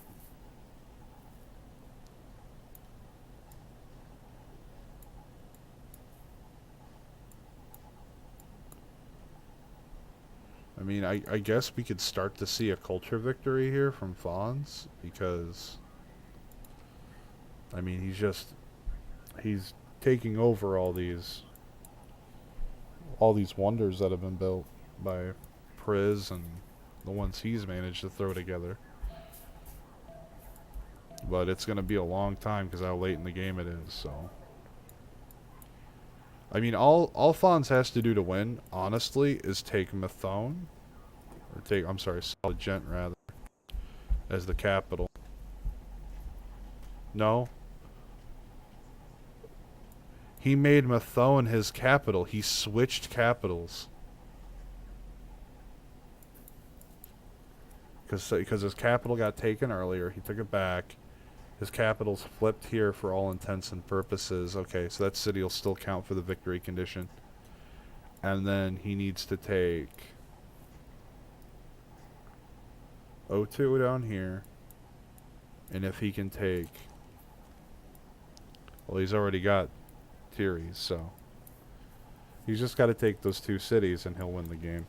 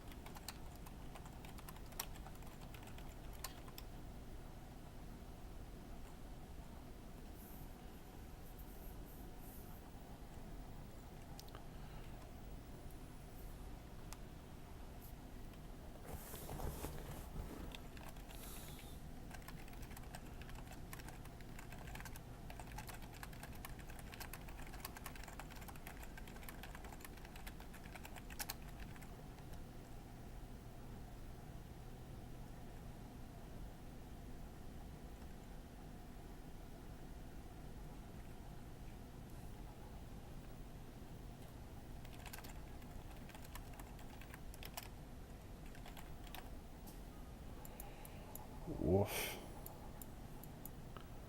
And we do have battleships from O2 here. That is going to change the pace of things. Now, this frigate did get picked off. The other one's running home to get turned into a battleship. And with battleships, this is going to turn on its head. Yeah. The question is how far off is Tiri from steel? What the fuck is Mastodon doing? I have no idea.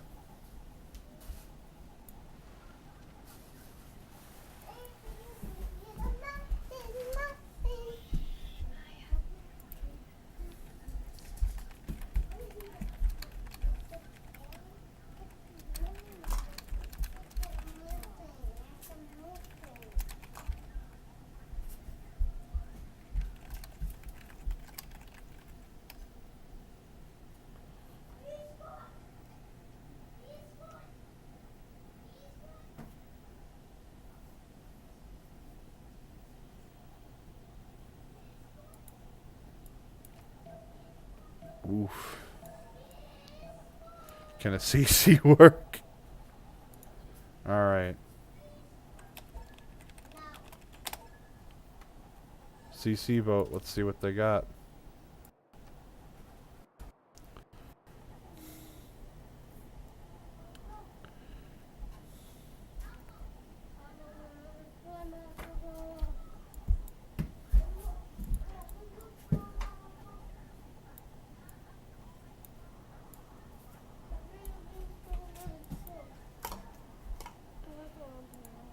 O2 voting for the CC My cup. in favor.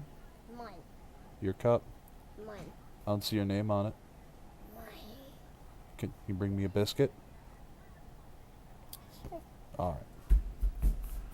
I guess I can let you have that cup then.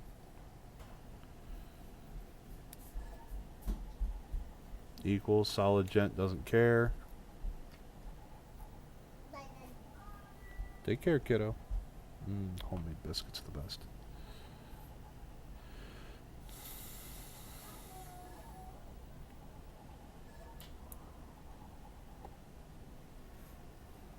Waiting for the players to talk out the CC right now. We're just waiting for Thierry's response.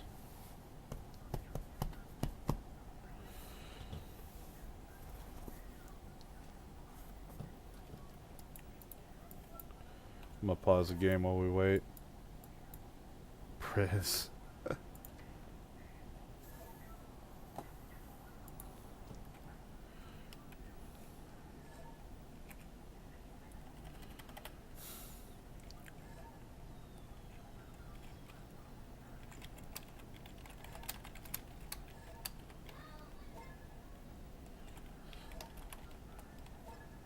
Alright, GG, well played, everybody. Fonz, congratulations on bringing in the win for KC here. Awesomely well played all around for all 5 players. This was a phenomenal game. Absolutely incredible watching these players go multi-wave wars from the left and the right, north or south, and it's just been incredible. They all had to deal with multi-front wars, having to split their forces, as they were trying to bait each other in and out. If you struggle with a war game, this is the game you need to watch through. I highly encourage you to check out my YouTube channel. Once this is uploaded over, it is already starting to go through. I highly recommend you check it out. You're going to learn a lot, because I know I sure as hell did today. Thanks for coming out, everybody. It's been absolutely fantastic to be back casting Civ 6 again. And hopefully I'll be invited back by the CPL crew for the next CCC or major event that they run as a caster. And if so, hey, look forward to seeing you guys next time.